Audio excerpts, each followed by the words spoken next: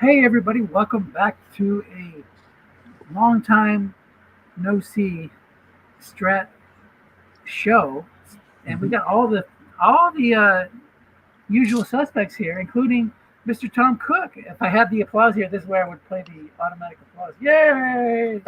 Well, you see, Dennis, if we would get a Somifa Discord, they do have an inherent soundboard stuff in there, which you could then Oh, heck yeah! you could do the womp womps when people go on the IR and stuff like that.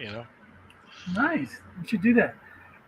Would it be hard to get everybody to move over from Slack to Discord? But yeah, that's a possibility. But we got Tom Yes, Cook. We got Tim Bollier, who will be joining us I later. that We would be got hard. Nathan. That would be hard, Dennis. I think they'd have to click on a link and then sign up. Uh, It would be hard really hard to difficult. change the mindset. Hard to change the mindset. I see. We got Nathan, we got Michael Reeve, and myself. So we're gonna go over the first No, Zeb. Zeb's not round here. in I thought it detail. said Zeb. Zeb's not here. I Okay. don't see Zeb. Zeb's not here yet, but he's welcome to join us. And we'll hit the first round, and then we'll go over team by team if we have time. But let's dig right in since we have Tom, and he was able to make some moves before the draft to get the number one overall pick. So, Tom, tell us about how you wound up with 1.1 and how happy are you that you got CJ Stroud? Well, Dennis, I would say that what happened was way back in the summer, and I saw that not Nathan, that Mick had Trevor Lawrence and the number one pick in the draft, and I was like, well, he doesn't need both of those things. So I emailed him and was like, hey, I'm interested in either the number one or Trevor Lawrence, you know. And he said that he wasn't moving them, that he was going to pull a Tim Bollier and sit on the two QBs a little while and let them marinate and then deal one when I guess the time was right. So I was like, okay, you know, uh, it's not my approach, but it worked pretty well for Tim. He got a lot when he traded Dak Prescott away eventually. Um, so then actually it was weird because my team had no franchise quarterback, right? And I had McCaffrey, but I didn't have a good defense, and even the offensive line was not that good. And McCaffrey's at an age where, like, if you have him, it's like you need to be competing now. You should probably move him. But I also have not been playing that intently strat the last few years. Last year, I even had a substitute coach play for this team here in Somifa, Tom Belfry. Thank you, Tom. But so I'm like, I looked at the quarterbacks and I was like, oh well, there's stopgap quarterbacks. They have like these great receivers and stuff, and like Jake Browning's got like if you have like Jake Browning and like a good offense, you could definitely like compete, be around 500 or 9-8, whatever. And I was like, yeah, maybe I'll have some fun with that. I've got some pass rush, maybe I'll go that route, right? And meanwhile, I had to have backup plans in case I didn't get Jake Browning. So I'm looking at Easton Stick and those type of people, Tommy DeVito, um, which was not going to be good. I'd probably go 6-11 and stuff. But um, so, but and I didn't start my draft prep really until this week. So early in the week, like that was my plan. And then I briefly spoke to Ed about Baker Mayfield, but I was only looking for Baker as like I'd use him now. Maybe he'll be good, maybe not. I think Ed will think so. He's a little more settled, I guess, or established now. But anyway, that was a short interaction. But then Bradley was talking about offering the number two overall. So I was talking to Bradley. I was at number 9. And somewhere along the way, Bradley said something like, Mick spoke to me about moving down to number 2. And I was like, really? That's news to me. Mhm. So right away, I'm like, well, maybe I could move to number 2 and then move to number 1. So I asked Bradley, do you mind if I talk to Mick about moving to 1 from 2 if I was able to move up to 2 with you? Bradley's like, go ahead. So I talked to Mick, and Mick's like, well, Mick didn't even really talk much with Bradley about moving down to number 2. Think there was some miscommunication there. You know what I'm saying? But that got Mick. Was that there was some miscommunication there, and but then it got Mick and me saying that got Mick and I talking. 'Cause I was like, you're still holding on to I said, well, you're still holding on to Lawrence and Stroud. And he was like, and he was kind of like, yeah. I was like, but I guess I was like, well, he was like, but I guess I'll listen, you know. And I was already like making moves, future oriented, and had picks, and was getting extra picks. And I was on the verge of getting another two from Kenny Clark from another coach, for Kenny Clark from the coach. And I was like, this no quarterback stuff really sucks. Let me see what I can do here. And I offered him number 9 overall, number 23 overall, and 3 second-round picks to move up, for number 1 overall. And he thought about it overnight. And he said, I was wavering, but I'm not going to do it. I got to hold on to Stroud. And I was like, okay. And somewhere along the way, McCaffrey's name came up because Nathan and I have been talking about McCaffrey. I really didn't want to trade McCaffrey, mostly for sentimental reasons, if you can believe it, Dennis. And my whole outlook the whole way I play has changed from 5-6 years ago. But then he made me an offer that was like the same offer I made him, but included like McCaffrey and Kenny Clark, and he was giving me back like his one next year, and I was like, yeah, it's too much, you know. And then like he was like, I already traded David Montgomery. He's always because you already traded Montgomery. I was like, not really. It's just too much. And then he was like, okay, but it felt like he was like close because he had said he was wavering after I had read off the 2 1s and the 3 2s. He had asked about Kenny Clark earlier, and I was like, I'll go up Kenny Clark if that's all I need to do to get C.J. Stroud, So I nothing against Kenny Clark, of course. So I was like, what if I give you 2 1s and 3 2s, and Kenny Clark for the 1 overall, and you were 4 next year. And he thought about it just a few minutes. He said, "All right, let's do it. Deal." And that was it. That was how it happened. And mind you, while I was always a big video highlight guy in the past, I really don't watch them anymore. Though I did get to watch most of the running backs this year. I had not even really watched C.J. Stroud yet, but I just heard everything I just read and heard. All the NFL insider types, the GMs, the execs, and coaches, everyone's like really, really impressed with him, and he's like the real deal. And of course, his card is great. And I was like, I'm just going to go with everything I'm hearing, So I sort of sight unseen traded for him, and there really wasn't. And then like just this morning or last night, I put on his highlight. I think this morning, and I was like, whoa! I was very crazy. I was very, very impressed. Crazy that I did that. I did that sight unseen, or crazy that you're saying he's crazy? No, he's crazy. He's amazing. Yeah. He reminds me. It reminds me a little. I don't throw around these comparisons lightly. I would say, and I'm a horrible quarterback evaluator, so take that for what you want. But he reminds me a little bit of Dan Marino. He really does. I mean, he stands up tall. He doesn't move around a lot out of the shotgun, and he's got a really strong arm, and he's got a very quick release. And it's like hike, like left, fire, and he likes to throw the bomb too. And I'm just like, wow, he looks really good. And then on top of it, I mean, I was rebuilding before this. Like from last year, the team was rebuilding, so I had a lot of youth and a lot of assets. So it's like I made the trade for him, and then I still had like 2 3s, 2 4s, and 2 6s this year, and all of my draft picks next year, plus a 3 and a 4. And my team's not super strong. My defense is really not good. And my defense, the offensive line, I have a great fantasy football team. If it was just like quarterback, running back, receiver, I'd be a good fit. But like defense and offensive line, I'm like really lacking. So, but it's like, hey, this is a lot of fun, to do, and I'm really excited about him. I mean, I've done okay if I had the first pick in the draft for a quarterback. I got Derek Carr in the spring, and I got Andrew Luck in the fall. I mean, he was good for a while, right? And then Stroud. It wasn't like Luck failed by being bad, right? He failed from injuries and retired at 29. So it's, otherwise, I've done horribly with the quarterbacks. So hopefully Stroud will break my jinx and have a good quarterback for a while. But yeah, I was very excited. That's awesome. Good story, good background. Just FYI, C.J. Stroud was the quarterback at my local high school, Rancho Cucamonga High School, where he graduated the year my third kid, Ryder, started high school there. So pretty cool. Was able to watch him as a high schooler. Yeah. So now I'm cursed. How can I possibly win with a quarterback from Dennis's local high school? There you go.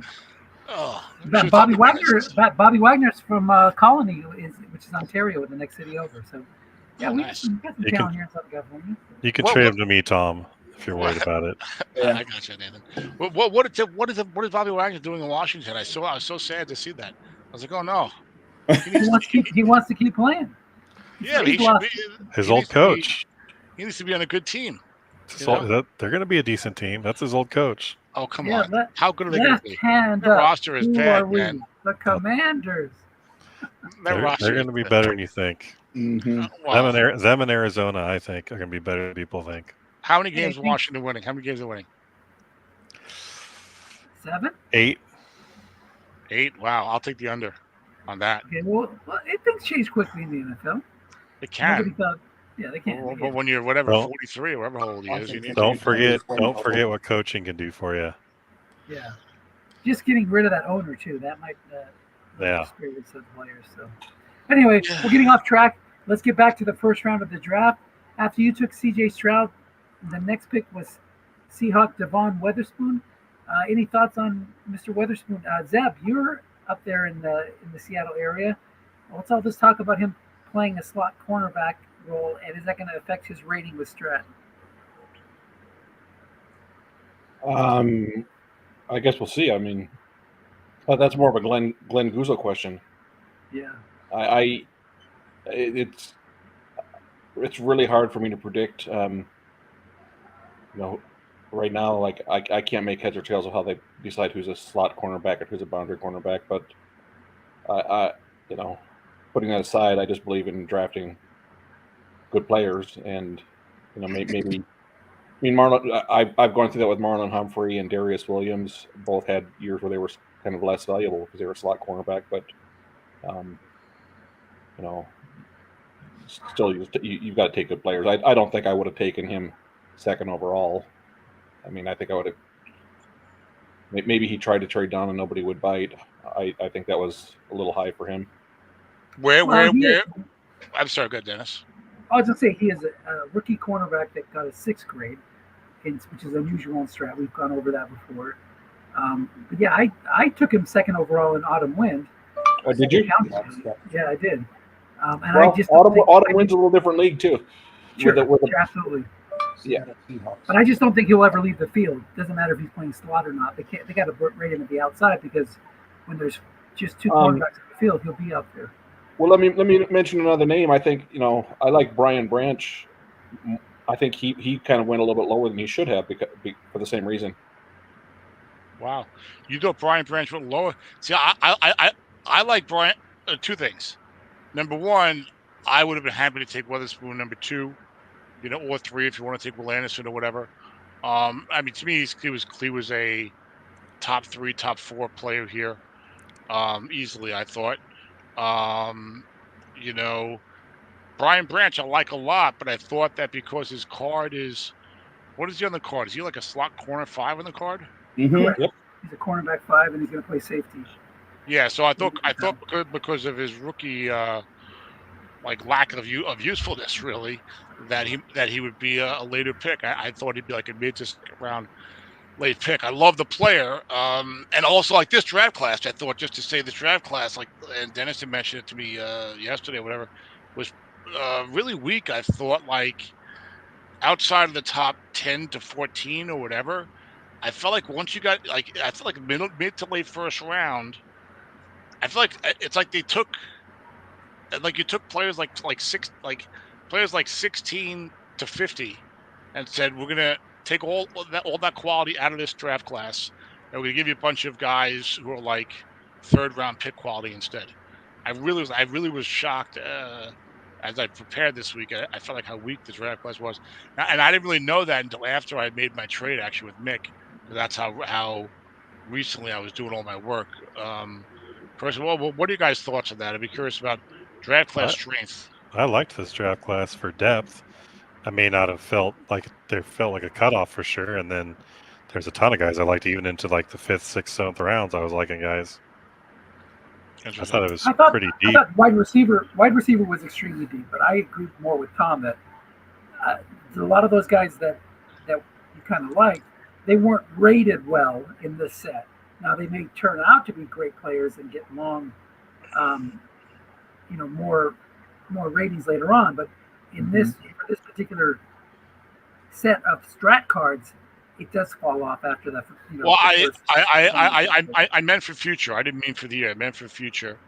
I agree that receiver class was, and there was reasonable depth. Absolutely, I felt reasonable depth. I just, for me, like, usually when I'm looking at the top guys in the draft, I'm easily finding 20, 25, 30 guys that I like. Yeah. And this year I was like 12 to 14 guys that I like.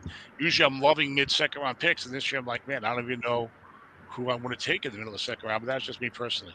If I could say, I think maybe some of that might have to do with the fact that basically there was one for sure quarterback and then three with question marks.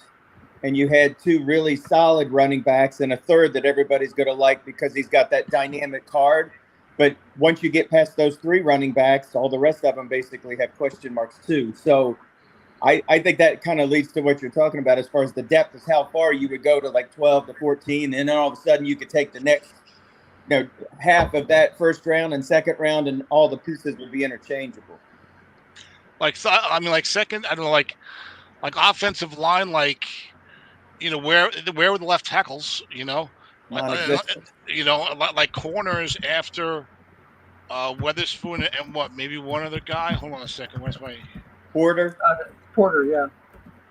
I mean, at corners at boundary corner after Weatherspoon. I mean, a couple guys aren't bad, I guess. Yeah, I mean, Joey Porter Jr. got the 5, but I don't know. I mean, I kind of like. I mean, after Weatherspoon and Joey Porter Jr., I mean, Julius Brent's not bad. I mean, Deontay Banks had a terrible grade. I have read some good things, but I don't know. It just felt like overall, almost every position I looked at, I'm like, where's some guys I usually get? Like, usually there's like 2 or 3 like first round left tackles that you're like, oh, okay, these guys were drafted high and supposed to be good and stuff like that. And Paris Johnson Jr. was the highest drafted NFL guy, but his rookie PFF grade numbers were awful. I know that rookie generally improved, but his were like really, really bad, Mm-hmm. Well, there was some, like in cornerback, there were some good guys like Jaquan McMillan who went later in the draft. He's a slot corner though. Right now he is. He's 5'9", 183. He's probably going to be a slot corner. Yeah, he was a UFA. He might be one of those guys that goes back and forth. I hope so. He's on my strat team. I drafted him. I think Strat made some changes, like Devon Witherspoon, number 2. I wouldn't have a problem doing that now. I feel like after Trent McDuffie didn't get put in the slot, I think Strat's just going to put those studs and just call them corners and then do whatever for slot. I think they're done screwing around with it because I haven't been drafting corners for years now because I don't want to deal with it. But when it's Trent McDuffie and Marlon Humphrey, all these guys are getting the outside ratings now. I thought Witherspoon would get a slot corner rating this year. I'm pretty sure he's been was playing the slot the whole time last year. So I think that they're just going to put the good players. They're going to give them the rating and put them on the outside, and then just make it work. The studs, you mean? Yes. Yeah. Which is a hell of a lot better for us. Agreed. Do you think that would also hold true for, let's say, a non-stud who's like, but he is a primary corner for the team, or do you think they're specifically doing that for the studs? I don't know. I've just noticed it with the studs because it's been something I have actively avoided, and it's the most valuable position on defense, and I've been actively avoiding it, and I've been noticing it lately. Obviously, my teams have had a lot of 0s and 4s at corner in every league I'm in, and I'm just now starting to draft them again because I think that they're kind of working it out and just letting these guys be, to put the studs in the starting position, as you'd call it, and then whatever with the slot corner. Because, I mean, those guys are covering, they're going to go cover the best guys most of the time anyway. You might as well just make it so it's playable and then we're not complaining about it, Yeah, I mean, they could also, rate the backup outside corner as like an LCB or an RCB or whatever as well. You know what I'm saying? Like, so like with the Seahawks, I mean, Weatherspoon here had 800 snaps roughly between slot and wide, a slight majority of that in the slot. But like Trey Brown only had 554 wide snaps, only 11 in the slot. So obviously Weatherspoon was on the field more than him. And How did McDuffie break down? If you have that, I'm looking on PFF Live as we're talking, so I'll have to click around for that if you give me a minute. yeah, because I'm pretty sure it seems like a huge difference this year from what I've been noticing in years past, or maybe it's been a little bit last year and then this year, but it definitely seems to be a change. Well, I mean, McDuffie had, including postseason, like 1,200 snaps. I mean, he was always on the field, but of the pass coverage, so to speak, snaps, whatever, 600 slot, 370 wide. Well, there you go. Right now they lost Snead, so I don't know who. I'd have to find. Yeah, but when they're handing out the ratings, who signed Snead? I got to find out what his. He went to Tennessee. And who is their other corner last year? Kansas City's Jalen Watson and Joshua Williams. Watson and Joshua Williams, and the Snead was all wide, but that's fine. And you said Watson and Joshua Williams last year. And Watson, you see, Watson was like Trey Brown on Seattle.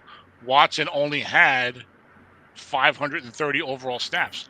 McDuffie had twice as many snaps as him. Watson had only 16 in the slot, 471 wide. So the classic thing that we're talking about, if they only had two wides, it was the two starters, McDuffie and Snead. But when they go three, one of those guys slid into the slot. Yeah, but you could say that any year. You could say that with Marlon Humphrey in years past. You could say that with Kendall Fuller several years back. Yeah, no, I know what you're saying, but I think a way they could do it is to make Watson be the to give Watson and Trey Brown an LCB RCB rating, but you have to give the McDuffie and Weatherspoon the boundary rating. But also, like the way the game is played, it's like the way Strat is played. I mean, your star receiver, your DJ Moore, or your Tyreek Hill, or whoever the hell it is going to be at split end or flanker. Unless you're doing an infinite. Forget a Somifa. I mean, you could whatever. You know what I'm saying. What they're doing now, if they just keep doing that, I'm going to be very happy. It's going to be a lot easier to draft. It's better. Yeah, I think it's better for the game. Sometimes the game doesn't capture a lot of things. Yeah. I think it's one of those things. I think where the game doesn't capture it. So, this is the best solution. I agree because Weatherspoon, and McDuffie have to be able to play boundary corner with full capability and Strat, I would say. Yeah, and with that understanding, that's what I've been operating under. I would have, when I traded in the top four, I would have been thrilled with Witherspoon. I would have taken either the running backs or Will Anderson. Yeah, for some reason, Will Anderson's been dropping like crazy. He dropped to 6th here, but in a couple other drafts, he's dropped to like 8 and 9. 8 and 9 is well, yeah, but you say dropping. I mean, 8 and 9 seems a little far for me, but say dropping. I mean, Stroud's going number one all the time, and you've got a couple of really good running backs. You've got Weatherspoon. You've got if somebody needs a quarterback, they might take Richardson and/or Bryce Young. Now you're already at like number 7. So when it comes to like Strat value of defensive end versus some of these other positions, I think you can see it. You know what I'm saying? Yeah, but what happened with Hutchinson? With Detroit, he never dropped that low. Yeah, but he was like a 5. Yeah, he was like a 5'10". Well, the Lions were picking. That's what Anderson is. A 5'9". Yeah, no, but the Lions fan had that pick. He wasn't going to pass on him. That's why he took him there. True. Yeah, but who else was in that draft class? You can't ignore the rest of the draft class. Yeah. Like I'm just saying it's a little surprising to me. Okay. Oh yeah, like last year's draft class, the top running back was Breece Hall. He wasn't going to go top 5. In our draft last year, the top quarterback was Brock Purdy. Although this is SSFA, okay. I have to see Somifa last year, but I mean, Purdy was number one in Somifa too. Say what? Yeah. Purdy was number one in Somifa. Yeah. Okay, all right. So I don't know how many other quarterbacks are out there, but who's in the class also matters. So. Will Anderson's a great player, so I mean, kudos to whoever gets him. I think, but yeah, I don't know. It's just, I mean, defensive end is usually going to go a little lower in our drafts, a few picks lower than he will in the NFL. We're quarterback, running back, cornerback. Like we seem to be focused on those positions more. I would say. I don't know. What do you guys think? I think No, I I would have think taken Will Anderson over Devin Witherspoon at number 2. Wow. can't- Okay. we Hot can't take. I all. like that. You can't argue with Will Anderson. He's a great player. I'm just saying, Yeah. like, just in a vacuum, I think that, like, and this is Somifa, so we don't have double counting.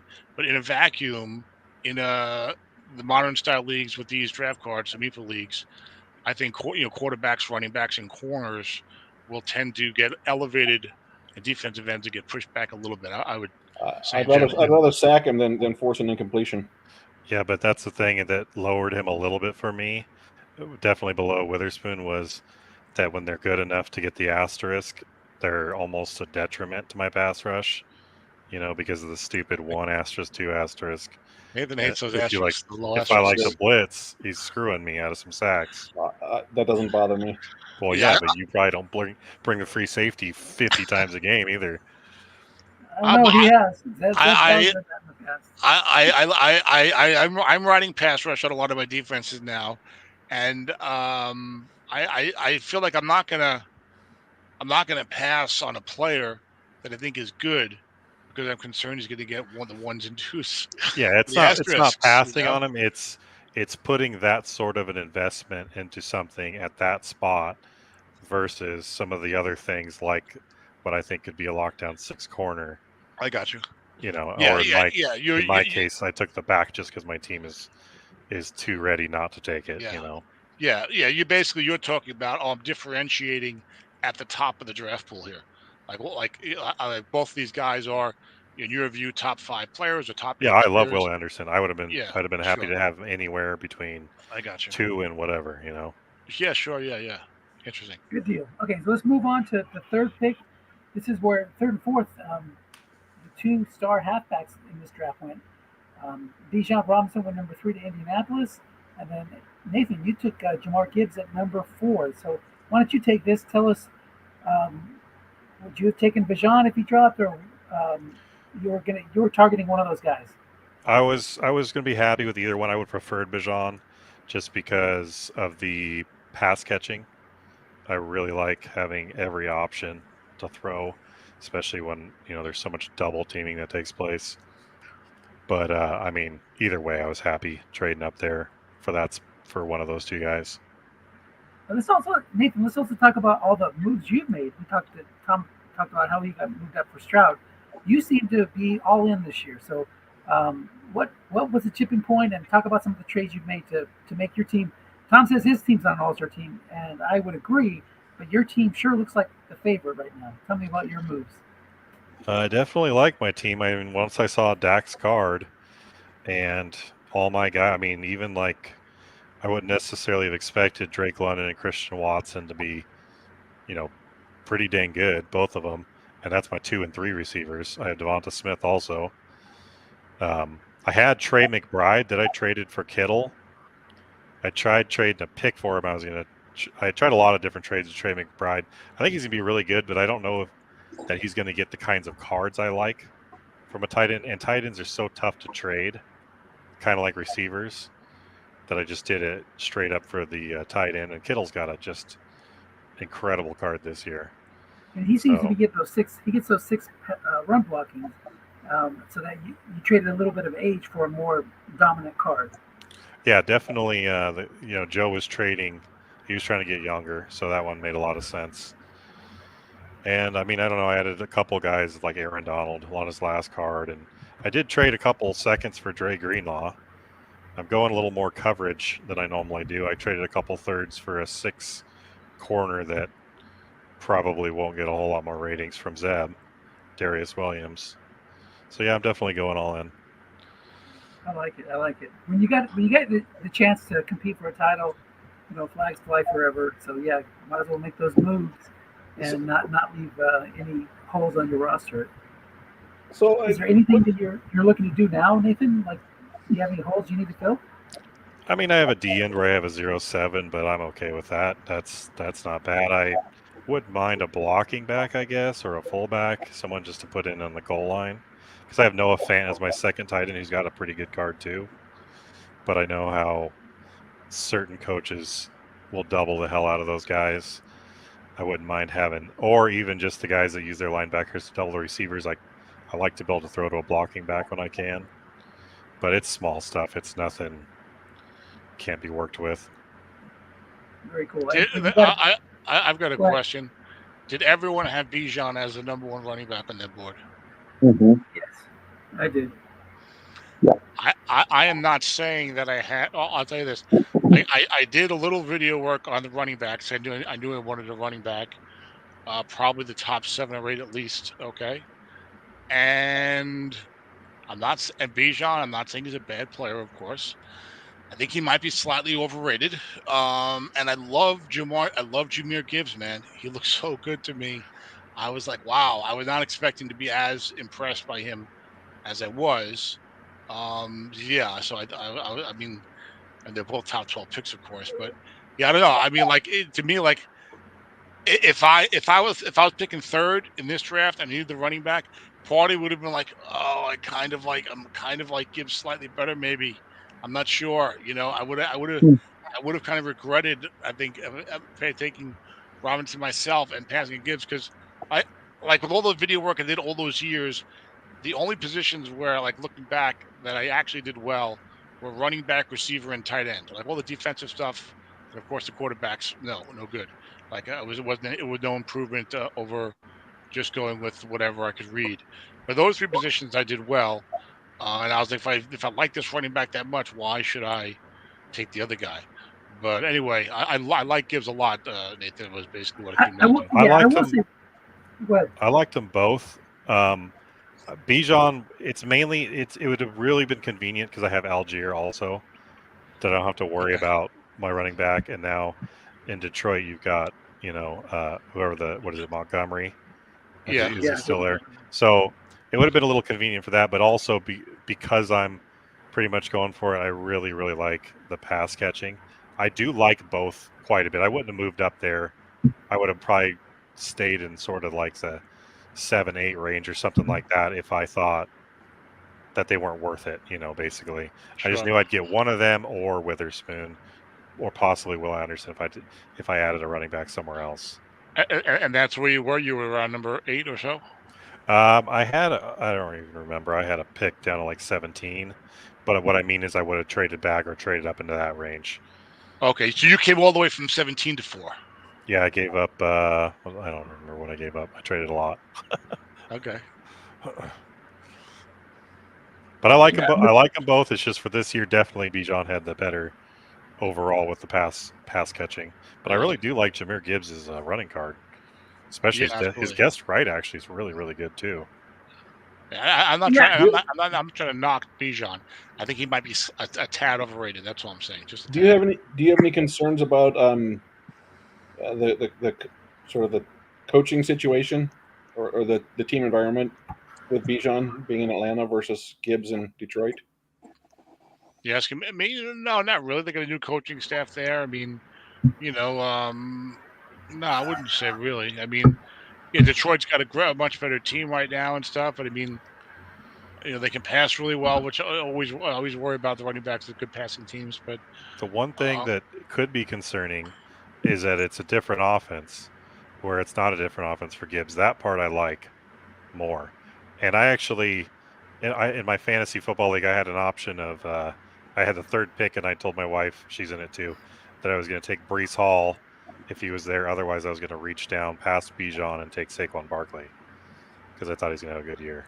I actually tried trading for Saquon also, but that didn't work out. Just to close the loop, Nathan, you gave up your first next year and 17 overall for 4 overall. And I think, if anything, the change in coaching staff is going to benefit Bijan because he was off the field so many times in key situations for really no good reason. You say that, but I don't look at it that way necessarily. I look at it like, why doesn't James Cook or Breece Hall have an amazing guard? You know what I mean? Like they should, but they're crap. So I look at it more like what I'm worried about might happen to their cards versus with Jamar Gibbs. Gotcha. I expect a certain amount of consistency. If I'm going to be drafting a running back that high, I'm hoping that continues, and there's no reason to think that their offense won't be similar. Well, I'm a little confused about Nathan when you say that. Like, why do you think James Cook's card is not what you want it to be?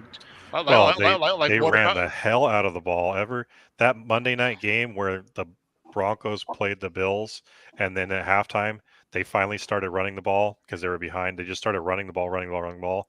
They came back and basically it took that kick at the last second where they had the off too many men on the field penalty, and then they had to kick it again. From that point on, they ran more than I think anyone in the league, and Cook was just dominating. And I felt like he was going to have a good card. I felt like that was like some Baltimore offense where Josh Allen's running around, he's running around, you know. Detroit. But my question is, like you said with the Bijan and the Atlanta coaching situation compared to Jahmyr Gibbs in Detroit, you have concerns that Bijan could end up like Brees Hall's card this year or James Cook's card this year. I'm saying like what about the Buffalo coaching situation would have you think that it would have an impact on James Cook's card? At first, I thought you talked about losing teams because the Jets had a losing team, and Atlanta might be a losing team. We don't know yet, but Buffalo was a Atlanta losing was a team. losing team last year. What I mean is Strat tends to get like what has Strat done with Baltimore year in and year out? Yeah, trying out Their the running backs card. are amazing every year, every single year. And Atlanta was that way too, including this one because of the scheme they were running, probably the percentage of times they ran. They had a crap quarterback. Now they've got a good quarterback, and you'd think, oh, that's better, right? But that doesn't necessarily mean it's better for the running back. I mean, why doesn't Brock Purdy have a better card? Because Christian McCaffrey's so good, you know. Yeah, I know that. I would just so you feel like Jahmyr in Detroit with Goff is not a big an issue as Well, it's the same. Atlanta Everything's exactly the same. Gotcha. The offense should be the same. I mean, I got you. it might be a little better, a little more explosive with some guy like Jameson Williams in there and stuff like that. But I kind of have a expectation that his card, if he does well, that he should get a good card. Whereas some other running backs, they do well, they don't get a good card. Yeah, like Gibbs has already proven at least once to you on this team in this system, he can get a good rushing card. Whereas the other guys, no. Atlanta could switch. Their switch could make it a problem, and Buffalo or you just had Cook not get that great a card. I got you. Okay. Yeah, because if I had to guess coming into this year who'd have the best card, I would have guessed James Cook, and it's brutally bad. I mean, for how good he was. Yeah, I agree. It's not a good strat card. So, all right, let's go on to the fifth overall pick, Anthony Richardson. This is the Arizona team that Ed wound up drafting for. He threw it out there to see if anybody liked.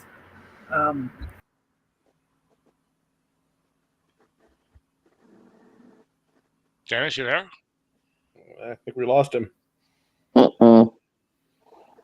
You lost Dennis Crowley. Somebody text Dennis. Nathan text Dennis and tell him we lost him. And I guess I'll pick up the slack here. Or the StreamYard as it is. Let's see if I can present something here. Sorry, but he's back. I was thinking about just skipping next year's draft and having an Ed draft for me next year. Yeah, he could draft for all 24 of us. So, but we don't know the circumstance. We don't know if Bob had a last minute issue or something going on in his life that prevented him from prepping for the draft. I don't think so. When is the last time Bob was actually drafted? But he always gives a list. A half-ass list for this year. Okay, well, you guys got Zeb fired up now. Yeah. Hey, yo. I like to have an Ed. I'll have Ed draft for me. But he threw it out there. Does anybody like Bryce Young over Anthony Richardson? I think I was the only one that spoke up that I might like him because of Dave Canales and the work he's done with Geno Smith and Baker Mayfield. But are you guys all in agreement that Anthony Richardson is who you would pick if you needed a quarterback at 1-5? I probably would, but I also might look to trade him as soon as he has a good card, just because he's injured constantly. Yeah, isn't he one of those guys that hasn't played a whole bunch of games? I don't think he's complete. I don't think he's been in a game from start to finish yet without coming out of injury. Not one. In the NFL, you mean? Yes. Okay. Otherwise, it'd be really bad. Okay. I don't watch college. I got you. As a guy who has a lot of experience with failed quarterbacks drafted between 2-7. Stroud was really the only quarterback in this draft I think that you could really believe in. I think and feel confident about if you got him. Yeah, maybe like Richardson. He's got a ton of athletic ability. I like the size. I like the speed. The players like him. I think he could be pretty good. It feels like it's difficult to envision him becoming like that 65, 66, 67% passer, and maybe more of a low 60s type of guy, but who could run and maybe throw bombs and stuff like that. And I think you can win with a guy like that, but it's harder.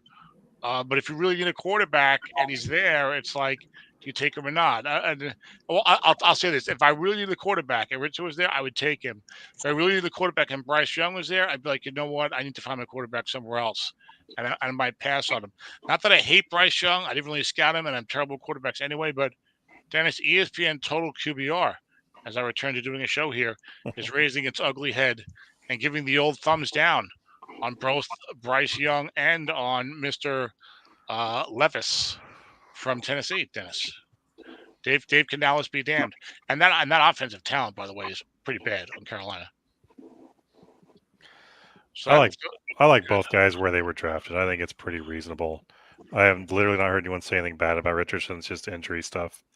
And Bryce Young at 15, I mean, I would absolutely. I mean, I took freaking Gardner Minshew in that area before, so. No, yeah, I think they were both. Those two guys were fine to draft the way you drafted them, but just in terms of am I feeling confident that this is my guy now? I have my quarterback. I think Stroud's the only one in this draft that I think personally I would have felt that way about. Definitely. Not that I wouldn't draft the other guys, but I wouldn't have that feeling of okay, good mission accomplished. The Tom warm and fuzzy feeling. Exactly. So then at pick 1-6, Kurt and Green Bay was able to grab Will Anderson, who didn't slip as far as he did in other leagues, but I think we all agree that's a solid pick. Zeb, you love him, right? Oh yeah, sure. It's a really good pick. He slipped. Actually, all the next several picks were all really good picks. I like all of them. Yeah. So then Pittsburgh took Joey Porter. He's kind of in a little bit somewhere. Ron's in a little bit of a rebuild, but Joey Porter's a solid cornerback, rated at 5. Should have future 5s and 6s. Anybody want to speak about Joey Porter? I have more concerns about Pittsburgh overall than I do about Porter specifically, but there might be a trickle-down effect. Was that because of the quarterback situation? Partly, but not entirely. Yeah. Well, they've made the playoffs every year, for 12 years in a row or whatever it is. No, they've had a winning record, or they haven't had a losing record. Yeah. It's not the same as going to the playoffs. True. They might have been eligible for the draft lottery. I don't know. So we'll see if Russell Wilson dooms that team. I still think he has some good years left. I think most people would agree that he's lost a step, especially in the running game. But we'll see what that team does. And Joey Porter, the Pittsburgh defense is going to be strong no matter what. I think just to see if the offense puts them in bad positions. I think is what Zeb might. Where was he taken in the NFL? Was he a first round pick or a second round pick? Early second round pick, I believe. Yeah, early second. What was interesting, he was early second round pick, number 32 overall. He had a 6.42 NFL pre-draft grade, which is very strong.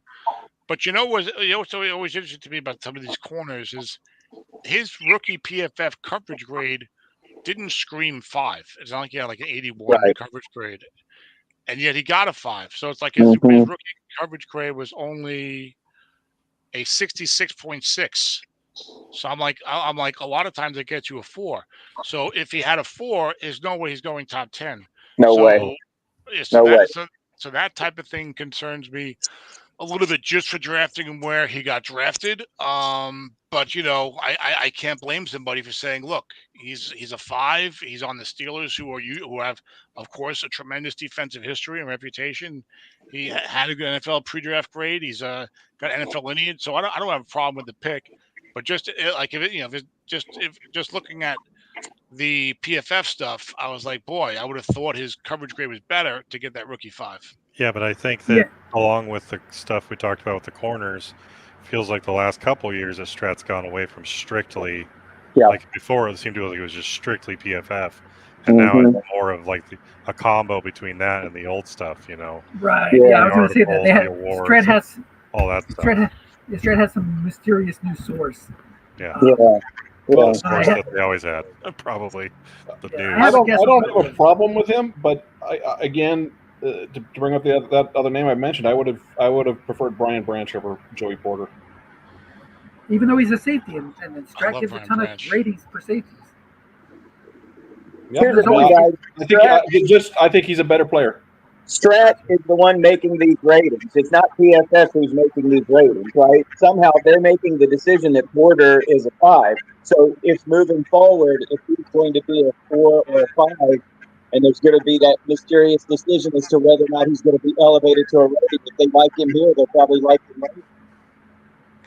Yeah, that's a good point. That I've seen, but those ratings can change a lot from year to year. It's not like every corner is a 6 every year. Yeah, well, I mean, it's the ratings we see, but who knows what they see? Well, I'm treating Branch like Dennis said. I'm treating Branch like a safety. So Yeah, so am for I. me, And they that's how I were did. that's apples to oranges. And that's how I did, but there's a nice little extra, hey, he's a 5, third slot corner for me, which I could use. That's kind of nice to have. One thing I will say, I agree with pretty much everything that's been said here. One thing I will say in Zeb's camp is like the guys who like the real blue chips, the real studs, like they tend to turn out to 6s every year. I think Branch has a chance to be that type of a player. Maybe Portable too, but I feel more confident about that. Having said that, despite everything I said, I would take Porter probably over Branch because corner versus safety. Yeah, and I actually agree with all that too. As far as Porter, probably a solid 5, and Branch could definitely get some 6s. And I love Branch. Yeah, good player. Okay, so the next 2 picks were mixed. This is some of the haul he got from Tom, at least one of the picks, right? And then he took Sam Laporta, the best tight end in the set, rookie wise, and then Jalen Carter. Nathan, you took Jalen Carter and Autumn Wynn. I think you like him quite a bit. So yeah, I mean, 1-9's a good spot for him, right? And in Autumn Wind, you got to remember, of course, I've had probably the most historically bad defense 3 years running, so I have to get over my offensive bias and draft guys like that. So yeah, I definitely like Carter.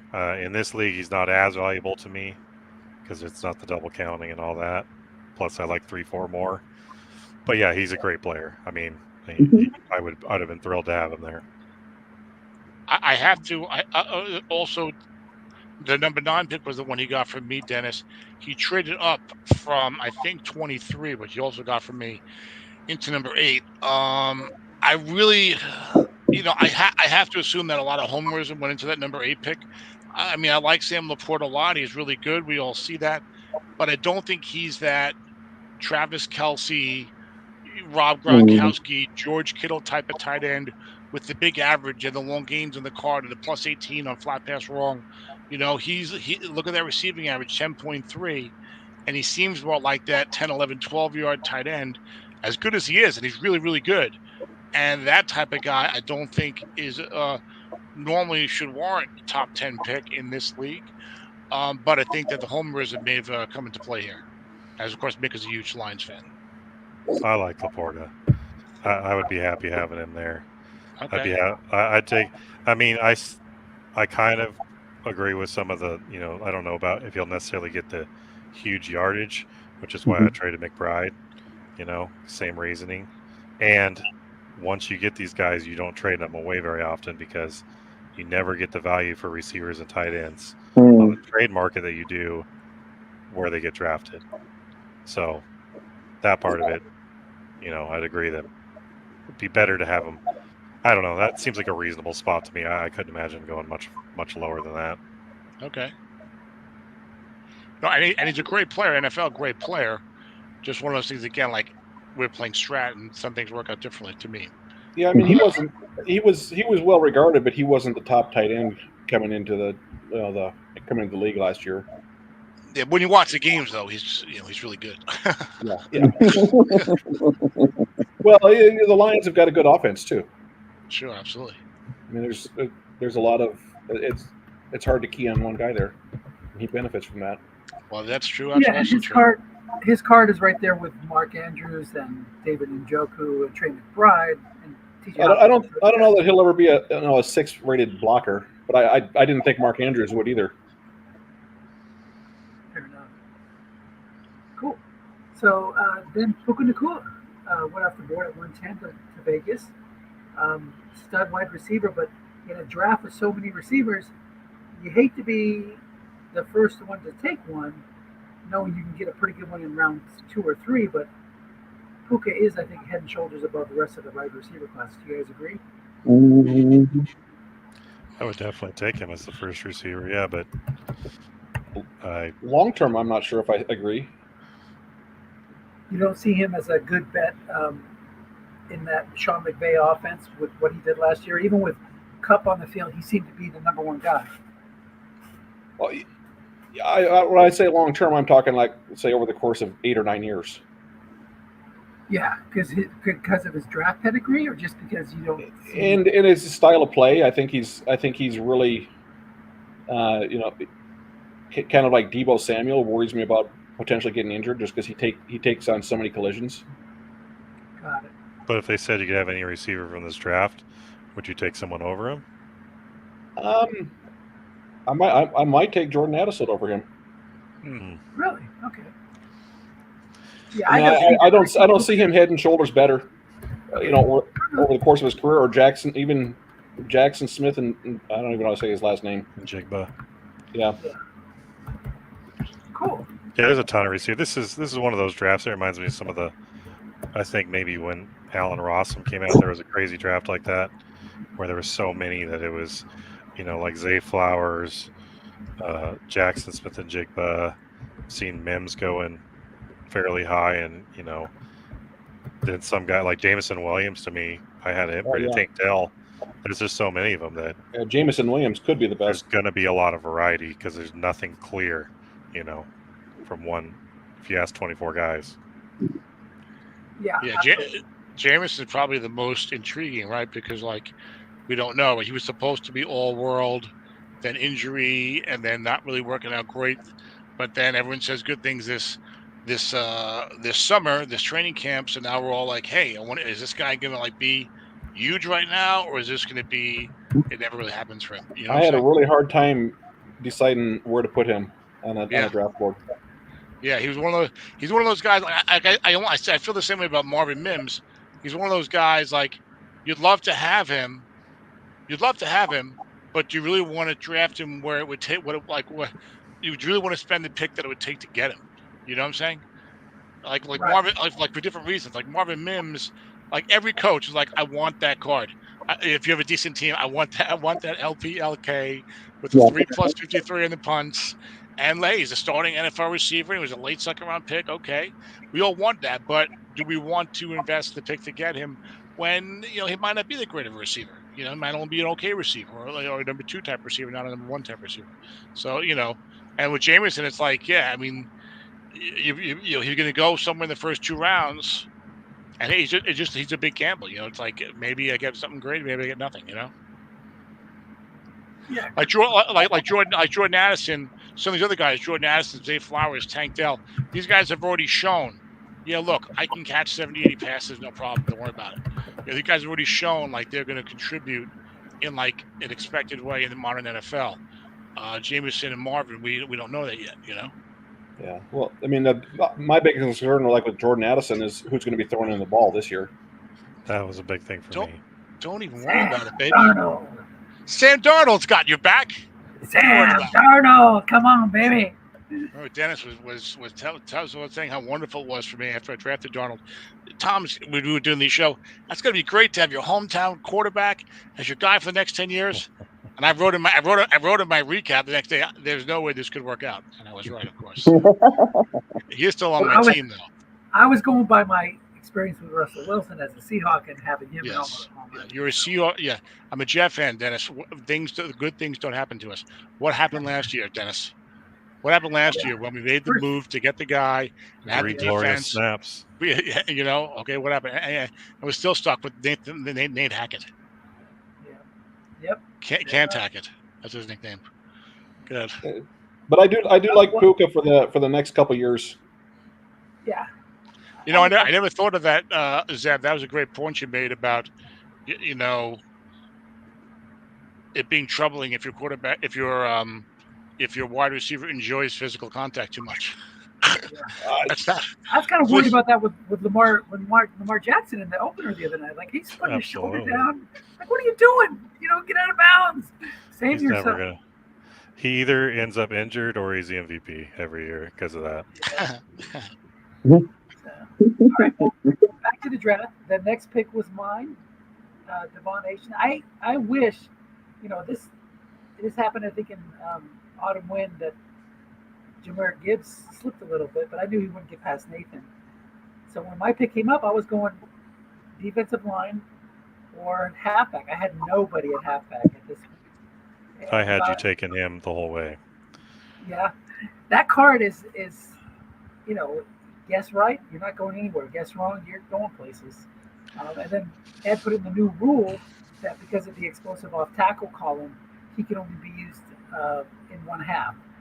So no, he escapes that, doesn't he? I thought he had over 100. No, he's got about like 125. They bumped it up. So I'm going to have to only use him in one half, which had me thinking, okay, do I really want to do this? But in the end, I went ahead and bit the bullet. Well, with your offense, you shouldn't have too much of a problem because there's also plenty of situations where you can put him in there. You can put him in there, Exactly. Anytime you got the goal line, 8-9 yard line, he makes a lot of sense to have him in there. Yeah, you can put him in there, second and 1 to 2 if you want to. Sure. You can do it. Yeah, any third down. I'll run him on third down. I know you never run it on third down, but you can. Exactly. So it'll work out fine for me. Like Nathan said, there's pretty much never been a better match between coach, general manager, and player. They're like a perfect Dennis Crowley pick. But this guy's a good player, man. In that offense, like Raheem Mostert, like that offensive system, for whatever reason, they are able to take advantage of these running backs with good 40 times, with good top speed, in a way that other teams don't seem able to.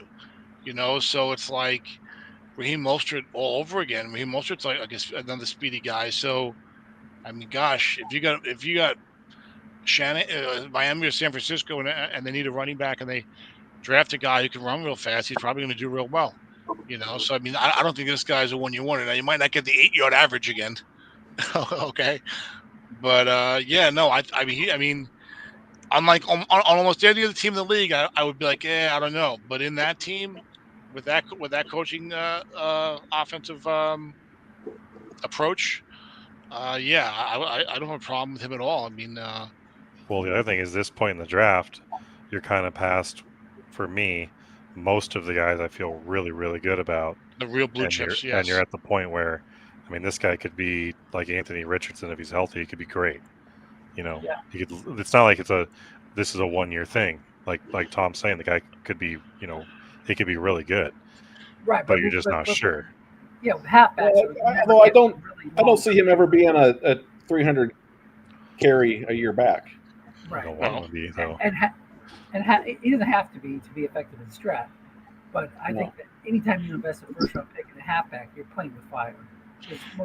And we're talking about in this particular draft class also, so I mean, Do you think he's a little bit undercarded? Raheem Mostert's 32 years old. I'd rather have Raheem Mostert's card than this one. I mean that card does not scream 8 yards a carry to me. No, not if you guess it right. So, I mean, it's nice to get that plus 25 guess wrong on it and run, but you're going to run. But you got to realize the guy only averaged 6 carries a game in the NFL. So right. I mean, what you might have to do is you might have to get the third best quarterback and pair him up with like Tyreek Hill and CeeDee Lamb or something like that, just to get him guessed wrong occasionally. That could happen. But yeah, because we think 103 carries, that's pretty decent. But I mean, 6 carries a game in the NFL is not a lot. So you're the backup running back on the team. The starter was good, even though you had a better average. They can't give you the clearly superior card sometimes. So Yeah, but I could see um, him. I could see him having the most carries on the team this year, and most are taking a step yeah, back. sure, or more of a split or whatever. You could see, you could easily see him doubling his carries or 150, 180, whatever. Yeah, Something that's like what I'm that. hoping for. Now, I've I got a could question, Dennis. Since I could since see you were his the one, career coming to a tragic end if they give him that many carries. he's not a small guy. He's not that slight, is he? I don't think so. What do I got him here? He's 5'8", 188. He's not like Yeah, I know Not that's like not Deuce big. Vaughn. Not like who? Deuce Deuce Vaughn. Vaughn. Oh, what? I just got him. His stats were so bad. But so I what don't. were you gonna ask me? He looks okay. Dennis, curious. Since you were such a big, you're so on the Dave Canales bandwagon, which I don't blame you for. Given the imminent decline of your franchise quarterback, did you seriously consider taking Bryce Young here? I mean, you had a chance at, Danny, you're known for drafting, 20 to 24, right? 21 to 24. Usually be down in that part of the draft. And here, all of a sudden, you're drafting 11 with your own pick, number one pick in the NFL draft, franchise quarterback. He's got Dave Canales, the QB whisperer. You're telling Dave and telling Ed you should take this guy.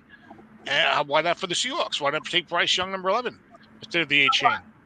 Well, if Russell Wilson would have had a worse car, and I wasn't planning on competing, then I would have. But I wasn't even considering it because I feel like the team with the weapons I have, with C.D. Lamb and Tyreek Hill and Hawkinson, I just needed a decent offensive line. I just needed a running back. Um, and if I would have known I would have been able to trade for Gus Edwards later, then maybe I would have entertained Bryce Young. But what I was thinking of at this point, if I didn't go halfback and was going to have to trade for one, was defensive line. Kobe Turner and Keanu Benton. Well, let's get Michael on here because I reached out to Michael when I was on the clock. Mhm. I want to move up here because he had another stacked team like Nathan, but he had a hole at the defensive line. So, what were you thinking, Michael, after I picked A-Shane? Were you happy? You didn't want to move up because you knew you were going to get either Benton or Kobe Turner, and was Turner your first choice, or would you rather have had Benton? Yeah. Well, we'll get to it in a bit, but basically, how I was going to focus the rest of my off season was going to be based on who I was going to get there at that number. It was either going to be Carter or Benton or Kobe Turner. I was convinced it was going to wind up being Benton. That's who I really wanted, but I can tell you in a little bit. I think I was happy with Turner, and I think I have a pretty valid explanation for it. Plus, you're a Rams fan. That's, yeah. Well, the big thing was last year in Strat 28, that was the best team I've ever had. The furthest I've gone, right, except SSFA, I guess, got to the finals. And I had never had a pass rush that rivaled what I did for Strat 28. And I think a lot of it had to do with Duran Payne, who had a 12 asterisk one. And of course, we can argue back and forth over whether that asterisk is great. And I totally understand your thinking on that, Nathan. I think you're absolutely right. But to me, there really seems to be an advantage to having defensive tackles who can rush the quarterback, because I just blitzed on pretty much every play in Strat 28, and I think he wound up with 19 sacks for the year. I don't know that there'll ever be a team that has that many sacks in a season, and I think it has a lot to do with the success of my club. And this year, I've got a team that doesn't quite mirror it, but it's pretty close. It's got bookend 12, Kobe Turner now at a 10. I can bring an 8 defensive tackle off the bench, and I got another outside linebacker at a 10. And plus, I've got 5 to 6s in my secondary and 5s on the outside as well. So I was disappointed. I really had built the team around getting that nose tackle. It's a reach, to get a player who was drafted 90. I think probably the most disappointing thing is knowing now the Rams are going to go 3-4. So he's not going to get a defensive tackle reading likely than that. He's not a nose tackle. So he's going to be pushed to the edge. And there's, of course, the talk that you're playing next to, Aaron Donald, right? And that's probably inflating his sack. But that's another one in the negative column. You kind of worry about if he's going to regress. But he is going to be playing on the side of, Jared Verse, right? Who I tend to really, really like. And he's on that right side with him, too. So he might still have those kind of sack numbers that he did the year before, but the problem is in Strat next year, he's likely going to be a defensive end, which is almost, I feel like this is going to just be a one-year rental. So I'm the first to admit it's a stretch to pick somebody like that at 13, but I just figured he was the best fit for my team this season. You know what I like about that? I like about that explanation is Michael took made a very informed decision, because he just gave you the downsides, right? He just told you, look, this guy's going to be 3-4 defensive end next year. I know that, but I feel like X about him anyway. He's good, but I like him anyway, and they got the first round linebacker on the same side. So I like that. I feel like I like that you knew the negatives and said, yeah, I'm going to do this anyway. So that was impressive to me. So anyway, thanks, Tom. That's nice. I appreciate it. So it'll be fun. So all I've got to do now is now I'll find somebody else at defensive tackle. Maybe I'll go find a 5 someplace for a team that's not competing and kind of just, settle it. But yeah, that's what I'm thinking. One thing I would say about the one thing, Michael, I would say about the pass rush Strat 28 versus here, even though it's only 4 teams fewer, usually I feel like the pass blocking for the good teams seems to be a lot better in this league than usually you run into in Strat 28. I would guess, not having played there in a while, but that's just one thing I would also factor in. But just an idea. Are you going to be a 3-4 or a 4-3 defense this year? We'll be 4-3 for sure now, for sure. So now I'll go out and see if I can find me maybe another 5, a slug 5 defensive tackle, and then here comes Hargrave off the bench, who's an 8, right? Nice. So just Joe's shopping Dalvin Tomlinson. So I'm talking to him. Is he a slug? That's slug, yeah, 30-year-old. Yeah. Right. No, I agree with your analysis 100%, Michael. And I was going to say that this was probably the first pick of the first round that really stood out to me as being somebody that I thought went way too early. Yep, agreed. I agree. I'll take credit for that. So next time I reach out to you and say, "Do you want to move up?" You gotta listen to me. I don't know. I didn't think it was a big reach. I mean, because we got to this point, it's the same thing for me. We get to this point, I liked a couple of the corners there, and if you wanted a safety, I think Branch was still around, wasn't he? Yeah, Branch was still there. And then, there's a ton of receivers that I had some of my higher ones going in the second round. I had no problem with the pick, honestly. If you look at the I'm a Rams fan, so. I've got, So, I mean, look, there's 6 picks between Turner and Branch when I took him at 19. All right. I'm not taking Bryce Young. That's clear. Could I have taken Jordan Addison? I've already got 2 quality starting wide receivers, so that's not going to happen. I think that taking Osiris there at 13, that everybody would have questioned me and said that would have been a reach. I'm not taking Levis. And I'm not taking a guard at 13. So you feel like, no, I mean, I think that's the best play for my team that's going to help this year. And again, we get these guys for 5 years, 6 years, 7 years, not just one. And if next year it turns out, look, he moved out to defensive end and he wound up being like only a 4 and he only got 5 or 6 sacks. Well, okay. But what's he going to do for me this year? Probably going to help a lot. I hope so. He did go in autumn win to Ramos, 1 pick ahead of Jalen Carter. And what I know of Mike Ramos is he always does really well drafting defensive players. Yeah. So that should make you feel a little better. Yeah. I agreed that he went too early for my my personal view, but I also feel like this was that point in the draft where I talked about that talent earlier.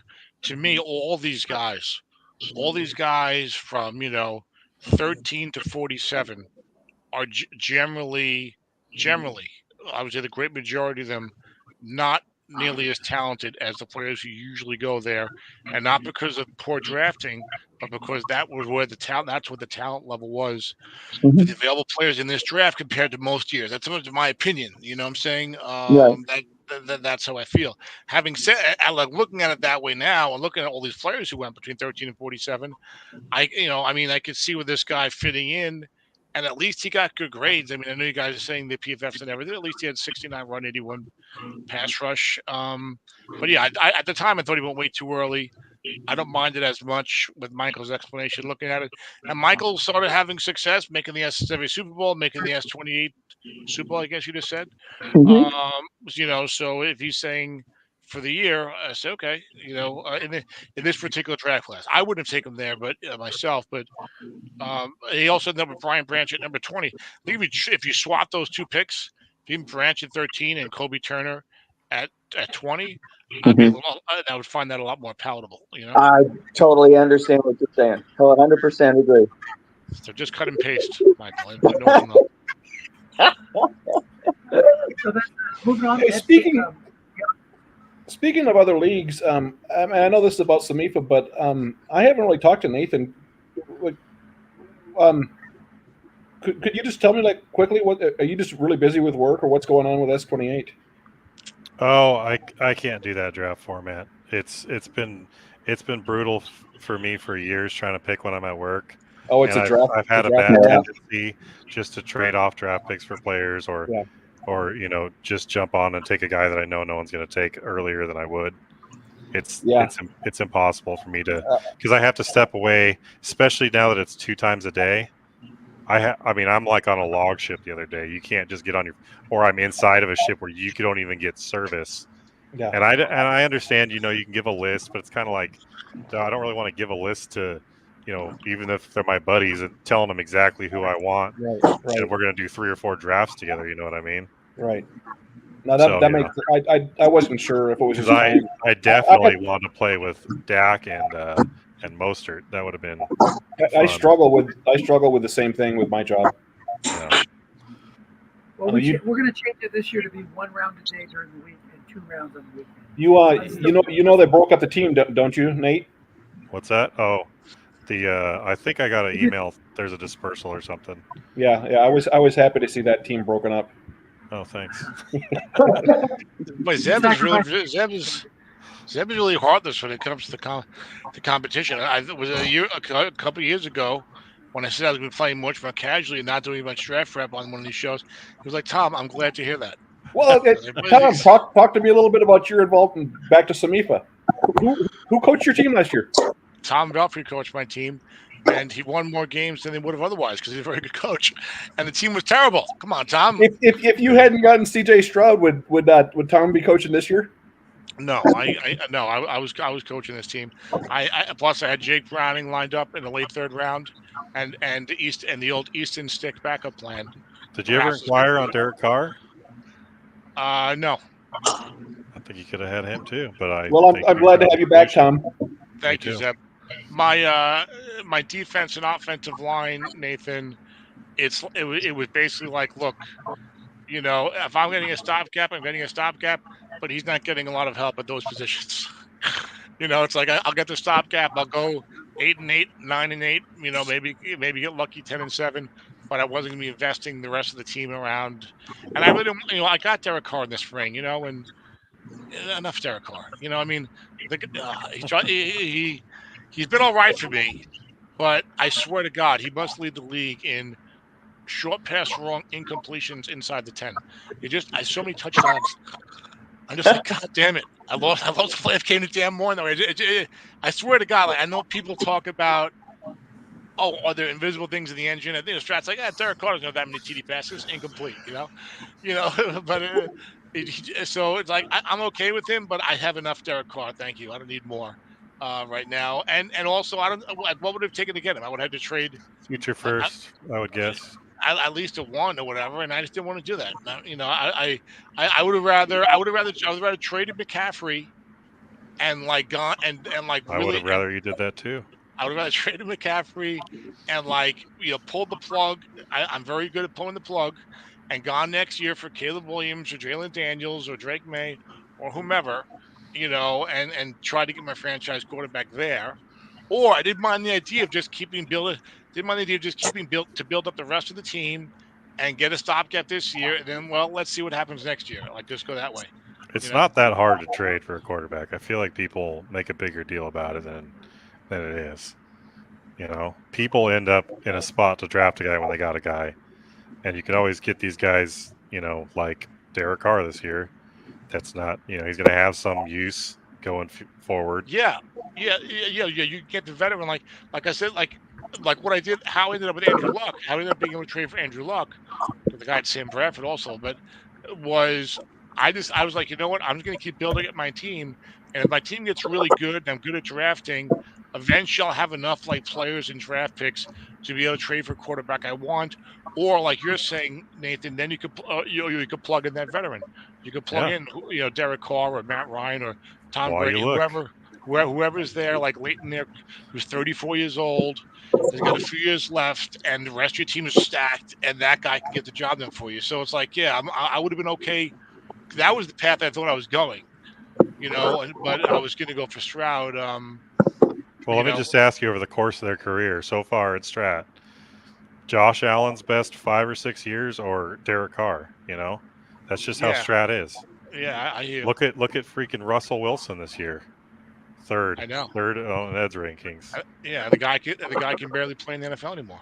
Yeah, he's a hack. I feel like maybe Dennis did something. It's a good thing Justin Fields quarterback. Quarterback. Well, with the new watered down Hall of Fame, Russell's an excellent chance. No, he did better than people were giving him credit for last year, but I don't know about the third best quarterback. But Strat is Strat. But that's an Ed's ranking. So. Yeah, Ed's ranking. Well, he likes to emphasize the. So who should be ahead of him based on that card? According to the ratings that Strat put out, it's got Cousins, Carr. Yeah, but no, you can't go by those ratings. So they ignore running. They ignore running in those ratings. But I mean, Nathan, Russell's only got 12 long pass deep completions. A lot of guys have got 14 and 15. Russell's only got 17 short pass wrong completions. But he's really good on right, and he's got the must running is really, really strong. So he's really good. I don't think he's a clear cut number 3. I think there's a lot of closeness in a lot of these cards. I mean, Ed's got. Also, I think Ed is huge on turnovers. Right. Huge on turnovers. Like he's got Jared Goff like 17th or something like that. Is that right? Yeah. He's pretty low.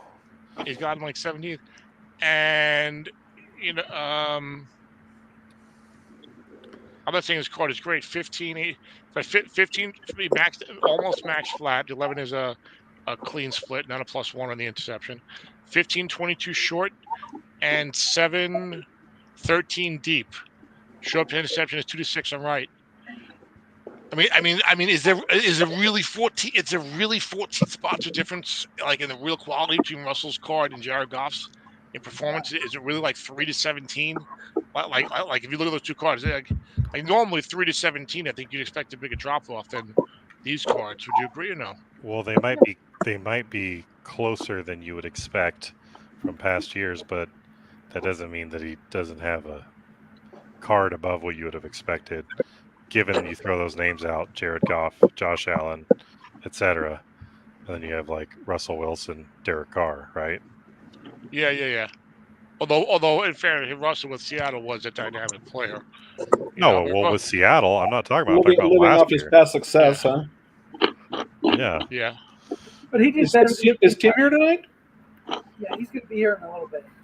Okay, because I'm curious to hear his take on quarterback cards as well. Yeah. Well, let's try to get to his pick before he comes up. So Ed took Deontay Banks for his team at 114. Any thoughts on that pick? Who? I- Well, by the way, we skipped the Benton pick. We well, skipped we Brad's just talked pick. about it briefly. I think Benson is definitely the number one defensive tackle in this set. I expected him to go where he did or even higher just based on what I've seen with nose tackles in this league in the past. Especially being on the Steelers, where you're going to get consistency a lot defensively. So I like that pick quite a bit. And I tried to get Michael to come up and get him, but it's like, who wouldn't want to have Pittsburgh starting nose tackle, right? Because the guy seems like he should get a 5 every single year. But again, this guy only had a 59 run grade. I know PFF is not everything, but when I'm looking at these high picks, 12 overall, like I want something where I don't have as many questions. So I knew he was probably going to go in the first round, nose tackle 5 as a rookie for the Steelers. But just that was just my only concern. I hear what you guys are saying. They're not as tied to PFF as before. But it's like, I don't know. I still want that reinforcement, for the young player. And he was a late second round pick, which is fine for his type of defensive tackle, I guess. But none of you guys are concerned about that at all. I know he's starting again, so it probably shouldn't be an issue.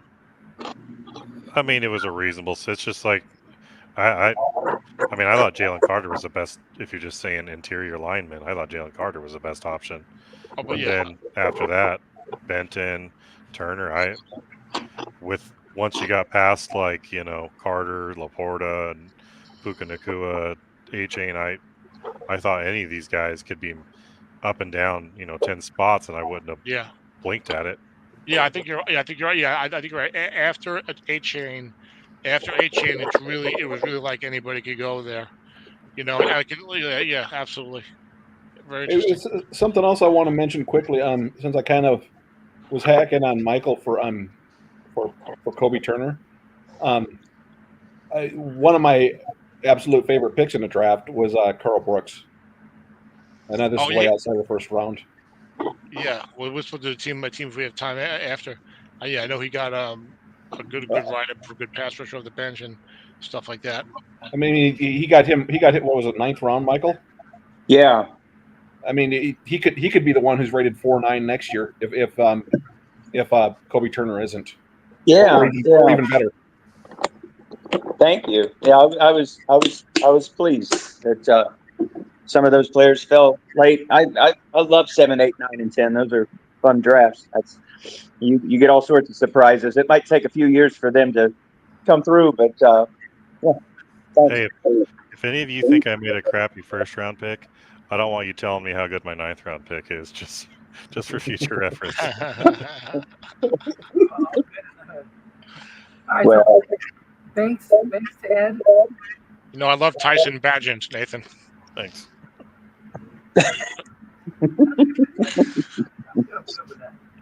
Banks, we gotta move on. Come on now.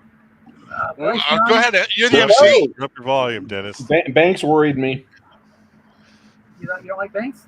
Tell me. Ed usually has solid first round picks. He does, but I mean, didn't he pick? I'm trying to think. Who was it? Isaiah Oliver a couple years ago. First round, maybe. If you want to put on the way back machine, corners or some of these young corners hit and miss. I think sometimes like, hey guys, the first round corners, we take them. And if you put on the way back machine, he took some troubled corner late first round who he didn't Pac-Man Jones, some guy in the Falcons.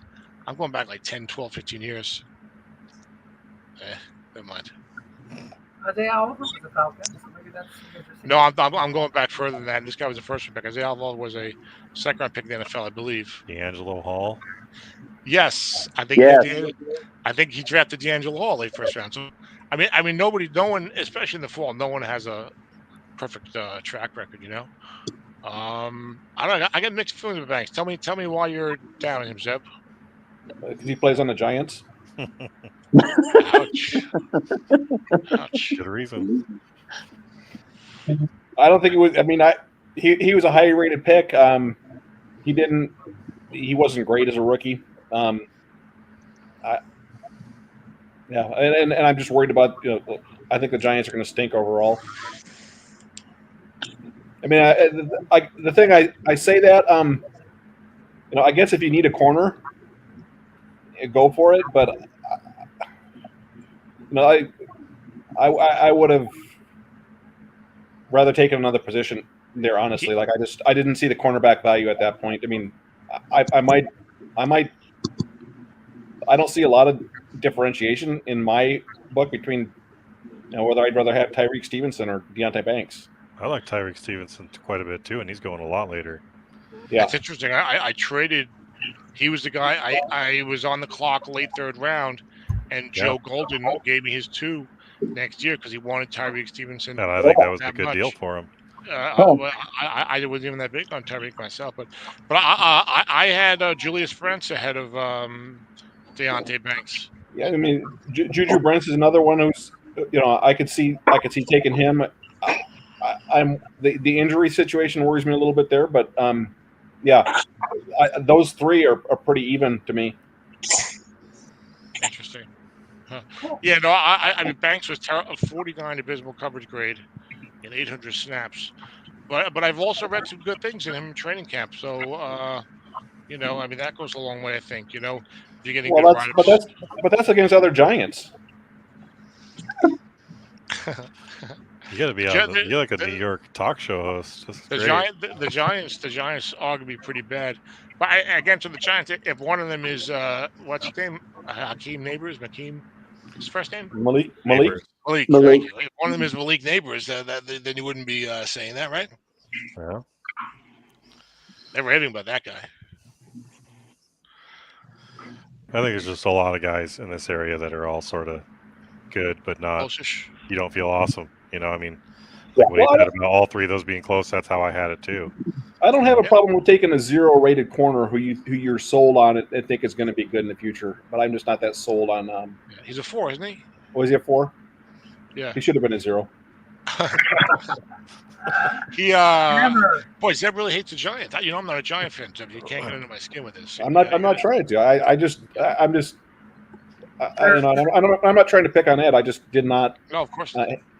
That was somebody else who I did not have anywhere near this position on my draft board, and I'm happy. I was happy to see him taken where he was. He went in that same general area. He went right ahead of Juju, and ahead of Tyreek also in that league. So I think there seems to be some consensus so far. I mean, but like you said, I mean, I've got them all just written down next to each other. I would literally just have to look at it and make my choice when I made my choice. Cool. Okay, well, on to Bryce Young then. That takes us to Denver's pick. What do you guys think about risk, Bryce high Young? reward. It's a good spot to take him. I mean, it sounds like you like the coach. Yeah, and the good thing about taking him here is that they selected Bo Nix next year, so they'll give Bryce a 1-year tryout, right? Where is the drum roll? All right. With my one. That selection. Denver, never found Denver in our league, but yeah, no, I do think there's hope for him to turn it around. They had absolutely 0 offensive line last year. He had hardly any time to throw. So I do see some positives, and Canales can bring out the best in him. But that still doesn't mean he's going to be a great quarterback. I would be happy if I took him there if he was, like a Geno Smith level, middle of the pack type quarterback for the next 5-6 years. That would be good value to have a competitive quarterback, somebody in the 10 to 12 to 15 range that can help you make the playoffs and do good things in the strat. I mean, that might really be considered a luxury pick here, basically, with a club that already has Kirk Cousins and basically he's not going to play this year. So he basically has his replacement. Smart move. Yeah. Kirk Cousins is not going to play this year? Well, Cousins won't play. He's saying Bryce Young's not going to play for Denver and Somifa this year because he has Kirk Cousins. Cousins has no card. Sorry, that's what I meant. So. Oh, wait a minute. What's about Kirk Cousins has the card? What are you talking about? Cousins is really good. Oh, wait. I'm 300 passes. I'm sorry. It's a luxury pick because he didn't feel like he needed to help any other position. So he decided to hold on to him Yeah, I don't see any problem with that. I don't know how many clubs are in a position that they could have a luxury pick like that. I think I think I like everyone else. Like I'm not really big on Bryce Young. I didn't like scout him out, but the ESPN total QBR is bad, and I've read so many bad things about him that concern me. But having said all that, this point in the draft, 15 overall, this season particularly, you've got an older quarterback. Just like I was saying with you, Dennis, it's like you got an older quarterback, and then you're sitting there like in the middle of the first round one year, and there's a guy there that was drafted super highly. Like it's not a bad idea to like even if I'm not huge in this guy, I take him here, and if he works out, bang, I'm good for 10 years. But like I'll tell you, not to toot my own horn, I was not a huge Jordan Love guy when I made a trade for him and when I traded for the pick to get him in SSFA. But I was like, my team is always really good. Derek Carr is not getting younger. It's the second round, and this guy's still on the board. I have to trade my one next year too late to get him. I have to do it because if he ends up being at least pretty good, bang, my team is, got another 10 years of competitiveness within them, So it's like sometimes I think it's like if you got a good team and you're a good coach and it's and you're not trading up a bunch to get the guy, you're not spending a top 3 selection, you're not passing on a super blue chip to take him, but a guy sitting there at number 15 or number 20 or number 23, it's like, you know what, this is where I need to gamble because if he's even like just a middle of the pack quarterback, it's a huge difference for my franchise. Yeah. So somebody's got horrible feedback right now. Could you see an argument for taking Will Levis over Bryce Young? No, Nope. he's taller. Well, I'm looking 1, 2. In their last 9, 10, and their last 11 games last year, the Panthers scored 15, 13, 13, 10, 10, 18, 6, 9. Then they scored 30, and then they closed out the season with back-to-back shutouts. So that's pretty alarming. That would be the part that would have me nervous. It's one thing to be like struggling. It's another thing when you're getting shut out, scoring 10 points or under for like 6 games in a row. Yeah, yeah. Well, none of us are saying we love Bryce Young. We think he's going to be, all that right now. So basically, you definitely love Bryce Young. I do not. Okay. ESPN QBR says no. Yes, exactly. 34 ESPN. So QBR does not like Will Levis or Bryce Young. QBR says Or Jared Goff. It did not like Jared Goff. Or I don't Mitch think. Trubisky. Yeah, that's right. Yeah, but Jared Goff's the only one that became good. You know what's funny? A lot of quarterbacks I liked have done poorly, but almost all the quarterbacks I did not like, none of them have done good except for Jared Goff. What about Josh Allen? I didn't know what to do. I didn't know where I was feeling about Josh Allen. Okay. No one liked Allen or Lamar that much. They went pretty late. Yeah. You reminded me, Zeb, that I wanted the Jets to take him over Sam Darnold, which I had forgotten. You reminded me on one of these shows a year or two ago. Somebody offered him in Strat 28 after he had 2 mediocre seasons for the Bills, and I offered 2 number 1s for him, and it really turned out. And by the way, Bryce Young was sacked 62 times last year, so one wonders, is that on him or is that really on the talent that they're after? Or both, yeah. And maybe you're right, Zeb. Maybe I think Josh Allen, I was intrigued when he came out, but maybe by his second or third year, I'd soured on him until he turned it on. I don't know. I don't remember. So maybe you're right. For the most part, the quarterbacks I didn't like ended up doing poorly, but it didn't go the other way. There were quarterbacks. Josh Allen was one guy who I did not like, who's done better than I ever expected. Yeah. But it's hard to say, like, there really have not been, like, before him, it was hard to find a guy who was like this really athletic, strong-armed quarterback, but was, erratic and not that accurate, who became an accurate quarterback. So not many guys improve their accuracy. Yeah, and we've learned that it can be improved. I mean, look at Lamar Jackson as well. He can throw the flat pass now. So. Another quick aside, Nathan. Your team name has already been assumed in S28. Bastards. I tell you, he just likes to twist the knife, Nathan. He mentioned it already about 20 minutes ago. I think do you have 2 championships in that one, right, Zeb? Yeah. Does Dennis have 2 yet? I don't think so. I don't know for sure. Okay, well, I'll just root for you to keep losing. In 10 years, maybe I'll still have the most championships in that league. Well, the You have Rams three, you have three, Nathan? because I have two. Michael's team took over, so there's a good chance the Rams will win another couple. Yeah, Oh, that okay. bastard is me, right? Well, good luck. I'm You know, glad you got it. well, I like how one of you guys like said something to Dennis. Asked Dennis a question. He's not even there. Dennis like Well, hosts the show.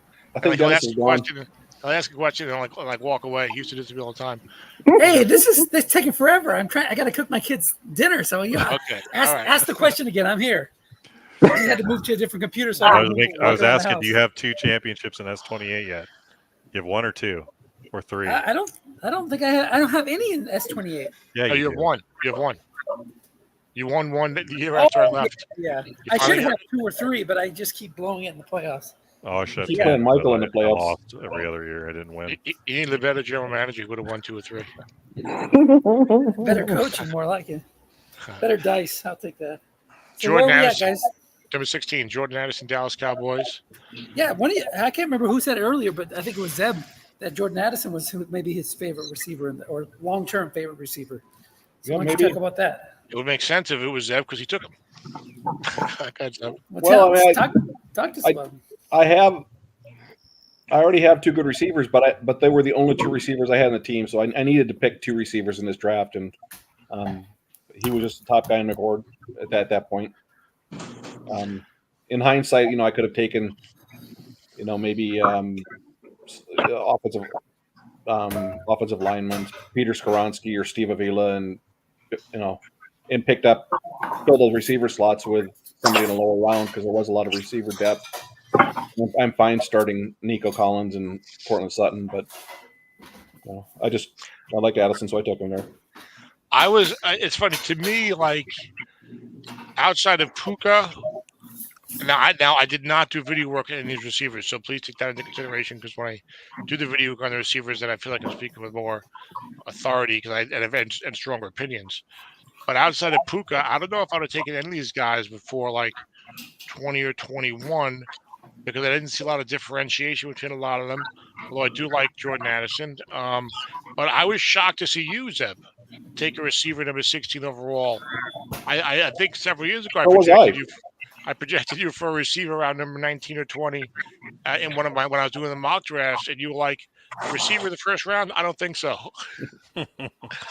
And yet, here 4 years later or so, here we have Jordan Addison being taken.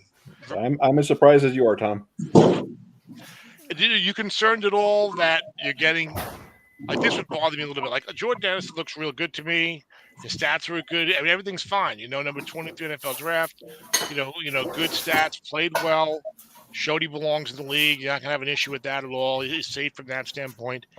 Any concern you're taking a receiver, number 16 overall, who's like not his team's number 1 receiver, and like by quite a bit. I mean, Justin Jefferson is so dominant. Any concern about like I'm not getting a quote unquote true number 1 here?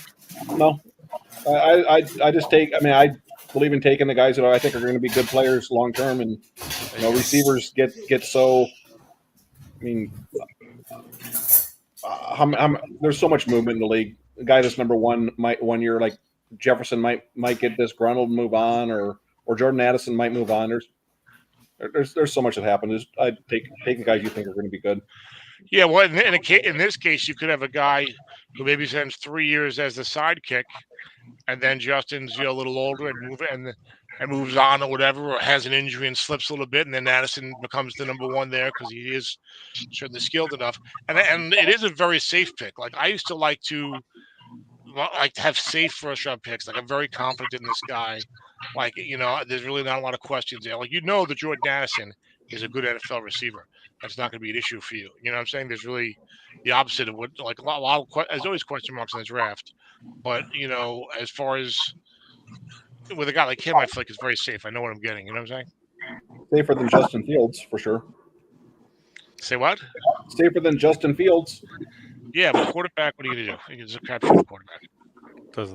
I liked Edison last year when I watched him play because I think I watched a fair amount of the Vikings games. I think the only reason I had him lower on my list, and when I say lower, it's like there's a cluster of them, and I had other guys ahead of him by like a spot or 2. It's just mainly with the quarterback situation. I don't know if the whole team's going to change. I mean, sometimes when you have a quarterback like Sam Darnold, your whole coaching staff ends up getting fired. You know what I mean? Yeah. So even though Tank Dell's got the competition from all the other guys, to me, Stroud, Tank Dell, those are the guys I want. The big play with the great quarterback.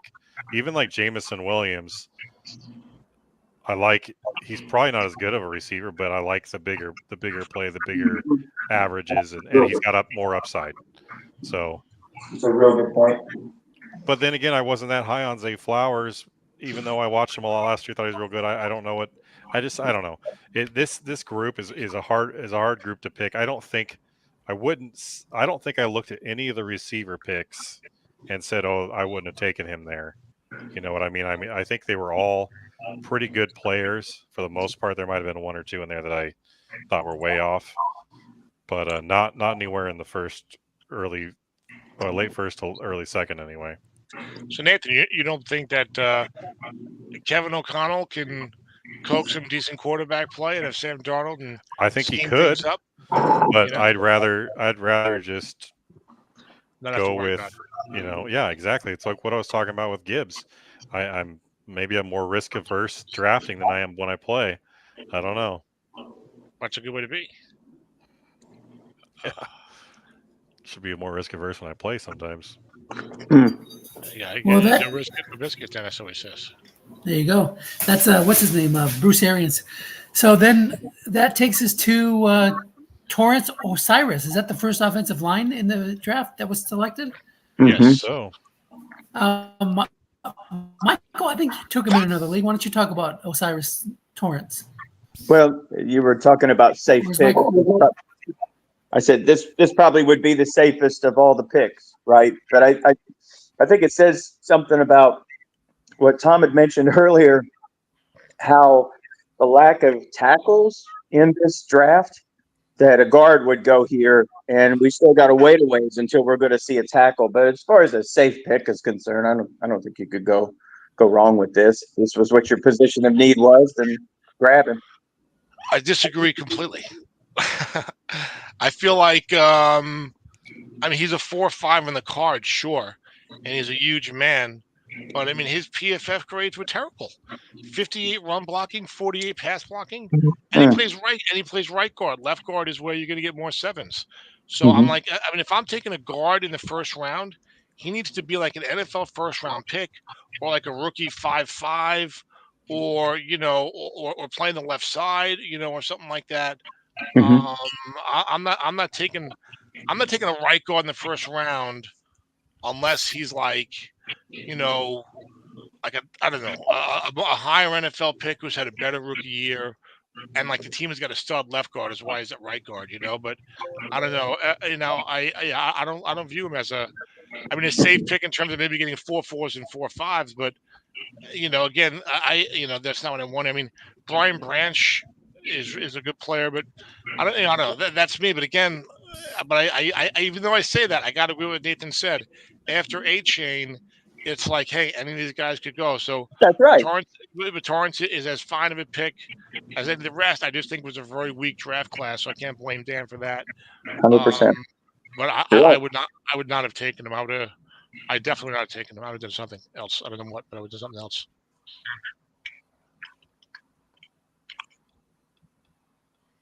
Anyone else? All right, so let's moving on to Will Paul. Levis. I mean, I don't think I'm quite as harsh on him as you are, but I would have taken either Paris Johnson or Darnell Wright. But if I needed a guard, that's a different story. And Steve Avila, it's hard to. I don't know if he's going to be a center or a guard. I don't know if the Rams know either. So, without talking to Dan, I'm not sure how much need factored into this. But that's a good call too. I had Torrance as my fifth guard. Okay, I had Torrance as my fifth guard. But definitely, Skoronski, I've read really good things about him. He's the 11th pick in the draft. He's playing left guard. Or Steve Avila. If Steve Avila would have been I think a better pick because at least he's playing left side, and the Rams have a good offensive personnel, even though Buffalo is doing fine with Josh Allen as well. So yeah, I don't want to. I don't worry as much about left right as you do, Tom. But there was also a guy in the Falcons who I think I would have taken over him. Matthew Bergeron. I have him. Yeah, right. I'm sure it's one of his 5. I had him as my 4th, I think. Mine's kind of spread out here. I mean, but then again, it's kind of like, when I say I've got this receiver as my 5th guy or 3rd guy, it's not super far apart, Yeah. Kind of what Tom's saying. It's a lot of, taste. It's your own personal taste sometimes with a lot of this. Yeah, and I realize I realize I'm saying 2 contradicting things. I shouldn't be killing Dan because I could see Torrance going like it's like anyone after 11, it's pretty much open season. Yeah, but I don't view it as, I guess, the easy, safe pick that I think you do, Michael. That's my own view, but I could be wrong. Yeah, well, I had Torrance being, from what I had read, it sounded like run blocking was projected to be more his strength than pass blocking. So I agree that 7 pass blocking may not be in his future, but he might. I think he's somebody who could easily be 5s and 6s in the future at run blocking. And just looking at his roster, it was a position of need. I think that's just why he's also in a good offense, and it's a stable offense, and that helps a lot. Yes, these leagues, this strat is all about, who didn't want to have a lineman that played for Peyton Manning, even if they were not nearly the best guy, Yes. Okay. I don't like Will Levis because he likes mayonnaise so much. Hold on, let me say one thing. I got away from being as critical, so Dan, if you're listening, I don't mean to be as critical. I mean, the pick was fine. He was going to go somewhere in here anyway. I guess I just, maybe get carried away with my opinion there. No, it was a position of need. So, Will Levis, I guess next. Any thoughts on that? Don't make it easy for you, do you? I think he has a chance to be serviceable. Again, like we've all talked about, there's not a lot of difference between the 10th best quarterback in the set and the 20th best quarterback in the set. And if he lands in there and is able to hold on to the job, that's worth a 1st-round pick. Instead of reaching for that superstar and paying a ton like Tom did, you can get by with a Will Levis type if you have the right team surrounding it. Well, and he has far better weapons than Bryce Young. I was just happy that TJ didn't take a defender. Oh, he took TJ's team. Okay. Yeah, well, one of those things, like, I don't like Levis almost exclusively because of the ESPN QBR. I think I did watch some highlights of him because I was needing a quarterback once upon a time, and I wasn't totally thrilled. But again, just like with Bryce Young, you even more so in TJ's case, you're drafting 18, you have literally no one, and this guy's a starting NFL quarterback. It's like, how do you not take him, particularly in this draft when we've all agreed that after A-Chain, it was like a drop-off. So it's like, I'm drafting 18, I have no quarterback. This guy's starting. I have almost no choice but to draft him.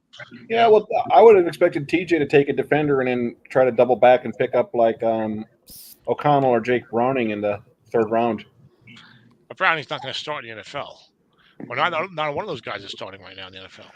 This is the perfect draft to take these guys. I mean, there's no one that knocks your socks off for any position really, and there's some upside. Even if the guy just turns into crap, it's like, okay, if it's a late 1st-round pick and I took my shot, I can't feel bad about that personally. Yeah. The only guy, the only blue chip I would say, Brian Branch. But again, you need a quarterback. You have the best safety in the world. It's not going to help you if you don't have any quarterback. So I kind of like Dalton Kincaid too for what was left. Yeah, Kincaid is good. I would have normally, my love for tight ends, I might have had him up, as a player of interest. Mm-hmm. But that is interesting. If the rest of TJ's team is good, which I think it is, the idea that, hey, I've got a good rest of my team. Let me just take a stopgap this year and just see what happens next year for quarterback. It could have been one way He's got 3-6 cornerbacks. I tried to trade for one of them. Yeah, good luck. How'd that go? It didn't work out. We've made some trades though recently in the past couple of years. Times are changing. Okay. Wow. Did he later on take a decent quarterback for the year? Because if he has a decent team, I mean, Jake Browning last year, he was like a 6th-round pick. To me, Jake Browning is a great stopgap quarterback if you have a pretty good team. He took Joe Flacco. He was on my stopgap list, but boy, TJ, do you really need punt return to Parker Washington? He couldn't have taken Jake Browning, the Browning rifle. He was the guy. Well, when you got Levis, you're set. Levis could be good. I wouldn't be shocked if he's good. I wouldn't be shocked if he's out of the league in no time. I mean, the dude likes mayonnaise like, he's got a cologne that smells like mayonnaise. So I'm against him no matter what. Yeah. All right, so let's move on there. Buffalo, that's what's his name? Scott, who was not at the draft today. Apparently he's in Germany. He showed up late for a couple of rounds, but he did come in. Yeah, but not here for the first 4 rounds at least, I think. Took Steve Avila. I don't mind. I think Avila was Skoronski was my first guard. I don't mind Avila as much. I do look at left, right, Zeb, because that's where the 7s tend to come from, I believe. And I would rather, if I had my choice, get 7s. I look left, right also. And Ida Avila is my number 2 guard. 6'5", 332. Also didn't have the greatest grades, but they weren't awful. 56 run, 65 pass. It was an early 2nd-round pick in the NFL. And again, like you talked about the NFL team, Nathan. The Rams with McVay. I'm not saying the offensive lines have been great, but I know he's a real good offensive coach. And they've been good at developing a fair number of players and stuff like that. So it's like, okay, I could easily see 2nd-round NFL pick left guard for the Rams started to turn out 7s.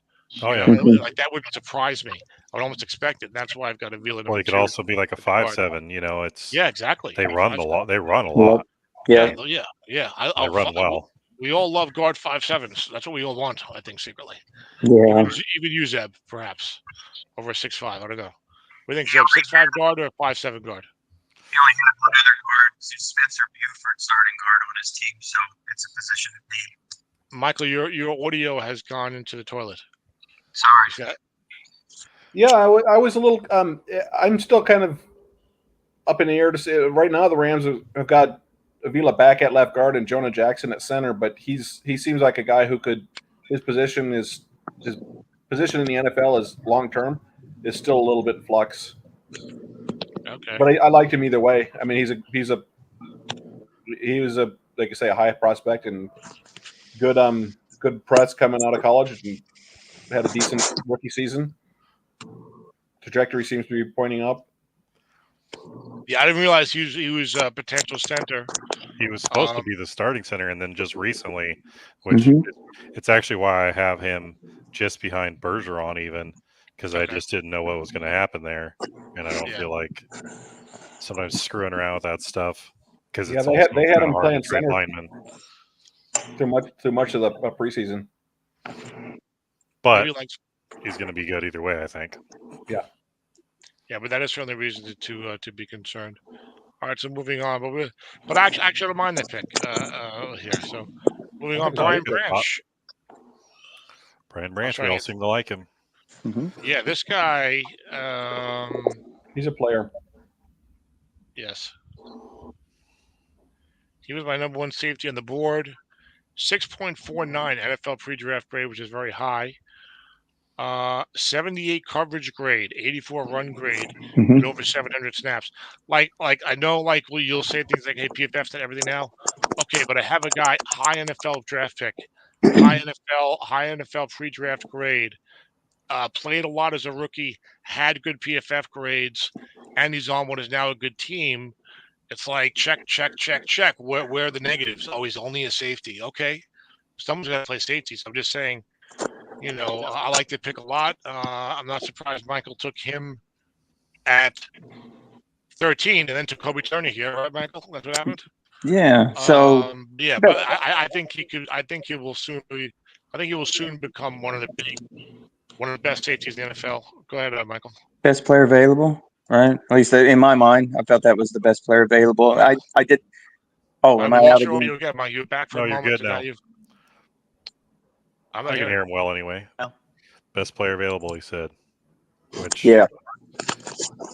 I liked him a lot. I mean, it kind of wasn't Kyle Hamilton a slot corner last year, and you took him, and He what, was. He was. I took him at 14.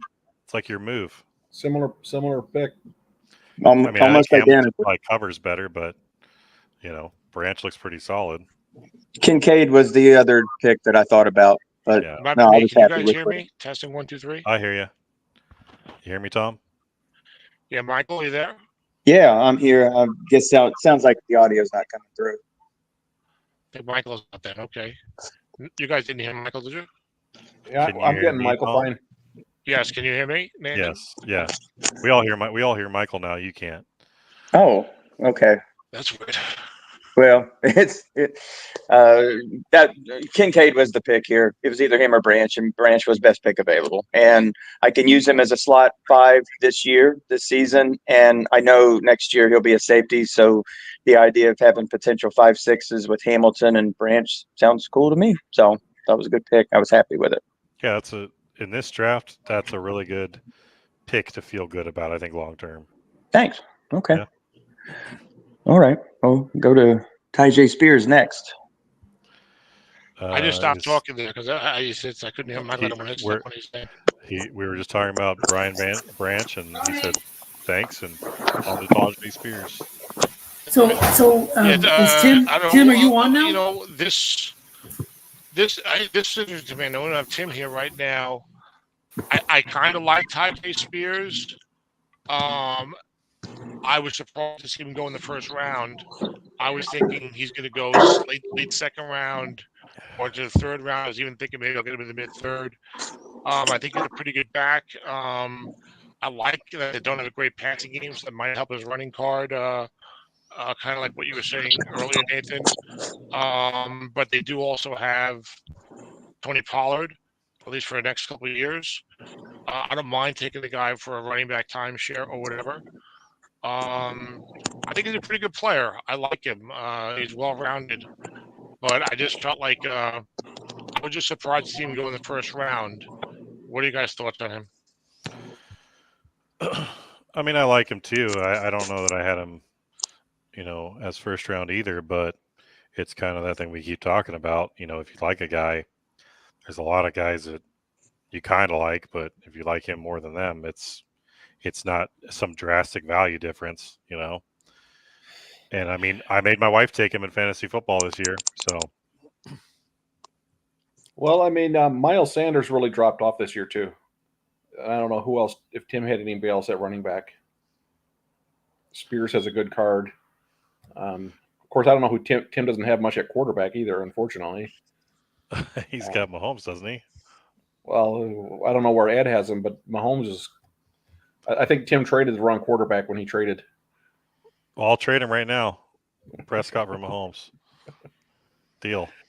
And I don't know if I wish Tim was here because guys like Tyjae Spears and always seem to go a little bit higher if they have that extra special teams ability. I don't know if Tim had a kick returner or not.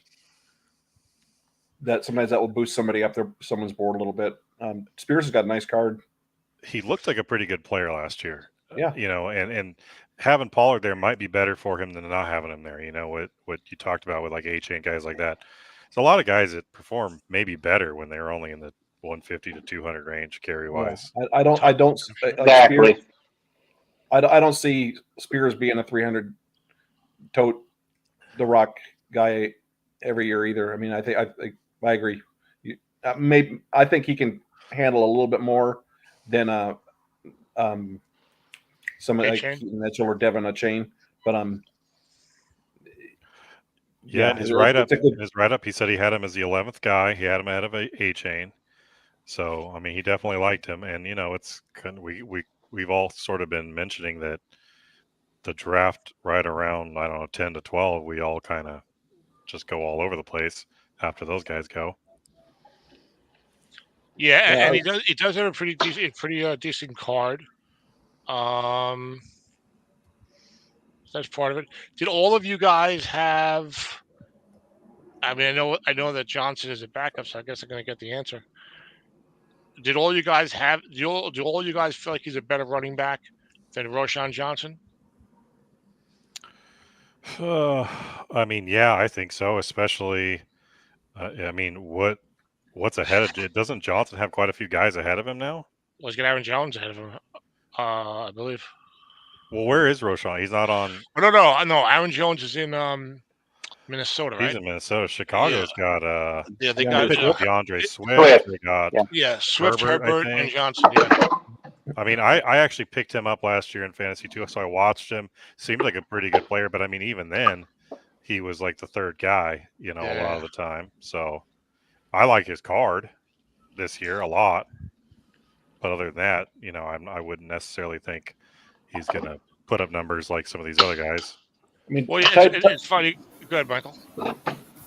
Let me say something. Let me say something real quick, Tom. I was about to trade you my second round pick next year when you were offering your thirds to pick Roshan Johnson, and then you wound up picking him too, just because of the card. This is before I traded for Gus Edwards, so I had my eye on him. I think he's got a good card, and you never know. Kind of like what happened with Gus Edwards. He gets that first good card, and then he could continue to get good cards even as a backup. So I like Roshan. Well, I did do video work on most of the running backs this year. I like him a lot. I think he's a very good running back, but opportunity wise, I think that Tajay, whatever how do you pronounce his name, I had them close. I have Johnson as a slightly better back, but I think in terms of opportunity, the other guy has it all over him. The guy that Tim took, certainly. I don't know. You know how me, I can sometimes fall in love with some of these running backs. Not that I'm saying this guy is great either. Just that I had him slightly. I like him slightly better as a player. The other guy's got much better opportunity. But also my team. You know what? I've got McCaffrey, so it's okay if Johnson's not getting a ton of carries or whatever. So whereas if you need somebody like to be more of a main guy, Spears is there. Anyway, I was just curious what you guys thought of him NFL wise. But go ahead, continue. I don't see anybody else below Spears who has the opportunity to be anything more than a rotational back. That's true. I mean, Spears is going to rotate with Pollard, but that's going to be kind of like a 50-50 split, I expect. Some of these other, like Zach Charbonnet, Chase Brown, Keaton Mitchell, and none of those guys are even going to get 50-50 split, I don't think. I think Chase Brown might get more love than you think. But after Spears, they're all clear backups as opposed to timeshares or whatever.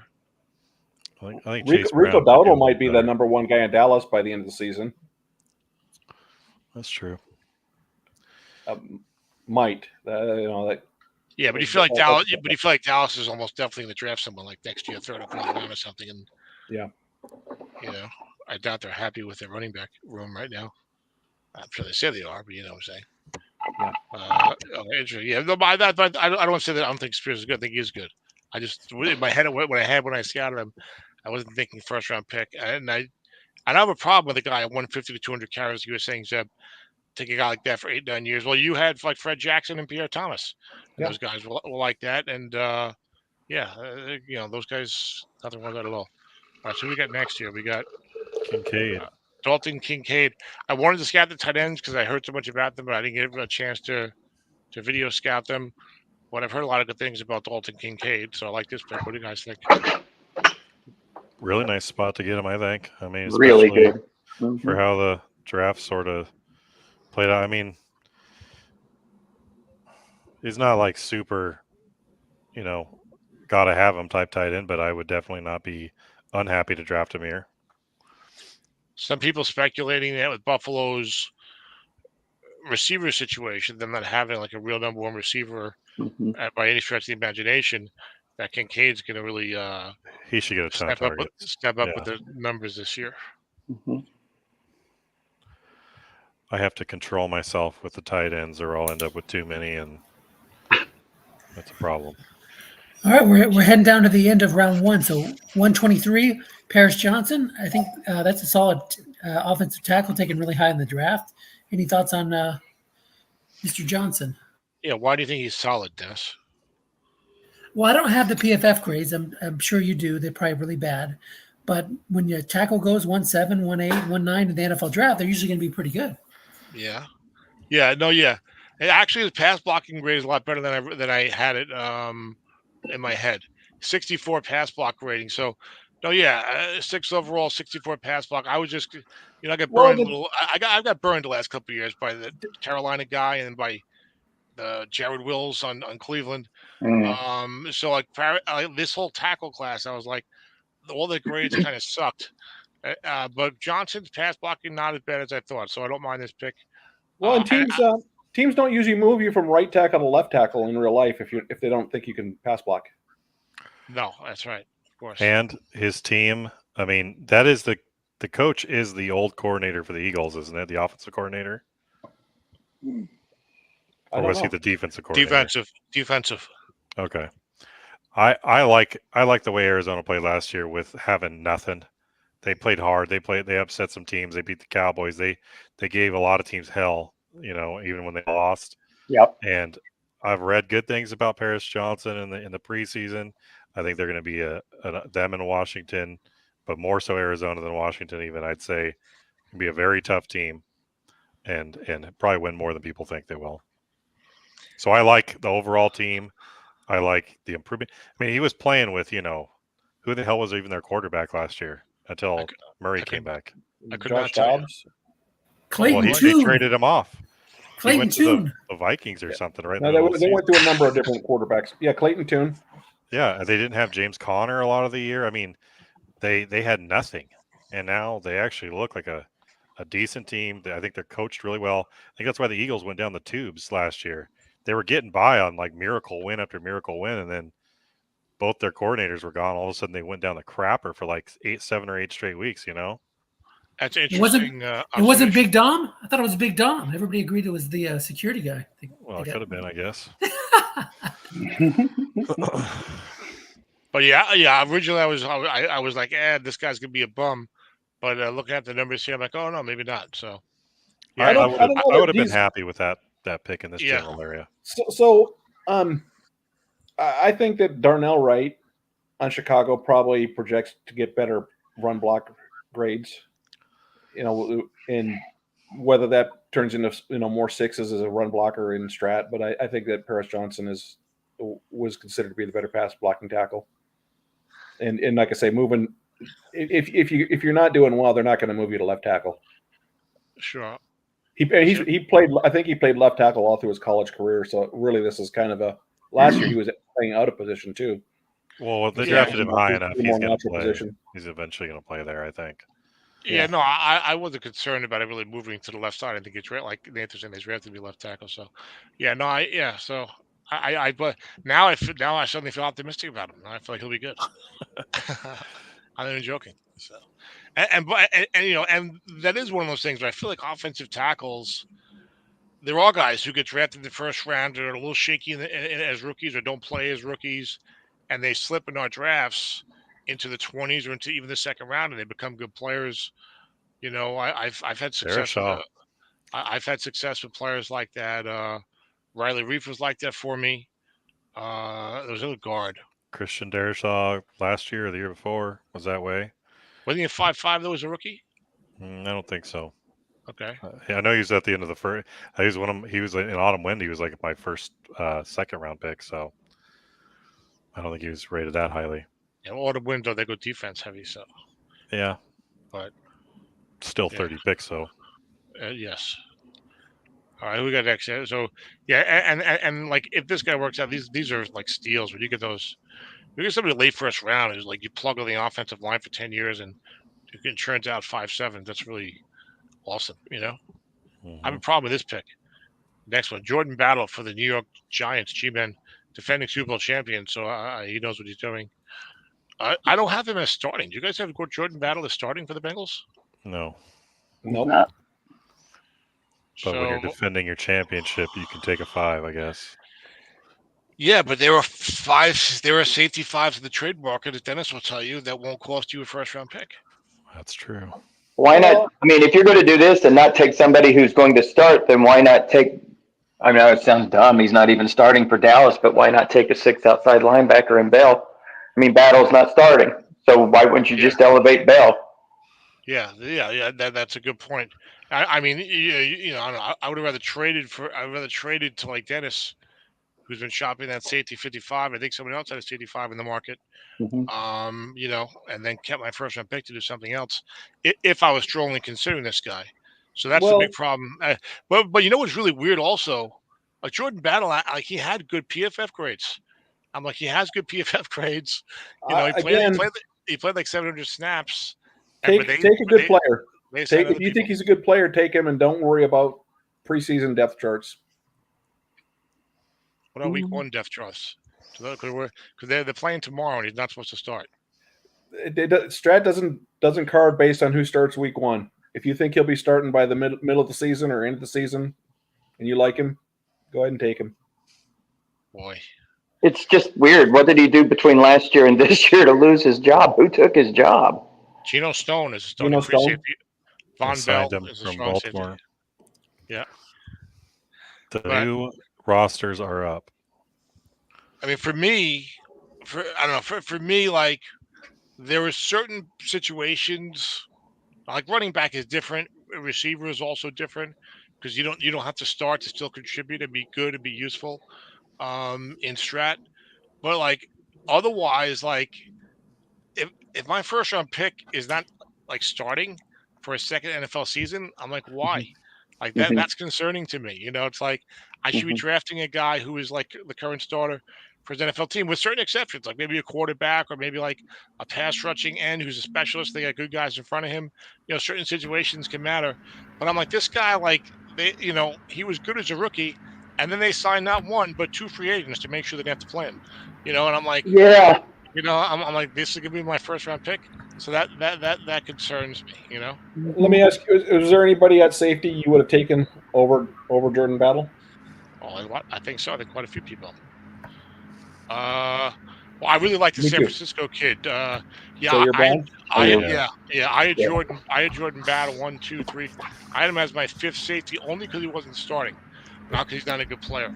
Because my head was just like, why isn't he starting? Why they went out of their way to sign 2 guys to make sure not to play him. Like I don't think they signed those 2 guys to necessarily start. I think they signed those guys to have depth and let that situation figure itself out during the preseason. Okay, I suppose, but of the guys I had ahead of him, I would say the only guy that I'm like, oh, I really like this guy, Jair Brown, the San Francisco guy. I really like him a lot, and that's why I was upset when you talked about. I'm not upset, but disappointed, Zeb, when you talked about Ed drafting for Bob. I was like, wow, I might get this guy. I was at 3.09, and Brown was like my number 1 target by far. You would have got him if Bob had to draft for himself. Oh, I know Bob wouldn't have gotten him. Although he was a 44, so he might, someone might have taken him for the year. But he got taken there. Yeah, I might have taken him. I think I would have taken Antonio Johnson, who's not rated as a safety this year, but from Jacksonville, who is projecting to start and has gotten good publicity. I think I have the wrong information. I think I have the wrong information on Antonio Johnson. Perhaps hold on a second, because I know that what's his name? Brad took it with a pick that I traded to him in the Charvarius Ward deal. Yeah, I have him listed as a starting slot corner. He's a starting safety this year for Jacksonville. Yeah. I messed that up. Okay. He's one of those kind of Jeremy Chin, Kyle Duggar kind of safety / corner. Kyle Hamilton, maybe not as good as some of those guys, but a little bit of hybrid. He's played a little bit of both in college. I do have a good write-up on the guy. Yeah, I would have. I mean, not Joe. I love looking at Joe's drafts, and I'm going to look at his draft when I plan for S28. But Jordan Battle's one that had me scratching my head a little bit. I thought you would just say if you like the guy, take him, but now you're saying it had you scratching your head. Well, if you like him, take him. I didn't like him, but if Joe likes him, go ahead and take him. I got you. Okay, so for you, him not starting though, that is certainly an issue for your pick at 24 overall. Not in all situations, but in this situation. Yeah, and it also based on the fact that there's other guys I like better. Yeah. You like Jair Brown? I don't know how to pronounce it. Do you like Jair Yes. Brown? Yes. Yeah. What about your Tavius Martin, now Quan Martin? I like him. I would put I had those. They were actually right next to each other on my draft board. Martin. I had Tavius Martin ahead of Jordan Battle by one spot. Yeah, I've got Martin ahead of Battle. Okay, I'm talking just as far as DBs, not as far as the whole overall board. Oh yeah, just safeties or DBs, as you said. I have all the DBs put together. Jesus, really? Yeah. This year, I've got boundary. This year, for the first time, I separated the boundary corners and slot corners.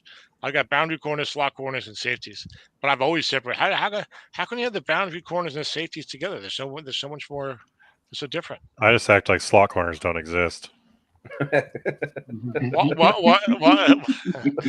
I'm serious. I'm not joking. But now, there have been slot corners who I liked who I ended up not getting, partly because they were in my boundary corners list and were buried because they're not boundary corners. So I opened up this year a separate slot corner tab. So it's like, if it's round 7 or 8, there's a slot corner who I happen to like and I don't have it on my team. It's like I've got room in my roster for one good long-term slot corner. That Kenny Moore, who is usually a slot corner 5 almost every year, and the guy the Jets have now, Michael Carter. Every now and then there's a slot corner who looks good and ends up being pretty good for a long time. Every now and then there's a fullback that looks really awesome. That's like a 5. Exactly. Who cares? It's a fullback. You don't have a fullback, Seb? Well, Zeb might have one. I don't have one. I've got Hunter Lupke #1 on my fullback tab. I'm the guy that wants the 0-0 tight end blocking back that can go 80. But you have to have 2 fullbacks on your team by roster requirements. So why not try to get? You have to have a blocking back. Yes, that's what I mean. But so why not try? I'll have those. Okay. If Hunter Lupke wasn't playing some tight end this year, I probably wouldn't have taken him. But I didn't take him just because he's rated as a fullback. I would have taken him and actually the round after where you took him, I was going to take him just so I had a guy to line up in the goal the goal line formation. Yeah, because luckily he fumbled last year, but they put that fumble on Dak instead of putting it on Lupke. I was gonna. Well, I'm not running with him, so I wouldn't worry about. I was looking at him as a potential roster requirement upgrade for Alec Ingold. It's going to cost Alec his job. He might be like Kyle Juszczyk light. We'll see. Very, very light, let's say. But but hey, they get the 5 blocking back. That's a 6 in the goal line, baby. I'm going to take that 10 for a touchdown, Nathan. First and goal at the 1. Okay, let's look real quick at the by team draft picks. Sure. For the whole team as quickly as we can, because I know. Yeah. I thought Arizona, starting at the top, I thought Arizona had a great draft. Way to go, Bob. I really like Dexter, Gervon Dexter, too. Especially in that round. Bob really showed up this year in a big way. I think he showed that he's applied himself to the draft prep. I like Carrington Valentine, 7th round pick, but good DB for Packers. I think he could be a starter some places. I love the top 5 picks. He's a serviceable guy with a 4 this year, so that helps him. I'm sure he needs help on that end. And Brent, we talked about Deontay Banks. Getting Brent at 229 is I think it's really nice compared to Banks at 116. Yeah, I think Brent's a solid pick, and Brown, of course, really good pick there. And for a team with no franchise quarterback, Rich is number 5. I feel like you have to take him. So I think Bob should be pleased with the results of this draft, even though they came from Ed. And hopefully next year, Bob will have a list for us. I guess we'll find out. Now he's looking at his team overall. He's got Zach Wilson as his quarterback. Doesn't really have a strong team, although he's got nice defensive end and Micah Parsons, of course. Milton Williams is a 5. A lot of 4s in the secondary. So it's going to be a long year results-wise.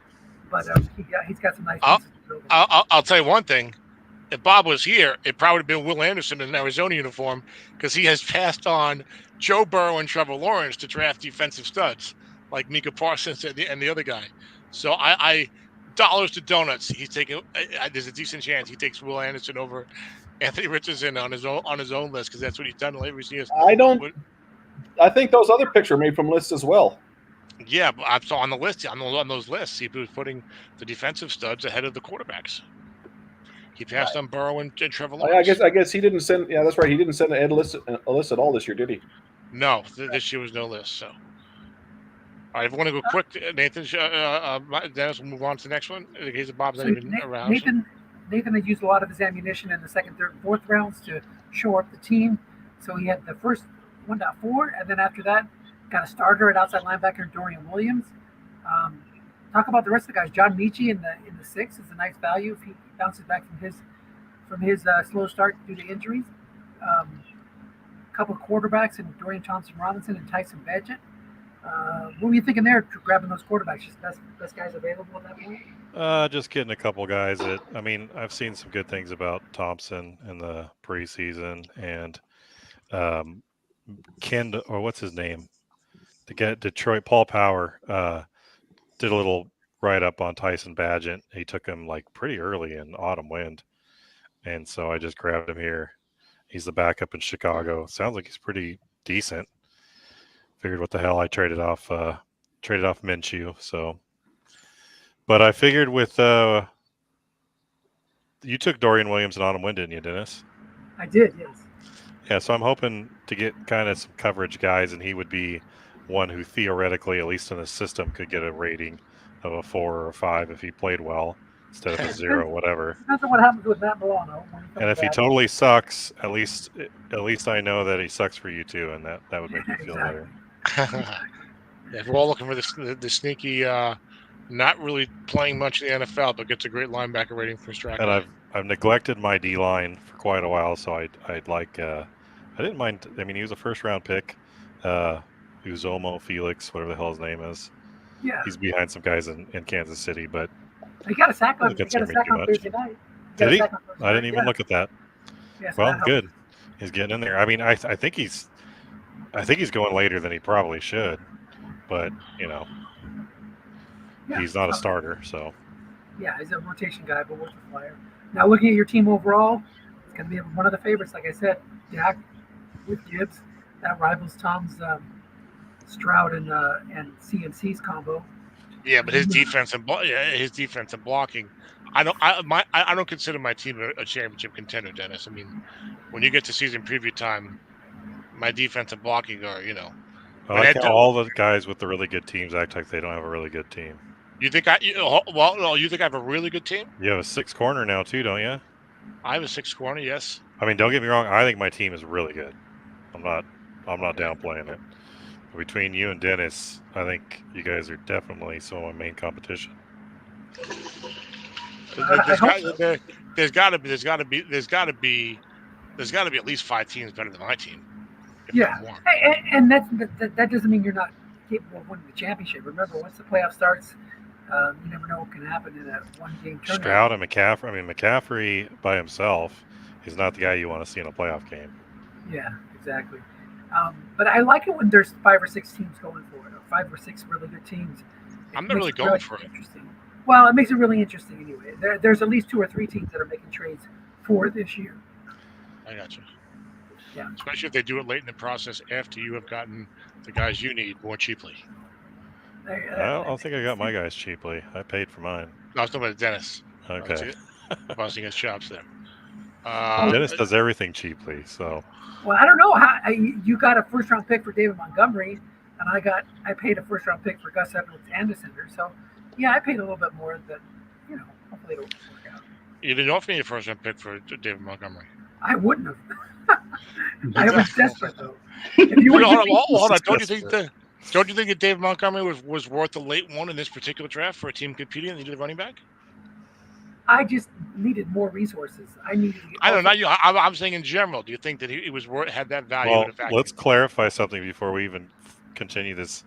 He says you got a first for David Montgomery. I paid a first for Gus Edwards. He paid a future first and a future sixth, and he got Gus Edwards. He got a 5'4" center. He got a 0.8 defensive tackle, and then an 8th round pick. So that's not like a straight up one for one. So Right, Dennis, right. That's what I'm saying. I would not. I would have. The most I would have given for Montgomery was a second, and I was actually going to trade a second for Edwards, and then when I wanted the other pieces, that's when it got bumped up to a first. So Dennis misrepresenting the situation to make it look like he is somehow not paying more than he was. Is that what you're saying, Nathan? The comparison did not feel like a fair comparison. I see. No. That quite contrary. Tom was saying that he likes making his trades where he pays this price, and then somebody like me comes along later and has to pay more. I was pointing out that I didn't pay more, so I wasn't trying to say that I paid a lot. I was trying to say that I paid a little bit less. So you do you do a hard job working the trade circuit. You know, you're really good at it, and I've had good experiences with Dennis this year. I have no complaints. I'm not like a Mark Lepage kind of trader, but no. That's a special. I keep those emails and I quote them. Do you accept? Do you accept? Do you accept? I do miss fighting with Mark Lepage. Of course you do. We used to argue. He told me he feels the same way about you. So yeah. I also miss coaching against him when he has his excellent 15-1 teams, and he beats me like 13-10 on like a last-minute field goal because I'm hanging in there with my poor defense and like my trio of running backs who each had like 60 carries and a 4-yard average.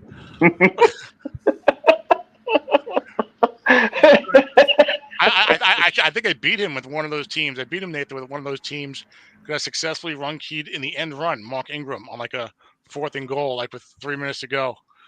That was nice. Anyway, autumn wind days, but I never liked that play, that end run on the 4th and short. Well, Ingram hit a good right guard for it, so which is rare. So like it's a better play than people think too. They've nerfed Christian McCaffrey's Emerald Wright. He used to get really good ones, and this year his Emerald Wright is more like a normal Emerald Wright. I think last year was 2. So, all right, we done with the Falcons here. Yep, on to Buffalo. Scott. Shuffle off to Buffalo. Any thoughts on his pick? What about Michael Mayer? They have Brock Bowers there. Any thoughts about him not really getting the opportunities? Value-wise, you can't complain with where he was drafted. It's kind of like what I did with Trey McBride last year. Yeah. I was about to, despite what's his name coming in, Brock Bauer, I think the guy's name is. Despite I had been targeting Meyer, I had selection 4.18, which I moved to Brad in the Travarius Ward trade, and I think I was going to take Michael Mayer there if we had not made the deal because a high NFL value, played okay as a rookie. This new guy they got is supposed to be a real stud.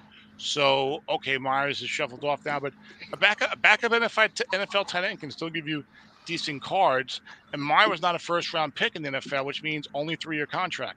So, that and we already have year 1 under the belt. So after 2 more years, if it's any good, he goes and starts somewhere else. So I think it's a good place to get him. Overall, though, I mean, like, I don't know, Dontarian Wicks, the second round. I was not a fan of that pick at all. He's not even starting, right? That's the one receiver where he was taken. I was like, I don't know about that one. And then Xavier Gibson, is his card good enough as a returner to justify 3rd-round pick? I don't think so. Well, it's not so much as good enough as a returner, but that he covers all his returning spots in one pick. Do you feel like that's worth it? I mean, look, Scott is a great drafter normally. Yeah. And who knows how labyrinthian those instructions were and if they were easy to follow or not with 11 pages of them. So, who knows? And it's hard to write instructions when you're not there. So we got to take that into mind. Don't think them too much. But do you but I was thinking like normally his roster is probably so full. Maybe for him, the LPLK and Gibson is like a future return type guy because he's a very good NFL returner. Maybe it was worth it for him to save that roster spot and to invest the 3 there. I don't know. What do you think about that? Be saving more than you could be saving 3 roster spots. If you wait till like the 9th round, you got to take another punt return, then you got to take a kick returner and another kick returner. Yeah. Well, usually you can get at least one, either LP or LK. So I Right. only This I only didn't not a, like the Wicks pick. That's it. The rest of it I the, was the fine with. LPs went early in this draft. yes. There, And were- there, looking were- at there weren't a lot. There weren't a lot of them. Yeah, and looking at Scott's team, he has a lot of depth. He would be one of those uh, playoff type teams that could go on a run and take a stab at the championship. He's got so many ratings on the defensive line; it's embarrassing. 6'12", 5'6", 4'12", 4'8", 4'7", 4'7". We'd all kill to have a couple of those as our backups. And then he's got plenty of linebackers, even on the outside, which is 4'5", 12, 3 to 4'5", 6. That's a luxury in this set. He only has 2 5s in the secondary, but again, a lot of 4s. I think this is a strong team, and he'll do well. Yeah, Scott's one of the best GM head coach Definitely. sort of dual role things in these leagues. He's a great drafter. Well, I Interesting. agree with you, Tom. I agree with you. Like, I mean, I waited till what, 7th round or something. I took an LPLK. I would not have taken Xavier Gibson where Scott took him. Okay. But again, a lot of that is the list, and he wasn't there in person, so Yeah. we wait for that. Yeah, Okay. I feel like if he was here, second, third, it would have been different. Well, real quick, Dennis, let me say that once, like Nathan, you talked about the difficulty of not being able to make every pick the way you want when you were in S28 and you're working and this and that, and you got a time slot. I think once Scott came and he was able to dynamically make picks, I like the picks he made then because he took Michael Meyer, he took Shamari Connor, he took Terrell Smith, and I like those picks. Good, Yes, Dennis. I liked. Okay, And so I wish he did not take Davis Allen. You're ready. He was intriguing, Davis Allen. Okay, somebody take the lead on Chicago. I got to go run to the kitchen. So All right. Since I spent a long time in convoluted trade negotiations with Brad. I don't know what was happening, but Brad and I, we were talking about Travarius Ward, I think, from last night, and we just had like the worst communication, not seeming to understand each other. I don't know if there are any bad feelings at times, but just awful trade negotiation for both of us. I think we both view it as an unpleasant experience, which it did result in a trade at the end of the day. So we got the Bears took Keanu Benton 1.12, which we talked about. Look, it's great to get a Pittsburgh 3-4 nose tackle who's starting hands down. He was a second round pick. I had some reservation with the PFF grade, but we talk it's Strat, right? So Pittsburgh nose tackle probably going to trade out 5s every year. Dower Wright, mid second round. Darnell Wright, that's a good place to get a first round right tackle who looks like a solid tackle. I like the Trenton Simpson pick. I thought it was a little early for me, but I like the player. Rasheed Walker, I thought was Rasheed Walker pick I like a lot. I've actually read good things about him, and I was looking for a future left tackle, so he might only be a 0-7 type, but right now we want pass blocking. I like those picks a lot. Rest of the draft, I wouldn't say I was thrilled with. Tony Johnson, fine. Do you like him? Zeb, what do you guys think? I actually really like Trenton Simpson. I took him pretty high in Autumn Wind. I think he might be a beast. Double count. What's that?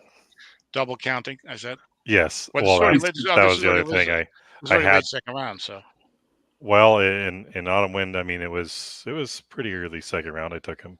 Similar So spot. probably. Well, he took him at like 6. What is that? He took him at 41. Yeah, probably a similar spot. Yeah. So I liked. Yeah, I definitely liked that. I thought, like you said, the tackle was an appropriate spot. I thought the nose tackle was pretty good value for where he was at too. I like Keon White too a little bit. I mean, I don't know. He might have to develop a little bit, but I'm hopeful with them shipping off Judon that he's part of the reason why. Yeah, his pass rushing grade as a rookie was terrible. I remember reading many years ago, though, that pass rushers often take a few years to develop. So I do have that in the back of my mind. And also where he was there at that point in the draft, late third round, I think that's about the right spot to take a guy. Yeah, like a lot of those picks lined up with kind of what I was thinking on these guys, and he had several of the guys I liked. So I like this. I like this draft for where he was picking for sure.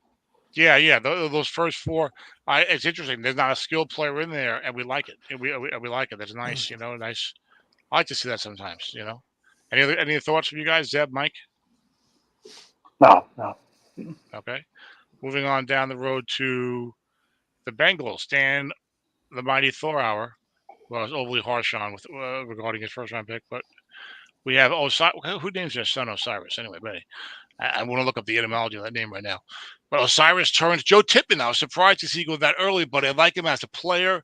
He was, I think, the top center drafted in the NFL draft last year, and it didn't do great as a rookie. But I've read good things in camp.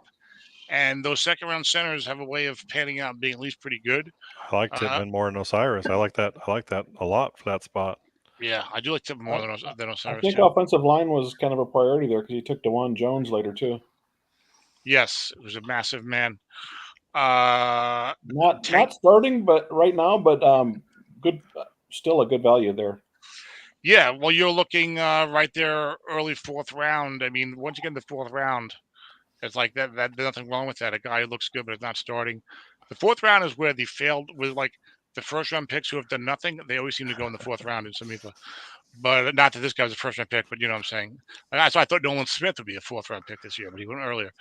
Tank Dell, interesting. Nathan, you mentioned you like Tank Dell. I like him a lot because of that connection with Stroud. That's definitely. I saw a lot of them last year.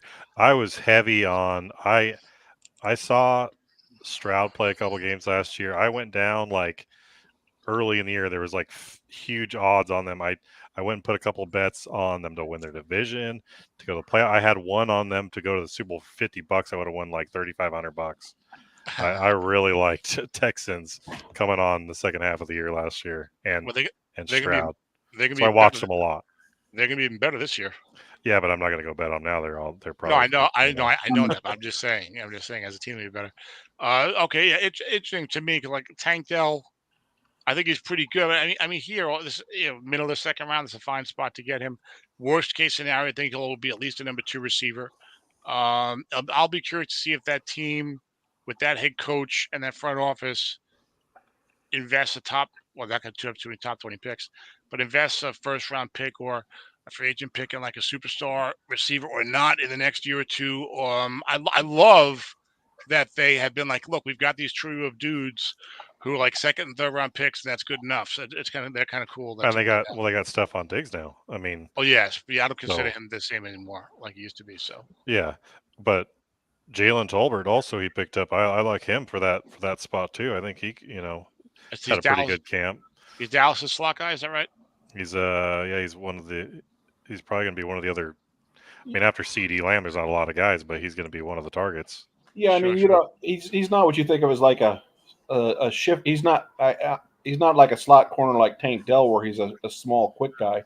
I mean, body wise, he's more of an outside receiver, but he's supposed to be the third receiver in Dallas. Okay. Ty Chandler, I kind of like Ty Chandler. When I did my me too. When I did my video work on the running backs, like he's a very aggressive runner.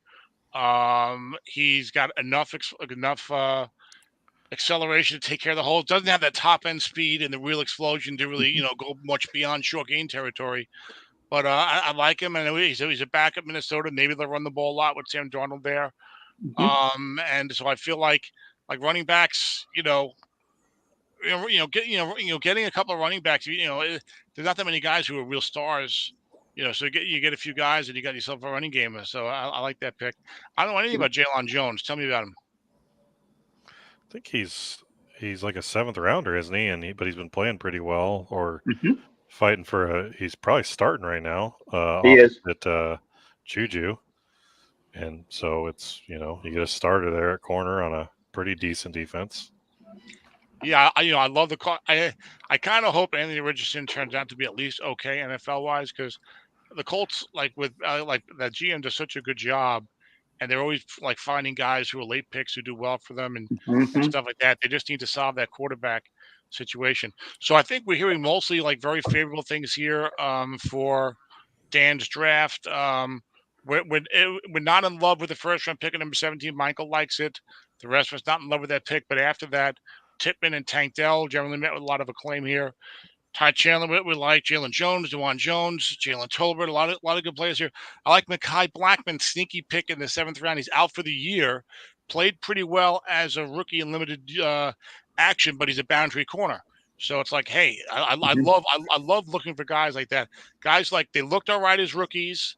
They weren't like first round picks or second round picks, so they're not going to like draw a lot of attention. And now they're out for the year. Maybe I can get them seventh or eighth or ninth round. Right. Maybe in 2 years I got a player. I'm always hunting for those type of guys. Mhm. So good job by Dan, even though I didn't like the number 1 pick. The Cleveland Browns, Michael Reeves and his band of renown. Kobe Turner and Brian Branch, we need to flip flop those, Michael, and I'll be in good shape. But Nathan and Zeb say no problem. Oh, Nathan says no problem, rather. I think Zeb said too early. Yaya Diaby, he's a pass rushing outside linebacker. Is that right? Uh-huh.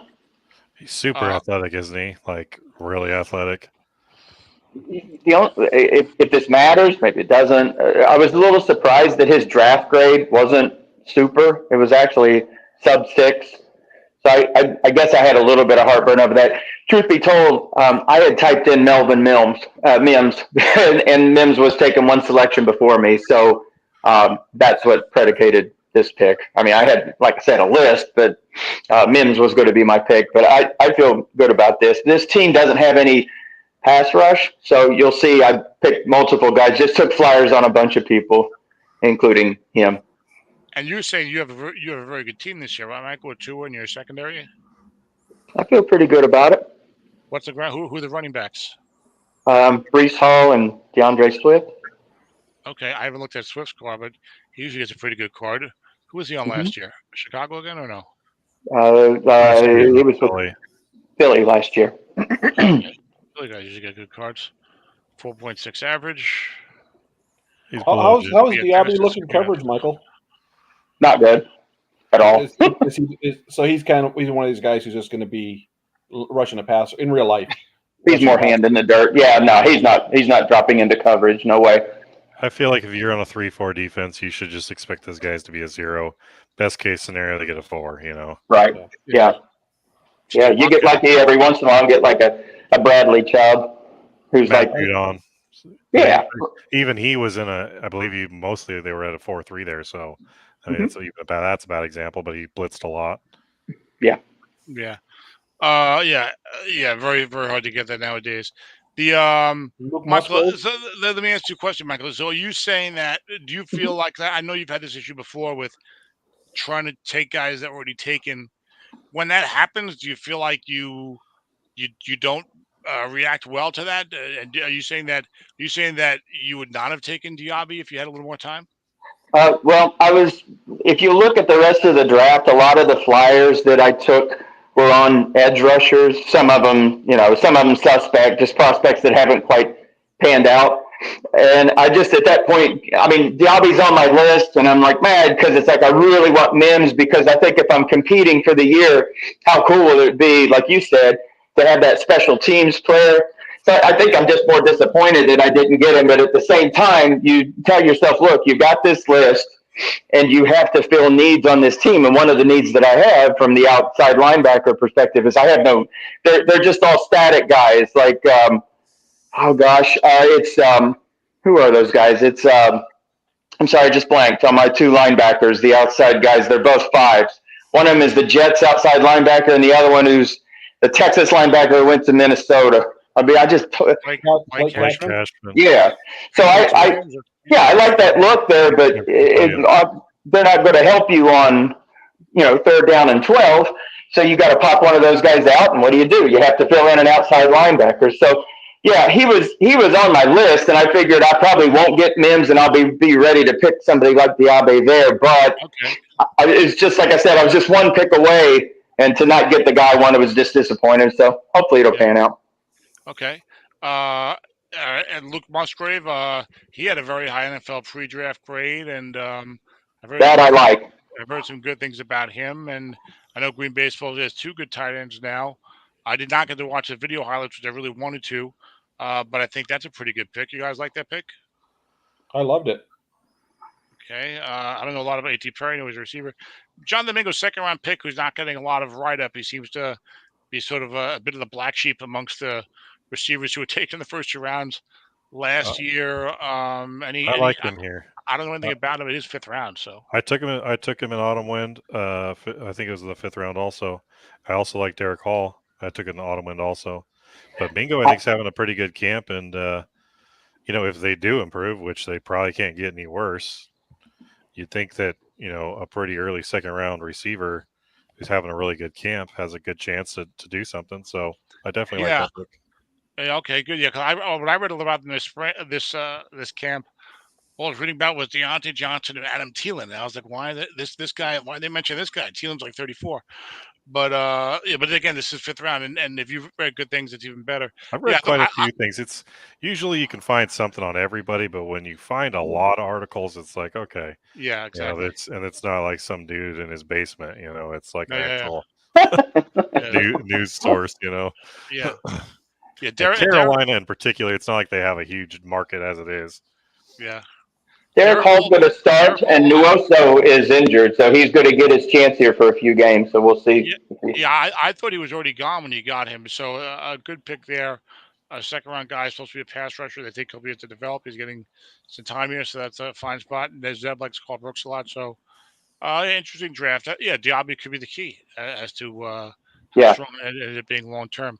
We all love Brian Branch. Okay. Same kind of concerns that I have with Jordan Addison, exist for Mingo in Carolina. You got this good quarterback situation there probably didn't help his draft stock either. I really liked A.T. Perry, though. I talked to Dennis about that before the draft. I tried to get him in Autumn Wind and couldn't get him. He's got good size, and he's going to be a boundary receiver. Shaheed is still going to be a slot 3. So he's going to get his opportunity this year, but he's tall. I mean, at 20 yards per catch average, that's pretty nice too. So we'll see. Well, I mean, I don't expect him to be 20-yard receiver for the rest. No. But he's got that potential. He's deep threat potential. Somebody that can stretch the D. That's nice. And that was not the book on Mingo even coming into the season. He was seen as more of a bigger, maybe Anquan Bolden at the very most optimistic, more of a big guy who could box out almost like a tight end / wide receiver. Yeah. So I've got Chase, but I've also got Williams, who's 28 and coming off injury, and Beckham's, 50 years old. How old's that guy? So it's like I figured I'll just take a shot at 2 wide receivers who scored well, draft score wise, and they're both going to start. So maybe one of them will pan out. Yeah. All right, moving on to the Cowboys. We got Zeb here. We got Jordan Addison, 1.16. Ivan Pace Jr., Lucas Van Ness, Dion Henley, Josh Downs, Brian Breesy, Quentin Lake, Austin Trammell, Tyler Steen, Hunter Lupka, Josh Wiley, Jake Mooney, Isaiah Pulamau. You had some extra picks here, Zeb, but a couple extra 3s. Not used to having this type of draft capital. A little extra pick here there, but not so many in the early rounds. Yeah. Was your team rebuilding last year or no? My team was supposed to be rebuilding, and then we wound up making the playoffs. So I kind of hurt my draft position. All right, but is that why you had the extra 3s? Was for some trades last year? No, those some 3s. I dealt away a 6 corner this year. Which one? Darius Williams. Oh, okay, that's a Nathan. Nathan can tell you about that. All right. Well, not hopeful long term. What was the deal? 2 3s for Darius Williams. Okay. For a 6-rated corner with limited future. I got you. Jordan Addison, we've already spoken about him. We've come around to liking the pick. Ivan Pace Jr. was so interesting to me because I felt like there was some pretty good inside linebacker depth. I would say definitely there was good inside linebacker depth in this class. They go later in the NFL draft nowadays. The position's being devalued in the NFL. But the best among them last year was this undrafted free agent from Minnesota, Ivan Pace Jr. But after everything I read and saw, I still had him as my number 1 inside linebacker. It's a good spot to get him. I was surprised. I thought he'd be gone. I did too. Because of the rating, usually, in this league, that 5 on defense will make you go earlier. Did anyone have any concerns about him being a UFA? I mean, after everything I read, no. When I'm listing him, I mean, it doesn't help, but it's not. He was good enough that I wouldn't think you'd feel bad about it at all. I've learned to get over draft position. I just have. Yes. And there was a lot of people who immediately after the draft last year were very surprised that he didn't get taken. Interesting. Yeah, I'm not concerned about it. Everything I read, the guy's a good player, and it happens. Even today with everything they've got technologically, it still happens. So Tom, there was in autumn wind. I'm not going to play well this year, so I've decided to trade my assets. I'm going to build the team all over again. So I had only a few picks. This year I made trades for younger players. I didn't make trades for picks. And in the fourth round, I found the center, which somebody else took him here in Somifa. It's Luke Wattenberg or Wattenberg. He's a Wattenberg for Denver. Yeah. So I put a little note when I was talking about my draft. And if you go on PFF and you look at the 32 starters in the NFL, it's pretty cool when you scroll to the end and you look at the rounds in which these centers were picked. And there's Billy Price comes to mind, was a first round pick. The Green Bay center, who was a second round pick, who I love, Josh Myers. He still hasn't figured things out, and he's 3 years into his career. But you see these 5s and 6s and 7s, and the free agents basically who are still snapping the ball and getting halfway decent PFF scores. So I'm starting to put more and more stock in what players are able to accomplish in year one, and not so much worried about their draft position. Sometimes you're taking a bit of a reach on some of these players. If I'm going to look at like draft position or pedigree or whatever, that's kind of for 7, 8, 9, and 10 for me. Is to pick up kind of the pieces where maybe in 2 or 3 years they're going to figure it out. Maybe right now they're not, or they're behind somebody else. I'm really I've turned the corner on this, and I'm starting to put more stock in year one than I ever have.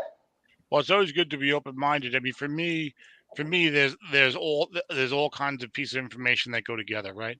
I mean, where the guy was drafted, how he did in year one, what his NFL situation is, those things all go together. So like I don't ignore one or elevate one. I would say too much more than the other. So like for example, if there was another inside linebacker who had played as well as Ivan Pace Jr., but was a high second round pick, the odds are I would have had him above Ivan Pace Jr. on the board. So like it all kind of it goes together. But there's another guy who was drafted in the third round who totally sucked and was backing up again. Obviously, he's gonna be behind Ivan Pace Jr. So for me, that's how I look at it. But I have no problem with that pick there. The Lucas Van Ness pick was interesting to me. I kind of liked him. The edge rushers sometimes take a little bit of time, so I think it might take him a year or two, possibly. Well, this is a situation on the where he's playing behind two very good veterans too. Very good players. Yeah, exactly. Yeah, we spoke about that earlier as a reason why told you, Zeb, my first round pick. He should be starting the NFL, but there are some situations where not. Lucas Van Ness should not be starting over Preston Smith and Rashawn Gary. It's totally understandable, So yeah, and of course this is the third round, so I like that pick. It's interesting to me. I don't know how good he will or won't be, but it's like, that's like a great spot to get that guy, Well, one thing I was thinking there is, I actually am drafting him hoping that he gets rated as a defensive end, and with the Packers going to a 4-3, that looks like it's probably where he will be. Yeah, it will be a defensive. Because I've got Brian this year. I've got Brian Branch playing outside linebacker. So I needed another guy that I could count on as being rated at defensive end. Yeah, he'll be defensive end next year. Like Tyler Steen, because he's playing behind one of the most fragile men in football. I thought about that. It's a nice spot. I'm sure you did. I was looking at him for a while. I should have taken him. Yeah, I had Tyler Steen on my list. I didn't know why. I was interested in him. He's behind Mekhi Becton. Oh, backing up Mekhi Becton. Yes, that's right. Yes. Which means he's basically a starter. That's true. On Philly. And he was a third round pick, so that's great. Well, all signs point to yes. Yeah, those are the things. Yeah, those are the things where a little deeper dive or a little extra thinking can get you a nice, not real nice pick in the seventh round. So Diane Henley starting, Josh Downs slot guy. So Quentin Lake, I like.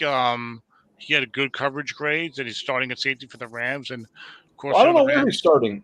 If he's playing all over the place. He's a nickel, isn't he? He's going to be what they call their star player. So I mean, he's going to be sometimes safety, sometimes nickel, sometimes linebacker. When there's a guy that people draft fairly high, and I said earlier, I just act as they don't exist. I'm pretty sure he must be the nickel. But I expect him to just get some sort of a either just be rated as a nickel corner or get like this, like a Isaiah Simmons or some sort of weird rating like that, or Marquise Bell where he gets safety linebacker rating. He's just a player that I liked. Yeah, well, your Rams, but he's supposed to be a pretty decent player, and he graded out well last year. And the Rams don't mind filling their defense with late round draft picks and UFAs. So I like that pick a lot. I realized he was that roving type of guy. I'm actually the person that never ends up drafting any Rams for being like, I don't know why.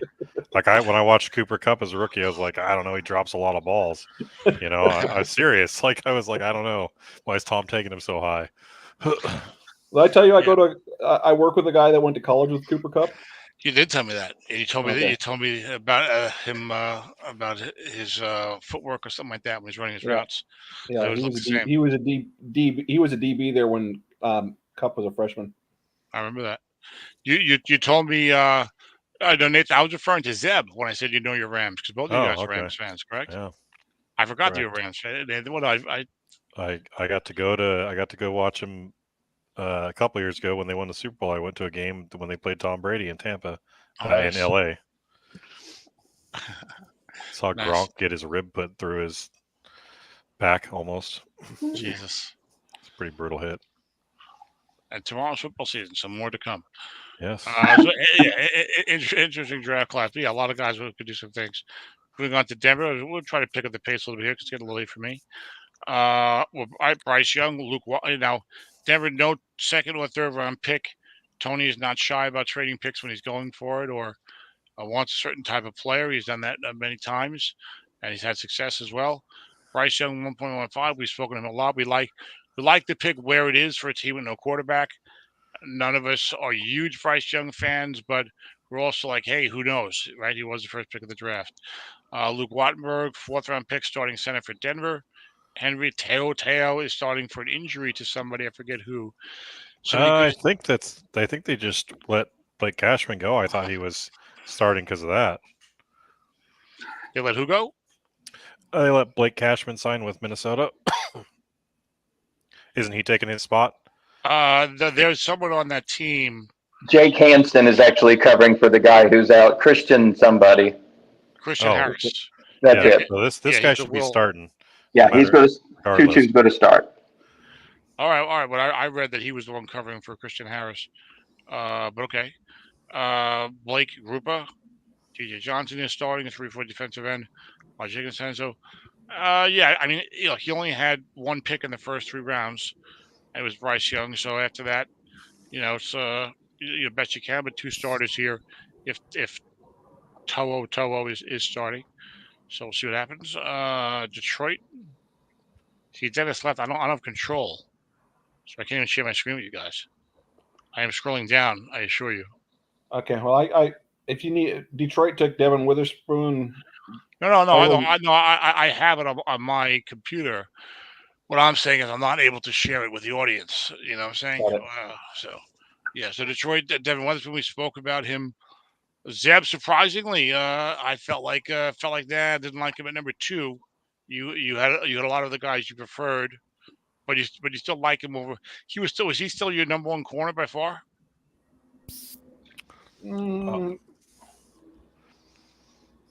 Yes, it was for me. Yeah, for me he was. Yeah, for me, my top 3 players in the draft were Stroud, Witherspoon, and Will Anderson. Just like regardless of position. I'm not as sold on cornerback being an essential position, an important position in strat football as some of you guys are. Okay, maybe we're just more cowardly. We don't want to leave those 4s out there. We don't leave those 4s. That was a hot take. I think it's just a matter of you're going to have to cover for some position somewhere on defense, and it's easy enough to double team somebody. In autumn win, Tom. Everybody? Yeah, good, Nathan. I had the last 3 seasons. I started 5 zeros at corner and 1 4. Nice. So I'm not scared to start something like that at corner. And in S28, some of my championships were with zeros at corner, at least one of them. So you know when you're taking over the defensive tradition I had established. Well, now my I'm franchise. drafting defense because now the rules are also no dump offs and all that. So Yeah. Well, yeah. Although my defense was about to be very good before the unfortunate departure of from Water Wind. but I think having a 6 like that, I mean, you have those 6s, and it's one thing to get dinked and dunked. It's another thing when if they're a good offensive coach, they're setting you up. When they take their shots, you are really exposed against without having the coverage. Yeah, I mean, like most leagues, like double counting leagues, it's different because you can get those good and those excellent, particularly defensive cards. So it's like you want to be extra jacked up. You'll be as jacked up as you can be, right? But like in like the modern league, it's like you can't stand around, right? You're gonna get dinked in dunks with the dump offs and this and that. It's like I feel strongly that I'm going to do a lot better if I have one corner who's at least one corner who's a 5, 5 or 6. And if he's a 6, oh my God, the more the better. If he's a 6, I will leave him alone a lot of the time. Of course, I'll eventually give you a clutch double team when you feel like you're throwing to him safely. But I feel this more confident, like I can leave that alone more of the time, and I'm creating less situations that are potentially difficult for me. I know Zeb, you won a Super Bowl over here with a 0 corner, I believe. And I'm not saying it can't be done, and I agree you do have to cover somewhere, but for me, a corner 6 is still really, really huge, and I do like pass rush nowadays, but corner 6 is still really, really huge. And I should have added that after I did the video work. I would have had Jamar Gibbs up there also. But yeah, I like Witherspoon a lot. I think it's a great move to get him. And to me, I feel like my defense only plays so much better when I have a corner 6. Good. I think he's going to be better in the NFL than he is in Strat because he's a this is from somebody who's in this area. Like he's a great tackler, and cornerbacks don't get rated for run support in Strat, but he helps a defense in a lot of ways that aren't going to show up in Stratomatic football. So I think he's even a better player in real life than he is in our game. Okay. Can you continue and take over Detroit for a minute? I need to take care of something. I'll be back. I'm still listening though. I mean, I think we can probably do this as a group. I like Byron Young from the Rams, but I didn't like him right there. I'm not sure how good he's going to be. I'm kind of that way too, but like I said, I'm always super critical of the Rams players for some reason. I love them; they're fun. But it's like I mean, other than Kobe Turner, who apparently I'm not critical of, and the rest of them, I'm always, but maybe it's also a position thing. Like he's going to be a 0, maybe a 4 if you get lucky. Read some good things about pass rush. So in this draft, it's reasonable. I just like to get some of those cheaper. That type of a player. Usually, I'd like to get it cheaper. Yeah, well, I mean, I guess there were other. I see him being pretty much a dedicated pass rusher, not a coverage type linebacker. And I thought that there was other opportunities to get players like that who are going to be as good or better or lower. Well, he's a really good. Well, he's a Ram, right? So you know this guy well, right, Zeb? I don't know if I know him well. What's his favorite color? Blue. I mean, Nick Herbig could be, or BJ Ojulari could be just as good a pass rusher as he could. Ojulari's out for the season, though. Yeah, he's out for the season, but I'm not talking about drafting a player based on 1 year.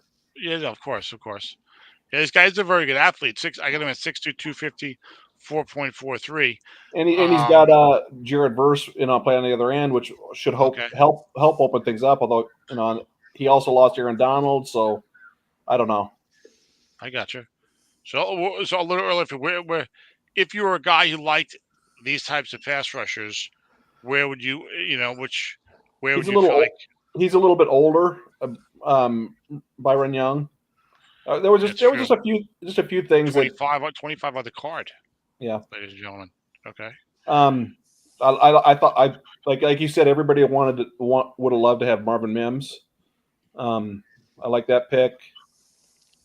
Rico Dowdle's kind of a sneaky pick as a guy who probably will be the Cowboys' leading rusher by the end of the season. I don't know if he'll have a great average. Ruggs isn't bad either. Starting center on a pretty good team. Yeah, pretty good quarterback. Yeah, and in the very bottom, I didn't care for as much. Demario Douglas, I think might be a little underrated, but I mean, I haven't. Just what I'm reading, I haven't really watched him or anything. I don't really even know who the guy is. And I kind of ding him for the quarterback situation in New England. Oh yeah, definitely. Wasn't a big fan of Starling Thomas. I think Tommy DeVito has had his 5 minutes of fame. Will Lutt's an older kicker. What do you guys think about Marvin Mims as an actual receiver? I heard that they like kind of held him back partway through the year, like they didn't really let him get out there a lot. But when I saw him play, he looked. I don't know about receiving skills, but he's explosive as all hell. He's fast. I kind of see like McCole Hardman or John Brown. Like, is he kind of undersized, like a Tutu Atwell? Maybe not quite as small as Tutu, but yeah, he's a little undersized, but super fast. Mm-hmm. There's always a ton of 5'11" receivers in this draft. The speedy guys. I think Trey Tucker. I know he's 5'9", 185. I liked him too. Yeah, I liked him a lot. I don't need a receiver. He's a guy I was thinking of drafting anyway. But there's not many guys built like that outside of Tyreek Hill who can be really the every down. Yeah. Worthy looked pretty good last night. Oh, yeah. I started him in my fantasy league too. Pissed off. We're doing next year's show already. Yeah. So I want him. Let's see. On to Green Bay, Kurt. You got Will right. Anderson? I'm really glad that you showed you here, Dennis. What are we doing without you? Scroll down the thing now, Dennis. Yeah, scroll down. Yeah, you could have given me. I know what he did. I did every time I heard you guys change teams, I came over here and scrolled it down. Did you really? Yeah, he's been on it. Oh, I thought someone else was doing that. No, that's me. Nice job, Dennis. No credit. You're like Russell Wilson. Are you resuming hosting activity now, or are you pretending like you're here by speaking and then running so away from it? I think my favorite pick on the Packers was the guy I can't even say Tuli. I'll just call him Tuli. From the Chargers. Tuli Pelotu? Yep. There you go. Sound it out. Paul traded up quite a bit to get him in Autumn Wind. Yes, he did. Seems like a good player. But, it's one of those, like, how's he going to be rated type of things. But in the third round, I mean, you can't complain. He's going to be another designated pass rusher. I guess he could get a defensive end rating, possibly. Nowadays. Well, they're going. They're going. I think they're going 3-4ish, I believe. Yeah. He has a 6 run rating. He does some effective job there. I'm a little nervous about some of the holdover Charger players because of Harbaugh. Am I wrong about that? Should I not be nervous about some of them? This guy seems like a Harbaugh kind of player, though. Okay. Well, I like this guy. I do like him. But so you got Will Anderson, 6 overall. I mean, Will Anderson checks all the boxes. I mean, one thing I was surprised that he's a lot smaller than I would have thought. Like if you would have asked me, I would assume 6'6", 270 or something. Without really knowing the guy too well. But he's only. I don't have it here. Yeah, he's 6'3", 243. I couldn't believe he was so slight. Wow, that's linebacker size. Yeah, but he had a 77 run grade because apparently he's just a great football player. Yeah, so, that's amazing. I would never have guessed that. Yeah, I mean, unless I have that wrong here, but yeah, so obviously number 3 pick in the draft, but he had good rookie numbers: 77 run grade, 77 pass rush grade. So when you put that out there, I'm like, oh wow, and he had a ridiculous 7.02 NFL pre-draft grade, which doesn't always mean a lot, but it's just a small data point, I would say. Probably not one I pay a lot of attention to. This year, pay attention to it more because I've not done video scouting on guys, but a lot of things to like about Mr. Anderson, I would say, including the Houston Texans, who I think have got just a tremendous ceiling. I mean, everyone likes the head coach. We see with Stroud. The organization seems to be making good moves. So I mean, they should be emerging. I don't know, as soon as this year, or or maybe in a couple of years, as one of the heavies in the AFC, trying to foil the Chiefs, who will I think always be there as long as Mahomes is there. What do you guys think about the Texans? I think they're going to have a tougher schedule this year. So some of the stuff that they got away with last year, you might see them regress a little bit record-wise, but they're on the right track. They're hitting that. What were they last year? 10-7. I think so. There will be no regression, Dennis. You take that back, because they had a rookie quarterback out there, Dennis. He's got a whole season under his belt now. But just because Russell Wilson is dwindling, the whole league has got a year of tape on him too. Yeah, well, good luck. Yeah. They had a whole year of tape on Patrick Mahomes kicking their ass, but it didn't stop him. This guy's got the quick release. This guy's got the quick release, the quick decision making, the rifle arm. Yeah, he's the real deal. He reminds me of Marino. How many Super Bowls did Marino win? 0. My complaint, my concern with the Texans has nothing to do with C.J. Stroud. That is an old roster. It is not a young roster. They were playing Texans. It's not an old roster anymore. That was 2 years ago. Very old roster last year. It's like the 5th or 6th oldest roster in the league. Remember, they had guys starting like Jerry Hughes and just go down the roster. It's a couple of years ago, Chief. They got Danielle Hunter. If he can stay healthy, he's another old guy. I'm just saying. Yes, they added another veteran, but their average age was one of the oldest in the league. They're a year older, and they are replacing. But they've been developing young players also. Who? Well, they got a second-round corner starting on the left side. They got Toto we just spoke about. They got, let's see, offensive line. You got Juice Scruggs is now a second-year guy starting at center. Kenyon Green's a third-year guy starting at left guard. They're bringing the young guys up to. He shouldn't be starting. He's back from injury, so So they were. I mean, they had no picks and all this stuff, and they were acquiring talent. They were very old 2 years ago. I bet you they won't be as old this year as they were last year. They're the 12th oldest team by average. I think the playoffs. No. I think the playoffs are a reasonable goal. I don't see them being a serious contender this year.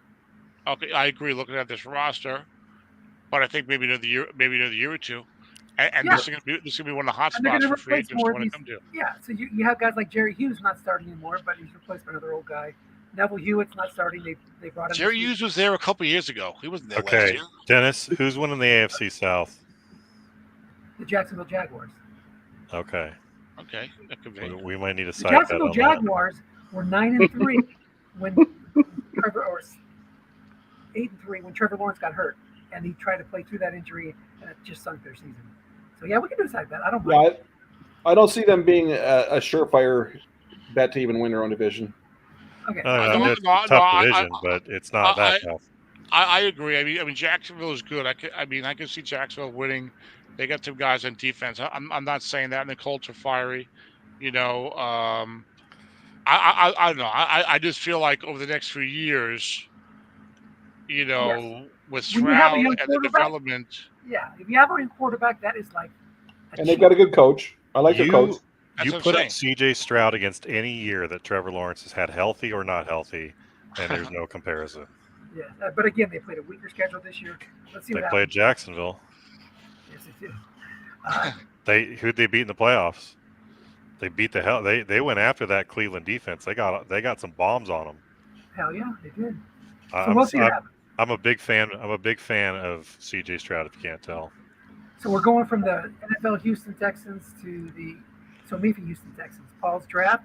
No. Green Bay. We gave him short shrift. Well, Anderson Jr. We need to start giving short shrifts. I do love. But we got through most of them. Oh, come on, Jackson Smith, Njigba. Oh, I do like Njigba. I love getting Jake Browning in the 5th round on a team that I think needs a quarterback for the year, and Kurt's a good coach. maybe get a little, playoff action with the stopgap. How about that, James Dennis? Conner, good running back too. He's fantastic. I tried to get James Conner from him before I went. I tried to get Demario Davis from him. Dennis, tell us about Jackson Smith Najigba. Well, he's going to get more touches this year. They have a new offensive coordinator in Ryan Grubbs, who's bringing a lot of those concepts, those modern motion concepts that's going to open up the offense. I think that Geno Smith will have a better year. I think DK Metcalf may have his best year yet. And Jackson Smith and Jigba will eventually take over the number 2 spot from Tyler Lockett. That's what I'm saying. One of the things I like about Jackson is that Tyler, of course, and everyone gets older, Tyler will be faded that phase, near the end of his career the next couple of years, and there's just a spot right there ready for him to step into it. So yeah, I'll be curious to watch him. Now we can move on to those Houston Texans, Dennis. Hope you don't mind. And as you said, Kurt is a fantastic coach. He never does like what me and Nathan and you do, Tom, where he just trades off all his veterans. He's like Ed, where he's competing every year no matter what, even if he doesn't have great teams. I miss the rule of 53 in Seattle, Dennis, for what it's worth. There's a rule of. Oh yeah, okay, that's right. Yeah, for those who don't know, the previous offensive coordinator and Pete Carroll had this thing where if you run the ball, or 53 times, not run the ball, but you have 53 plays, something crazy like that, where they didn't want to have explosive plays. They wanted to keep the game close until the fourth quarter, keep it on the ground, and nonsense. So, on to Paul. Okay. Kincaid, first round pick. Talks about him. I like Kincaid. We all liked him a lot. Good value at that spot. Yeah. Did he break the seal on the kickers by taking Butker in the third round? He did. He did. Number 1 kicker in the set. Really good guard too. I think that was a political statement by Paul. Were you surprised he didn't take the Cowboys kicker? I think they're about the same age, aren't they? Actually, that's a good question. I didn't look at the age. I was just looking at the number of years they've been in the league. Yeah, plus the bombs that Dallas has. 95. Let's see. Yeah, they're really close to the same age. I looked at it because I thought he was they're about 4 months apart. He was a soccer player, wasn't he? Are you just now looking at their cards there, Tom? Well, I didn't need a kicker. Bucker's got 5 to 12 touchbacks. Yeah, look at that field goal out to 5 to 43. 12 touchback. I know. I feel out. Oh my God, 2 to 10. I feel out. There's like 3 guys like that in a row. Yeah, I feel outmanned by a guy can only go out like the 38, 39. Yeah, pretty nice. 33 to 43, 2 through 10. He's like automatic. He's better than a bunch of guys extra point kickers. I'm waiting for these guys to get out to the 50. All you gotta do is get cross midfield to get like a 2-9 field goal. He kicks 60-yard field goals better than probably a quarter of the league does extra points. Nice. Hey, if you need a kicker, you can probably go get Michael Badgley pretty cheap because he's got 2 kickers. Going to have to cut one by cutdown day. So reach out to Paul if you need a kicker. We talked about second half of the first round, the draft quality sliding off after pick 11. Dalton Kincaid, we talked about safe picks, one of the safer picks, like we talked about with the Minnesota receiver. I forget, it was Dave escaped me, Jordan Addison or whatever. So that was just like a safe pick, which I love that. Trey Tucker has got legitimate deep threat speed. So I like those guys. Back out of the draft's always one thing. Well, maybe focus on the early picks. Moving on, Indianapolis. All right, down to Indy. Jeff Wendlandt. He takes a first-round running back every year, it looks like. I knew he's going to take Bijan. I was like, I wonder if he'll pass on one this year. Well, he took Clyde Edwards-Helaire, 15th overall in the 20 draft. 21, he took Michael Carter in the 3rd. Etienne last year in the 1.6, and 6th now overall. 1.3. Well, this one out of mind. The Edwards-Helaire, I remember not liking that one, and Etienne took about 1.6, and he already has Jonathan Taylor, right? Well, Etienne's card is no, he doesn't have Taylor. He better not have Taylor. No, Where's Taylor? I thought it was this team. Nah. No. Might be. Brad Lane's got Taylor. Yeah. That's right. Okay. All right. How about his other picks? Anybody there? I mean, Zay Flowers at 230-27. He looks pretty good. I mean, I kind of liked Tank Dell and Jackson Smith and Jigba. I don't know why. Well, that 11-yard average for Zay, and then we still have to have some bias, I think, against Lamar because he runs so much for how much a receiver can put out in that system. Maybe that was part of my issue when I wrote the list up. Is he's always freaking hurt, and so when he's out, these guys go to hell. Because there's no one throwing them. They're just. It's like watching when Mark Andrews. If you play fantasy football and you have Mark Andrews or you have Zay Flowers and Lamar eventually gets hurt, they go to hell. They just turn into they're not very exciting to watch anymore. I mean, they might still end up with a good card, but it's just not very exciting. I like the pick of Aiden O'Connell in the 7th. Yeah, we'll probably get over 100 passing attempts at some point this year in the 7th round. I didn't care as much for the Byron Young pick. Yeah. Maybe that was the other Byron Young. I'm not sure. No, he said DT when he did it. Unless he got him confused. I don't know. I guess he get him confused. But I mean, he was a decently high draft pick too. I haven't really read much good on him though, so I don't know. Well, I mean, the Raiders let him. I mean, he's in the league, but the Raiders let him go, which tells me quite a bit. Back-to-back guards in the early 3rd. Cody Monk had bad rookie ratings. I read good things about Sadie Sal, even though he's out right now. He's from Canada. Who knows? All right, moving on to the Chargers, right? Yes. So this is TJ. I always think of the Paul of the Chargers. Okay. Will Levis, we've talked about a lot. Look, you don't have a quarterback starting the NFL. You're picking 18th. You kind of have to take him. I'm not big on him. Nathan, you said you could see him doing all right. Other guys?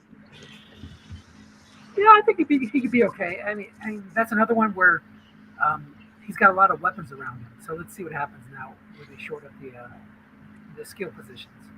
About half the quarterbacks taken in the top 33 of the NFL draft fail in the last 10, 15 years. So it's likely that about half the guys here will fail. So how do you define failure? Being bad and no longer starting very quickly. Christian Ponder? Okay, so, no longer starting. Is he a failure? Very quickly, I said. Very quickly. Okay. I mean, you know it when you see it. Sam Darnold, Vince Young, Jamarcus Russell. Zach Wilson. Zach Any Wilson, Jets quarterback in the last 40 years. Ken O'Brien was not that bad. Ken O'Brien did pretty well. 30 years, you're in good shape. But the opposite of C.J. Stroud. Just say that. Boomer Esiason was great. So was Brett Favre. Just said Brett Favre for 1 year. That was about development guys. Okay. John Jacob Jingleheimer Schmitz was in the late 3rd round. Starting center, terrible grades as a rookie. He's on the Giants. Everybody hates the Giants. They're not going to be good. But he's starting. Darrell Williams, a lot what I liked. Bo Melton was interesting. I mean, he's not starting or anything, but all these Packer guys, all these no-name Pack receivers had good receiving grades last year, including him. Tyler Scott on the Bears, speedster. They got a ton of guys in front of him. But 8th round, maybe long-term, does something well. Any other comments? Is Flacco going to start for him? Oh, no. I think Flacco is going to start. No, Will Levis got a better card than Flacco. Yeah, I just looked at it. Oh, yeah? Unless you like turnovers. I guess that's going to be kind of a long-term concern with Will Levis. I have all kinds of concerns, but it's mostly mental with Will Levis. I think they're mostly mayonnaise-based. That's part of it for sure. Well, let's go to Las Vegas. He just did not seem like a guy who really – he was not I mean, he's a strong-arm quarterback, but not – he took a lot of chances. And maybe that's being a rookie, but I thought he took even more chances and made a lot of bad decisions, even for a rookie. And one thing we see strong arm quarterbacks, almost all these guys have at least pretty strong arms. It's like the exception is when you see that Chad Pennington guy, you're like, oh, this guy really doesn't have like what I'm used to seeing out there. Like, yeah, there are levels, Josh Allen, etc. But almost all these guys who get drafted in the top 33 have got pretty strong arms. Well, I guess you got to have confidence you can fit the ball in the window, but we'll see what happens with Levis. I just think he might be a guy who has a few more interceptions than you want, even if he does stick around the league. Okay, so would you put him in you expecting failure, Zeb, even if we don't ask you to define it? I don't know how to define failure. I mean, I wouldn't be surprised if he starts for a few years, but I would be surprised if he's one of the top 5 quarterbacks in Ed's ranking.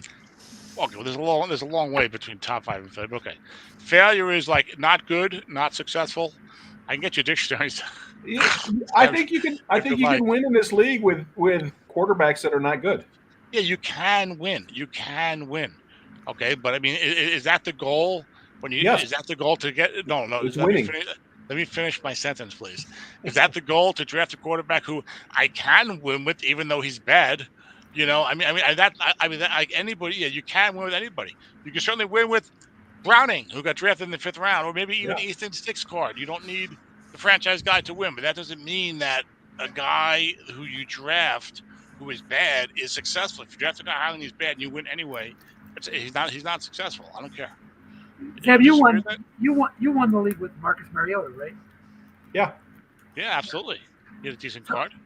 So was he a failure or was he successful? Because he didn't last as long as you'd like, but he was pretty good. Marcus Mariota was a failure as a top quarterback in the NFL, absolutely, and in strat, absolutely. And Zeb, and you can win with a guy who's just not great. It doesn't make the guy success. It doesn't make the guy a good pick. I mean, Zeb didn't get what he wanted out of Mariota's career, did he? Mariota is a successful franchise. When you draft a trade for a guy that high, you're expecting a long successful career as a good quarterback, at least middle of the league or whatever. Mariota wasn't that, so I would say he was a failure as a franchise quarterback. He was successful for Zeb that one season in which he won Super Bowl, and I would argue that but just because you win the Super Bowl with a guy doesn't mean that the guy was like a successful pick. You can win the Super Bowl. I mean, Mitchell Trubisky was the other quarterback in that Super Bowl against Zeb. Okay, so with Mitchell Trubisky, he has to work his way into the show. So with Mitchell Trubisky, if Mitchell Trubisky does not throw that interception in overtime against Zeb's Cowboys, it gets returned for a touchdown by rookie sensation Marlon Humphrey, as called by yours truly, Tom Cook, and Joe wins. Would Mitchell Trubisky have been a successful franchise quarterback for Joe? Probably not. Probably not. I can't even get a no. Okay. And Mitchell Trubisky. Okay. Well, I got to turn his career around. Mitchell Trubisky found out through the grapevine that he had a Somifa championship. He hits the books. He becomes this amazing, quarterback in the NFL. You never know. Okay, on to Las Vegas. He didn't do LA. Do the Rams. I'm going to go back to Rams because I'm going by the order of the rosters. So Las Vegas is next. Okay, I got to scroll down. Okay. Look how difficult this is. A couple of wide receivers. A lot of skill positions here. I like Mitchell. I mean, if he has an explosive card. Doesn't have 50 carries, so he's not going to be as useful in Somifa as he might be. But if he comes back healthy, I can see that being a productive pick from a 5th round. Always nice to get a running back who's done something on Baltimore. Yeah, exactly. He was like A-chain. He was averaging like 8 or 9 yards a carry, wasn't he? Yeah. So that could be really good for Jeff. And I love that. Anytime on 3rd down, because like these guys can barely play. And it's like 3rd and 3. Here comes the start off the bench. Like, oh no! I took him in autumn wind. I'm like, dude, you better not. If you go up by 15 or I go up by 15, he's coming in. He's unlimited. Yes. Right. So now hold on. Vegas. I was gonna say Michael Wilson. I liked that pick. I was disappointed I wanted to get him. He was one of the last like 10 decent receivers. Also, the guy in the Raiders who might do something. Adam Butler, the 0-7 defensive tackle, killed me. I wanted him for the year. I didn't know his tackle pass rush in 3rd down, but he took him. Okay, not a lot of picks here traded. Well, Adam Butler, I think, is one reason that Byron Young is no longer in the Raiders. I mean, he's an older player, but I guess he had a really good off season. And he had a decent season last year to get a 0-7 rating, and I think that Butler is actually going to be a part of their defense for the next year or two. He's a former high pick early when he was in the draft, right? Is he the former Patriot?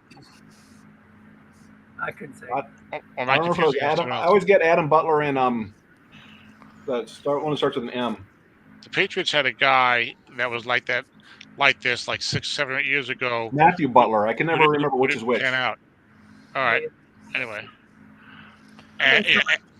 he gave too much for the corner 5-2. All right, the Rams. Wayne Unruh. Zach Charbonnet.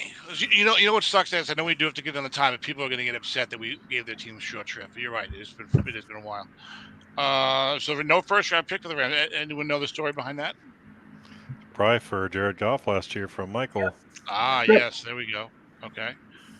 Well done, because Wayne usually has a pretty good roster, but has had some difficulty at quarterback. So Goff's Another guy trading for quarterbacks. talk about turning things around. That's right. Not that hard. Taking a lot of skill positions to put around him. Mm-hmm. It's never too high a price if you get the right guy.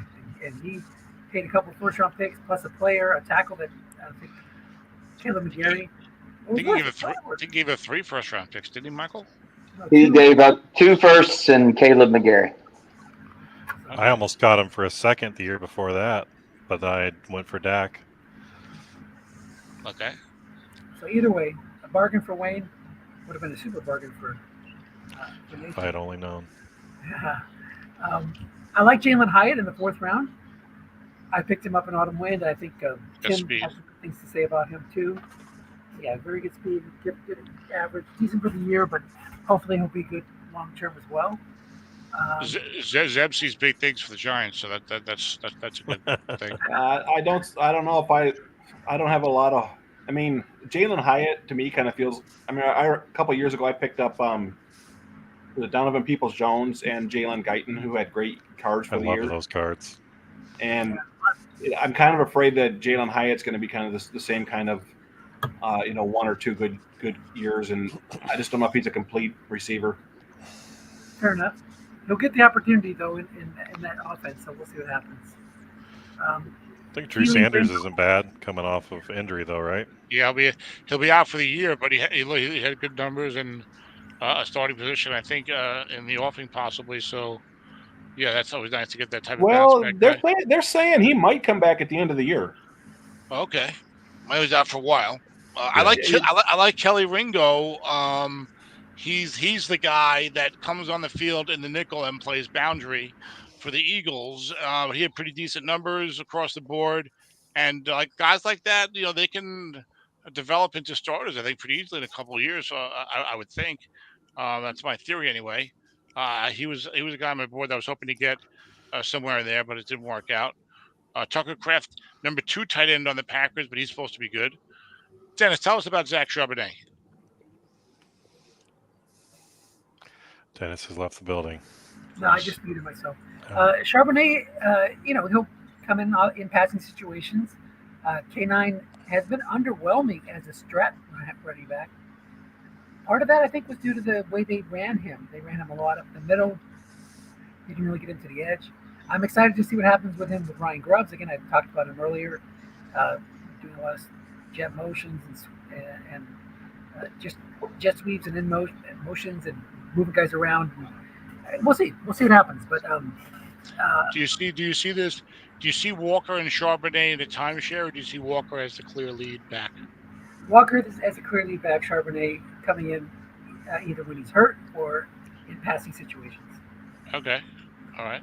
I think Charbonnet's going to have a little bit of a role. I don't think it's. I mean, I don't think it's going to be 90-10, but I don't think it's not going to be 50-50 either. Okay. Yeah, I'd say 70-30 is probably about right. I mean, he's good. I think he'll get some touches, and then even if he doesn't work out, Wayne did make a nice kind of backup pick by taking a well-regarded player named Eric Gray, who also stars for the New York Giants. I can't tell if you're being facetious. Is he said the word stars for the New York Giants, so I think he was. Does Eric Gray have a good write-up, Zeb? Well, Eric Gray probably will get a lot of play this year. No. Just because the team is so bad. I put him behind Noah as the best Gray in the league. All right, let's move on to Minnesota. All right. Marquise Bell. We were all wondering where that 6th outside linebacker would go. Not 7th. Michael Walker. Yeah, exactly. The next Michael Walker. Marquise Bell. What a great pace. I mean, if you have a decent team for the year, and Dale has already shown he is the king of the 4 wide, and will not be stopped, and he's had great success. So like pretty much whatever he wants to do is fine with me, I would say. I always have a very hard time stopping that goddamn 4 wide.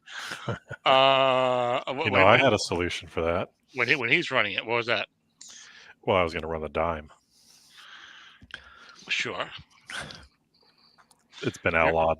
No, you're allowed to run against a 4 wide. Yeah, well, you can't really have the personnel for it from a 3-4 though. No, that's true. So, but yeah, I love getting that outside linebacker 6 late second round. If you're going for the year, I mean that's such an impactful thing there, and I'm guessing he is. Emmanuel Forbes looked like he will never ever do anything. Do we kind of agree on that, or? I hope he does, but probably not. And then he's like, I want to make sure I have the best returning in the league. So he took Darius Davis, was already like an LP. I think Darius Davis is like an LP and the number 4 returner in Ed's rankings. And then he still takes Tylan Wallace in the 5th round anyway, because it can only be a number 2 punt returner. So yeah, I know Tylan Wallace is real good, but I think that's a little bit overkill there. I like Oluwatimi is a center with some potential eventually. He's not starting now. Same with Isaiah Foskey. I like a guy like Foskey. His numbers weren't awful. 2nd round pick. Not starting because of quality in front of him, but there's some older guys there. Maybe in a couple years he emerges. I like that. A little bit along the same lines with Charlie Kolar. Cameron Mitchell's a slot corner, Nathan, right up your alley. I don't even know what it is. He's a slot corner in Cleveland. There you go. I don't know what to say about Clayton Tune. The Tylan Wallace has that touchdown on 4 on a punt return. Yeah, but he has to be only a 2 returner, and he drafted the number 4 LP in the entire set in the 3rd round. Right. So he improved. He did improve. That's true. I was only a 5th rounder, but I was just surprised. That's all. So all I know is when I played Dale, I'm going for it with those guys back there. Yeah, he has a touchdown on 3, Darius Davis. And Tylan has a touchdown on 4. This one goes to 11, as they say. Yeah, you see, Nathan, my defense will be it might be very bad this year. So I did want to have too good of a punt returner because I don't discourage people from punting. If it's in their minds at all, they will now. Then maybe they'll feel okay about punting. Well, I do have Gunnar Rizolke, but touchdown 2 only. Now, Zeb, you've been killing the New York Giants, telling us how terrible they are. I don't know what you have against Joe Golden, but would you like to discuss their draft? Well, I just say that the real-life Giants probably would be a better team if Joe Golden was running them. That is correct. Absolutely. I would agree with that. Actually, back to Minnesota. I do think that Marquise Bell. I call him Michael Walker, but from everything I've heard, he's actually got a chance of being a decent safety. Although I don't know how if that's gonna be this year or next year in Dallas, depending on their personnel. So unlike Michael Walker, at least maybe some future there. Well, but I don't think Michael Walker's got much future as a linebacker. Well, I said unlike Michael. Oh yeah, Walker. yeah, unlike So like him in being a 1 year wonder as a 6 rated linebacker, but probably more future. Yeah, I got you. I always like Joe's drafts as far as the Giants. I was a little worried about, like a lot of us, probably backed off of Rashee Rice just because of the because he's gonna end up in prison. Off season he had. But I mean, I like these other guys: Tyreek Stevenson, Jordan Howden. I was looking. I like Stevenson a lot there. I was really good value. I was trying to get a running back, and I actually was thinking about Amari DiMarcado, and me too. Was disappointed that Joe took him. Yeah, sneaky, effective, especially if you have a good quarterback and decent enough guess right to help you down by the goal line. Sean Ryan was playing at guard, wasn't he? Yes, starting guy for Green Bay.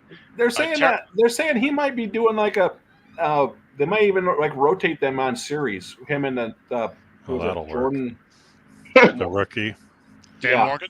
Yeah, no, not Dan Morgan. Something Justin Morgan or something like that. Captain Morgan. So I don't think shows unraveling. It sounds like as the rookie gets better, Ryan will probably be getting phased out. But who knows? Well, that's why it probably lasted. But I mean, yeah, 7th round, you gotta be happy getting a guy that's playing. Yeah, last pick of the 7th round. So who is Jake Bobo? Jake number Bogle, four wide receiver, tall guy. Yeah, he's Think of already- Ben Skowronek, maybe. Is he on Yeah, Seattle? slow, good hands. Okay, because when he had taken, someone said, hurry and take him before Dennis realizes he's available. So I figured he was a Seahawk. Well, Definitely. Dennis was on the clock during all this time, so he was. I had to go to the store. So I tried to tell you a guy. I don't think anyone even drafted him, too. Yeah, I know. Maybe it was something else. Okay, Jets. Yay! ETS Jets. Whoa. My eardrums. Okay. Sorry, guys, but it was well warranted. It's the price you have to pay for my CJ presence on Stroud, the show. number 1 overall. I told the coach in Autumn Wind, and I'll tell you, if that was your only pick, it'd be probably a better draft than anyone else had. That's a so we stopped there. fantastic quarterback. Yeah, we can stop. Although I do like Jartavius Martin where you got him too. Yeah, and I like Roshan Johnson. That's a great card. And, who knows how many more good cards he can get, but he's shown he can be effective as a running back. I like Roshan Johnson, but I know his opportunities are limited. But I really like the tape a lot. I think can actually be a good NFL back. But, tracking with running backs is pretty good. Not going to be great or like that, but I think he'll have a career and be a good back. But we'll see. Maybe I'm wrong. Well, if nothing else, you'd absolutely want to have another guy with McCaffrey in the goal line area. I mean, goal line offense is a big deal. It's I think huge. People sometimes underestimate it. Yeah, my red zone percentage, I'm always inferior to my opponents. That's not good, Tom. I don't think that will be the case this year with CJ Stroud. I'm usually about 10% less effective than my opponent in the red zone. And I think a lot of it is my defense. I think I'm doing something wrong. I was going to say, do you feel like it's your offense or your defense? Because I would probably both, but I think it's primarily my defense. Because even like my SSFA team just now, which had a great offensive line, and like McCaffrey and other backs, Derek Cawthorne. As you're talking about this, I recall you gave up a red zone touchdown to me in the championship in SSFA at the last second. Yeah, well, I gave up. Well, after settling for a field goal in the red zone. Oh. So there's the microcosm right there. I gave that stupid long gain on the first play after the kickoff to Mahomes. I didn't double team. I was like, should I double team? I don't give me the opening. Nah. Yeah, exactly. So Tom, you got Brandon Ayuk, who has a 4 run block rating in the full house formation. Well, that's exciting. To a 5, you get that offensive onside in rating. So runs him in, runs towards his direction. Thank you for reminding me, guys. And if I use the one and only Patrick Ricard as a fullback in that situation, I'll be in good shape. Yeah. One guy you haven't talked enough about, Tom. What can you tell us about Segun Olubi? It's true. I have not said enough about. I thought he was a center on the Houston Rockets. Am I wrong? Sengun. You're right, but I have not spoken enough about Segun Olubi today. From what I read, he is the 199th pick of the draft. How about that? From what I read, he's the. It's weird. I had him listed as a starting will linebacker for the Colts, but also coming off the field when they go to linebackers. I'm like, that doesn't make any sense, but that's what I read. So I was like, much like you guys, let me get the bullshit outside linebacker in the 4-3 late in the draft, and maybe you get something. That's what you do. Exactly. See my 10th round pick, Demetrius Flanagan-Foles, for more of the same. Although he's clearly that's only until Dre Greenlaw comes back, though, isn't it? I got Dre Greenlaw now. So, good. I feel even better about cutting him. I think I have one guy too many. So no number 1 pick next year, but you got 2 2s and 2 3s and 2 4s. And CJ Stroud. Yeah, and I see what you're saying about your team not being a powerhouse. It's got all 4s in the backfield and the secondary except for 1 6, and then you have no 7 pass blockers, 2 5s and 3 4s. Yes, I have a lot of 0s and 4s on defense, and no 7s in the offense. A lot of 0 4s on defense and a mediocre offensive line at best. I would say a well below average offensive line. I'm pretty sure, Dennis, you won a Somifa championship like a year or 2 ago. The team just like that. And I think my SSFA team was just like that. Yeah, get that offense going. I'm not as good of a coach as Dennis, though. No, but you just got to take the ball first and outscore people. They never hit you. So keep going. Yeah, Well, try to well, outscore him, Tom. That is the key to victory. Get a lead and keep it. So if I can make him score less Buy, than I, buy my well, $500 book. so I need more points than the other guy. I think I got it. Try to do But no, that. I believe me, I do intend. There may be some accusations, if I'm lucky, of running up the score this year, because I'm up 14, like midway fourth quarter. I'm like, I really can't just relax here. Dude, Because I know. this I've played defense with is those teams. If 14 is not enough. no, you know. So yeah, Okay. we'll see. Over to Philly. Joe D. Yes, He's the I one tell that you, took Paris Johnson. I tell you, no second round pick. But boy, if I've gone from 0 to hero on Paris Johnson Jr. during the course of the show. I like it. That's a good value. Yeah, I mean, number 23 overall, 6th pick in the draft, starting offensive left tackle. Did not have a bad rookie pass block grade. That looks really nice. And I really like getting Will McDonald where he did EIEIO because Noah's on Reddick, right?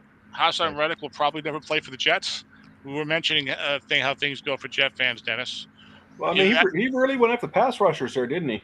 Yeah, yes. Either Reddick will never play for the Jets, or he'll come back the week that Rodgers is injured for about 5 weeks. But I've read some decent things, some good things about McDonald in training camp. So, he's undersized, but a good pass rusher. If you like pass rushers, that'll be good. I think Tyree Wilson is the bust and always will be, but it's a late 4th round. Why not? That is the round for first round busts. Beach Ojulari, I've read a lot of good things about him, his performance as a rookie, edge rusher, and he's out for the year, but you get him in the late 4th round. I love that. That's great. Kobe Dean's a fine, solid starting inside linebacker for the Eagles. So I think no second round pick. Your first pick is number 23 overall, and I think a pretty nice job here for the first 5 picks. Though I think that Tyree Wilson will never do anything. All right, over to Pittsburgh. Only 5 I picks. guess I'm the only one that can talk. Okay, my bad.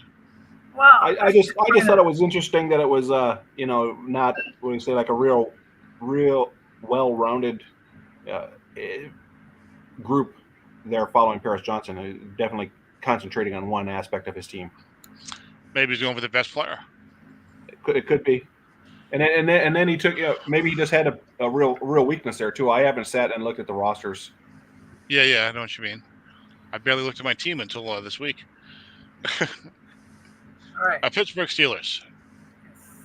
So they picked up a first-round pick for me for next year for trading Gus Edwards, among other things. The Gus bus. Joey Porter in the first round. I really don't understand this draft. Well, how come Miles Murphy in the 4th round? He's not on the Steelers. Is everybody else on the Steelers? Yeah, you're right. Yes. Yeah, but they're reasonable spots. I mean. Yes, I'm just joking. So I didn't even realize it at first. That's awesome. Yes. Yeah, that's pretty cool. Yeah, I'm not a big Broderick Jones fan, but at number 31, why not? Herbert has got some ability. Also, the slot guy in the 5th and returns punts.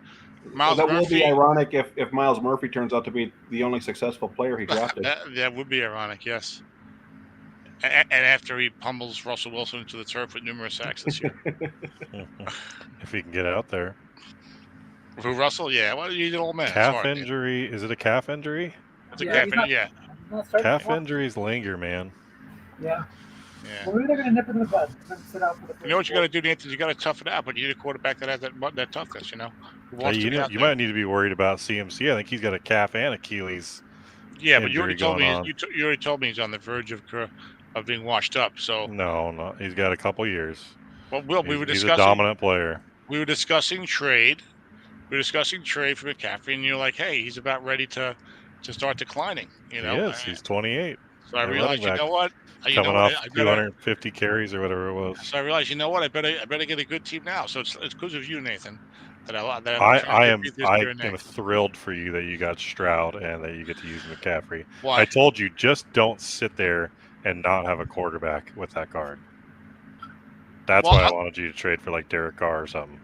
I was going to get Jake Browning. Jake Browning is not bad. Give me a break. Jake Browning on my team with that flat passing and that long passing and my running game, and I add another running back to McCaffrey. Now you're making the argument that you were just arguing against Zeb for. What are you talking about? You can win with something like that, Well, we're maybe, talking but from it's 1 not. year. Have you looked at Jake Browning's card? No. How many long pass wrong units does he have?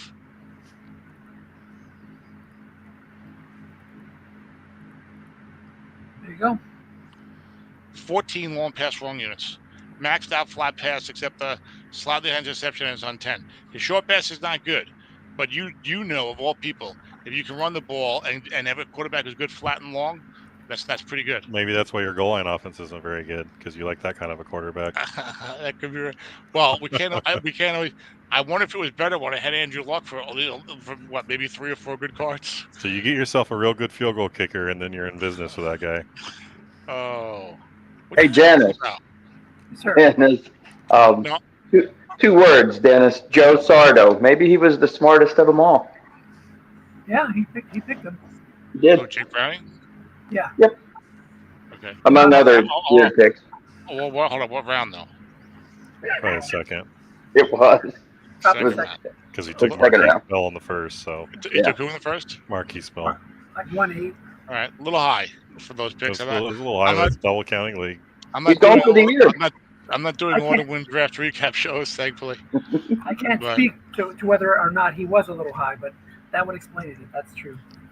Yeah, but you're I mean you're right, Nathan. Having like Derek Carr or some of these quarterbacks, they don't have the short passing cards for the other guys. Maybe I'll see the red zone. My defense is horrible, so who knows? I don't know. We'll see what happens. It's not that bad. All right, For sure. San Francisco. All right. Look how many running backs they've got. Wow. 10. Royce Freeman, Jaleel McLaughlin. I think Ed's had enough trying to find these little bastards. One of these guys is going to pan out. Well, I Did mean, I like Jaleel McLaughlin from what I've been reading. Is he might- supposed to he start might for Denver? surprise. I think it's kind of No, like, Javonte's going to start. He had a good I don't camp, and know. he's healthy. He's healthy. we'll see. It could be a timeshare thing. I have autumn win bias. Please tell me he's healthy. I need Javonte to play well. I'm not a big. Good, I Nathan. might rather have Jaleel. I'm not a big Javonte fan, actually. I know. Tim was big on him when he drafted him. Well, Well, Sean Payton didn't draft him. I can tell you that. Exactly. Yeah, you never don't overlook that, Michael. Nope. Yeah. Coaches like their own players. Interesting strategy for Ed, who was able to trade a late round pick for Michael Thomas. I didn't realize at the time that would be his second receiver. So all those halfback picks in a draft that had a very deep wide receiver class, and he wound up not taking anybody. You know why I think that happened, Dennis? Tell me, he was drafting for Arizona? It's not his cup of tea. That's what happened there. Yes. Very true. Very true. In autumn wind, I felt like I kept seeing a receiver come up, and it'd go right before where I wanted to draft him, and then you take your next guy on the board. Sometimes it just works out that way with positions, but a lot of running backs to. I think he's trying to address the situation there. And I think And he Ed traded more, for Aaron Jones. and I think Ed is more of like a defensive guy too. You know, your first 2 picks were defensive guys. Then you grab a running back in 46. Riley Moss is a starting corner from what I've read. So you got to realize 3 picks in the first 4 rounds. And Well, he knows those running backs. Defense. Like I'm not like trying to. When I was talking about McCaffrey, I'm not diminishing what he is at all. But I'm just teasing you. I know. Age-wise, and this is Ed's thing. He said it multiple times. He doesn't want to spend those kind of assets on that kind of a quickly diminishing asset. You know what I mean? I can promise you that I expect McCaffrey to decline. I was just enjoying busting your chops over the. Does this league have positional maximums? No. Only a quarterback, kicker, and punter, and returners. returners. All right. Well, he could carry 10 running backs then. Yeah. Yep. Yeah. But yeah. Well, this is how he's built his teams for a number of years, though. Yeah. He's He's won championships with very mediocre running backs. Not having 10, but with a lot of running backs. And I think he does, and I don't think I think he's going to go like defense or offensive line over receiver in general. There's always exceptions, you know. And I'm not sure if any of these receivers popped enough for him to say, "Yeah, I'm going to go for one of them." Like CeeDee Lamb. Like when CeeDee Lamb came into the league, we were all like, "Oh, he clearly looks like a number 1 receiver." You know what I'm saying? like these Mario Addisons and Tank Dells and these other guys. It's like, yeah, they're good receivers, but they don't look like CeeDee Lamb look coming in, or like Larry Fitzgerald look coming in, or Julio Jones, that type of guy where it's like, whoa, this is the guy who's like going to be all pro every year or whatever. You know what I'm saying? Plus, is there an easier position to fill than wide receiver? No, Probably not. It's the weirdest, and it's weird. You see no wide receiver trades because no one will pay what they're worth because you don't need to. No one will give up anything for them. If you take a receiver, if you take a tight end, you really want to either they need to just be elite, or you need to really like them. You know what I mean? I did trade for a receiver last year, Nathan. Cool. Who was it? Brandon Ayuk. Oh. I think it was Deion Dawkins though, but I think it was Deion Dawkins in a 3. It was Deion Dawkins in a 3 and a 5 for. Well, we're talking player for player though. I'm usually dealing draft picks because of. I feel like draft pick wise, you're rarely going to get your value back. On those positions. Well, I was able to trade. CeeDee Lamb in SFFDL for 1.9, which became Will Anderson and Baron Browning. So that stands for the Scrubs Football League. Yes, the Scrubs for fraternizing Dennis lovingly. So wow, sounds illegal. Okay, so it's not going to help Ed this year. I see he did take Charlie Jones as a punt returner. Yes, probably will be a backup wide receiver next year. I eyed him, but I didn't think go. Yeah, I am Pierre Strong is I think the number 2 running back for Cleveland, right? And he's okay this year. Jeremy Ruckert is a 3rd round pick, is back up to end. So even think Bigsby was like a 2nd rounder. Yeah, but he sucked last year. But these guys are all Jets sucked last year too. I know. It might be good this year. They might be. But yes, these guys are all like contributing NFL players. I feel like with like Strong and Charlie Jones and Ruckert, well, I mean Jones is also returning again for the Bengals this year. You're getting a little more like guaranteed playing time than normally you might get in around 6, 7, and 8. I'm not that big on Collegiate Canty. Isn't he a 3-4 defensive end? He was the 1st rounder for Tampa, wasn't he? Yeah. Yes. I don't know much about him. I did some draft prep this year, but I missed a group of guys, and he was definitely one of them. Oh, he's a pass rusher. He's a pass rusher. I got him at 6'1". Go ahead, Dennis. I'm sorry. I was just gonna say he is a pass rusher. He's not the opposite guy. Yeah. No, I thought he was one of those 3-4 DI guys, but he's not. He's 6'1", 287. He had a 69 pass rush grade as a rookie. So I like that a lot better than what I thought. I thought he was. I hate those 3-4 defensive ends who give you like a 5-1 every year. Like those guys, I don't want those guys. You know what I'm saying? JJ Watt. I think that Collegiate Canty was a guy who was probably a best fit as like a pass rushing defensive tackle out of a 4-3 though. Okay. I mean I think he's a little bit a misfit as a 3-4 defensive end just because of his size. Like I don't know that he's in the best scheme for him in Tampa. Yeah, and only 4.67 in the 40. You might think a little faster than that for a so-called 3-4 edge, depending on the guy. It's not like Lucas Van Ness. I got a 4.58. And not that I'm a big 40 guy, but I'm not that I think that means that much. But I think it leads into what you're saying. If he's a little bigger and a little slower for an edge guy. Yeah. Isaiah Foskey, 6'5", 265, 458, 2nd round pick, 40th pick in the draft. I like that guy. All right. Okay, on to the Seahawks. We talked about my Tampa. running back in the first one. Seattle. We gotta scroll up. Quentin Johnson, your most interesting pick to me. Yeah, I think he's got the opportunity to do some things in San Diego now that Keenan Allen and Mike Williams have moved on. One of the worst coaches in the entire league is left. That's true too.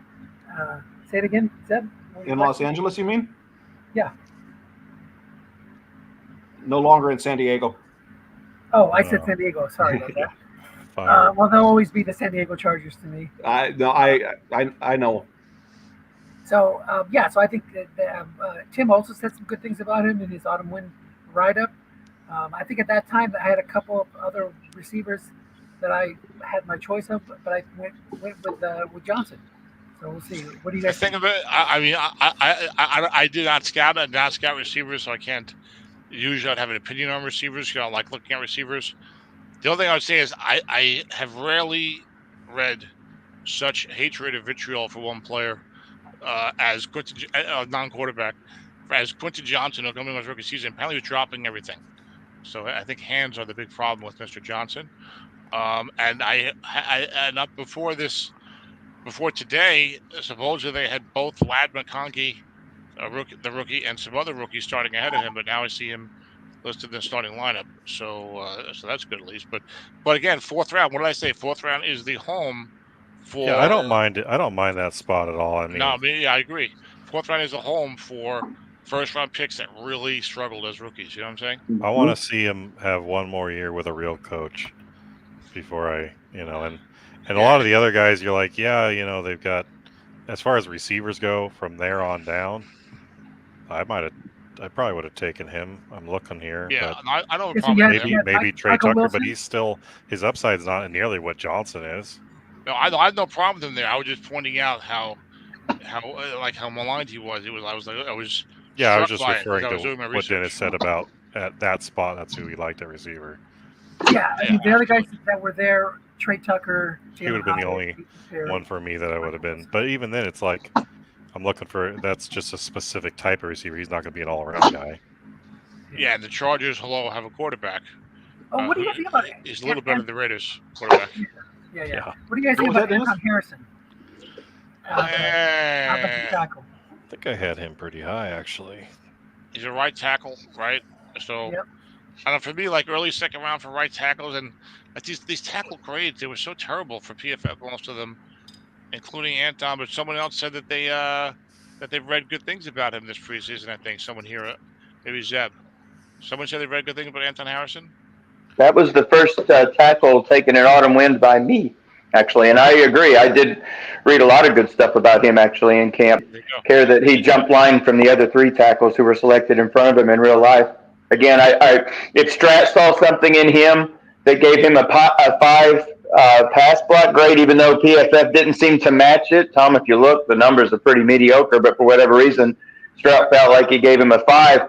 So if they've got something in their mind that says he's a good pass blocker, maybe that'll carry on. Well, he had a 61 pass block, which is not bad for a rookie. That would not turn me off. Go ahead, Nathan. He had the lowest. It says he had the lowest pressure rate of any rookie offensive tackle last year, also. And I had read some good things about it. I had him pretty high. I think I had Paris Johnson, then him. So nice. Yeah, there you go, Dennis. I liked him. And and it's an emerging offense, possibly. I mean, Trevor Lawrence was playing well before the injury last year, and has a lot of ability, of course.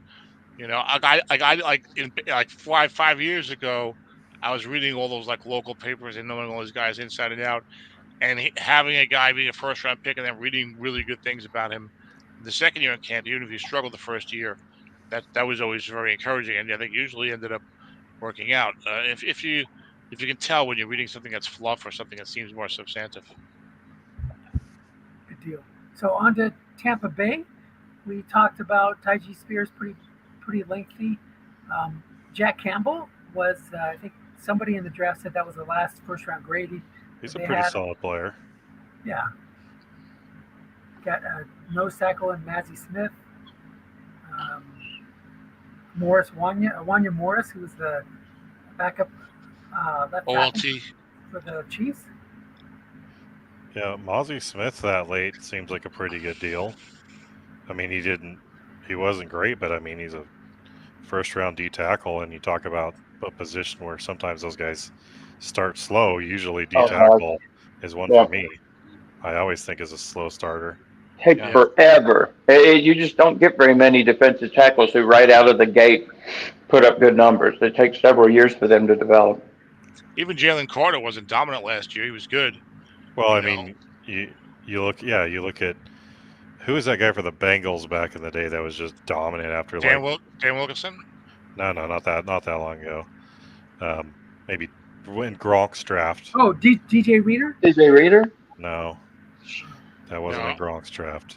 Anyway, There's Justice quite a Smith few was again, defensive right? I mean, guys, even like Christian Barmore didn't look too hot, and he's been looking a lot better lately. And seems like that's a position for sure that they take at least a year or two. And when I say the fourth round is like the home for these first round picks that didn't show anything as rookies, I don't mean to disparagingly towards those picks, because some of those guys work out. Like I got Melvin Ingram in the fourth round one year. Another time I got Andre Dillard. It's like you draft a guy. That seems to be where they land in our draft. And like Quentin Johnson this year, right? And then sometimes they work out, and sometimes they don't. But I think that's like a good spot to take them. I was thinking of Geno Atkins. I think. Oh, there you go. Joe, what a great player. So I'm warming up to this Ty G. Spears pick thanks to you guys. I like Ty J. Spears. I just was surprised by some in the first round. But after you guys' explanations, we looked at the rest of the field. If someone needs a running back, I think it makes sense. I don't know how I feel about Jack Campbell. He was a first-round pick, supposed to be an inside linebacker. So he's supposed to be a good player. So I mean, that helps. When I watched him last year, he definitely caught my eye. I mean, I didn't watch like tape or anything like that, but him and Brian Branch, I definitely made a mental note that those are guys that be interested in. Well, that means a lot, I think. I'm really down on Nolan Smith, but again, this is near the end of the third round. So DJ Turner's lightning fast, but struggled as a corner. And Wanya Moore's backup OLT. I love that. Like seventh round, eighth round, you get a guy. Offensive lineman's a good spot. You find like a third round pick who's a backup at a good position. I mean, who knows? On a great offense that you're not going to get have the guy getting sacked 50 times. Yeah. All right, final team, Tennessee Titans. Who gets sacked a lot, Nathan? Giants quarterbacks. Oh, I think it's Russell Wilson. Anyone I'm playing against? Maybe holding on to the ball too long. Maybe not this year though. I don't have the pass rush I used to. Tennessee Titans. Where did he get all these draft picks from? Okay, a lot of them come from you. A smart man, I'd say. So let's go around the room, and I'm here, but please be honest. You guys, I gave him number 9, number 23, 3 second-round picks, and Kenny Clark for 1.1, and then a 4 next year. Do you feel like? How do you feel about the deal? I would have paid more. I would have been willing to pay more, but I'm a fanboy, I guess. Yeah, I don't think you can overpay if you get the right quarterback, and I think that you got the right quarterback. And this draft in particular, those second-round picks are not as valuable, or not as much of a sure thing as the usual second-round picks might be, or the second-round picks in a spring league. So I think you paid an appropriate price, but I think that you both are going to be happy with the results. Okay, he did a good job with these second rounds, it looks like. So 1.8, Sam Laporte, a really good player. You guys all like him a lot. You were happy with this selection. I was surprised he would go this early. I like all these picks. I like all these picks all the way through Chase Brown. I really like all those picks, I think. And you're talking 6th round after that. I like Sidney Brown as well. And I mean, Luke Schoonmaker in the 6th round is fine. And Kendra Miller is a bit of a head case. That's the only issue. But yeah, you can extend it down further. So I mean, even though I thought it was too high for Laporta, he's obviously a really good player. So it's like that. Talking about no questions, he's obviously really good. I think Jamison Williams is the riskiest guy there in the top of his draft. Yeah, big upside though. Yeah, with 6 guys there, taking one sort of risk with a big upside is not bad. And you got the homer issue because he's a big Lion fan, of course. So I don't mind that, especially when you have all these, like he has all these picks coming. He's like, look, here's a guy that might be a superstar. What the hell? I'll gamble. Well, and I feel like what's your floor for a guy like that on that offense? That he's a huge play guy with big gains and a nice bomb 40, card, but maybe not a great flash short. I think the floor is that he's no longer playing in the league in a couple years. Yeah, well, I think he's better than that, but everyone has that floor, I guess. But Jalen Carter, I mean, they were raving about this guy. I mean, during the draft and stuff, like can't miss, disruptor, has like crazy strength, and Ndamukong Suh like strength almost. I think I heard. And attitude. So I feel like that's if he gets in trouble, that's going to be what it is. He seems like a bit of a psycho. I run it. I greatly prefer to run a 3-4. Here's a guy that's like, yeah, I could take him and still run a 3-4. I'll be fine. Make him the nose tackle 5 if somebody's getting 6s. Down the road. So I thought that was great to get him there. Jameson Williams throwing the dice, but a big upside. Skoronski, I like this pick a lot. I mean, I read a lot of good things about him. Number 11 pick in the draft. It's pretty high for a guard too. Yeah, it's They very don't high generally for get guard. picked unless they're something special. Yeah, Well, I mean, he was. They weren't sure he was a guard when they drafted him, though. Yeah, it was converted tackle, right? Tackle. Yeah. Mhm. Yeah, Maybe more Robert Gallery. So I read really good things though this camp about him. So I like that pick a lot.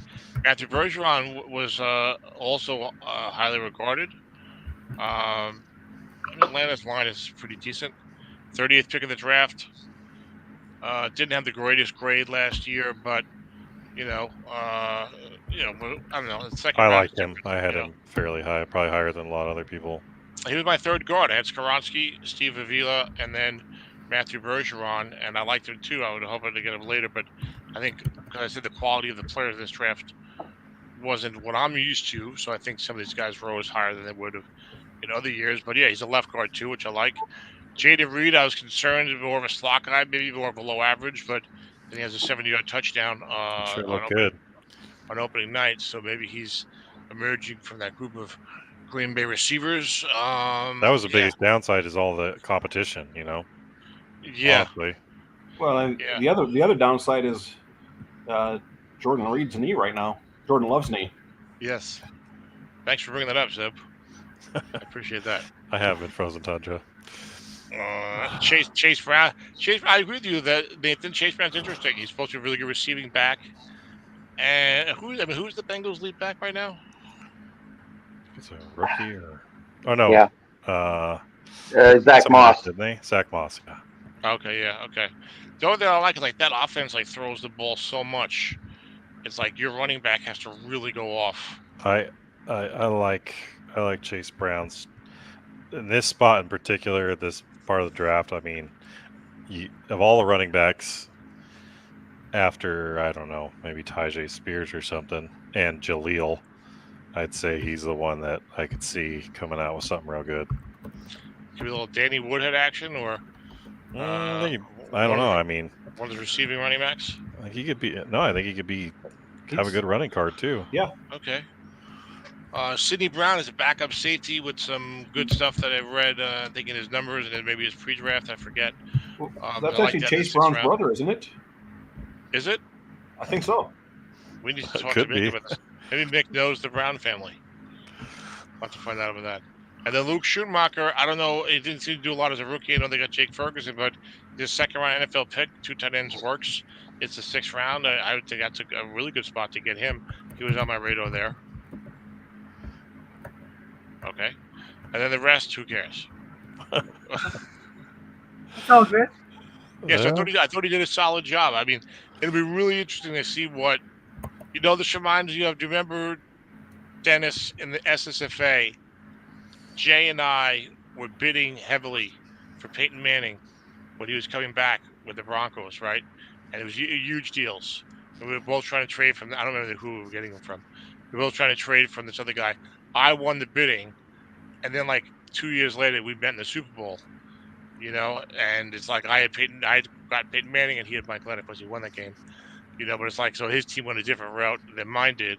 So I'd just be curious to see what Mick's team looks like in a couple of years as a result of all this, because it takes these guys a year or two to get going. Yeah, but and then what my team will look like, Yeah, but even though you gave up a whole load of picks, you still have a whole load of picks, so he'll be fine, and I think both teams will benefit from it.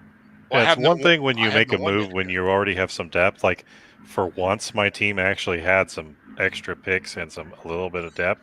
So making all those moves, it was fairly painless. So and you're in a better position than me as far as overall the team. I think you're going to be just fine. You definitely won't regret it.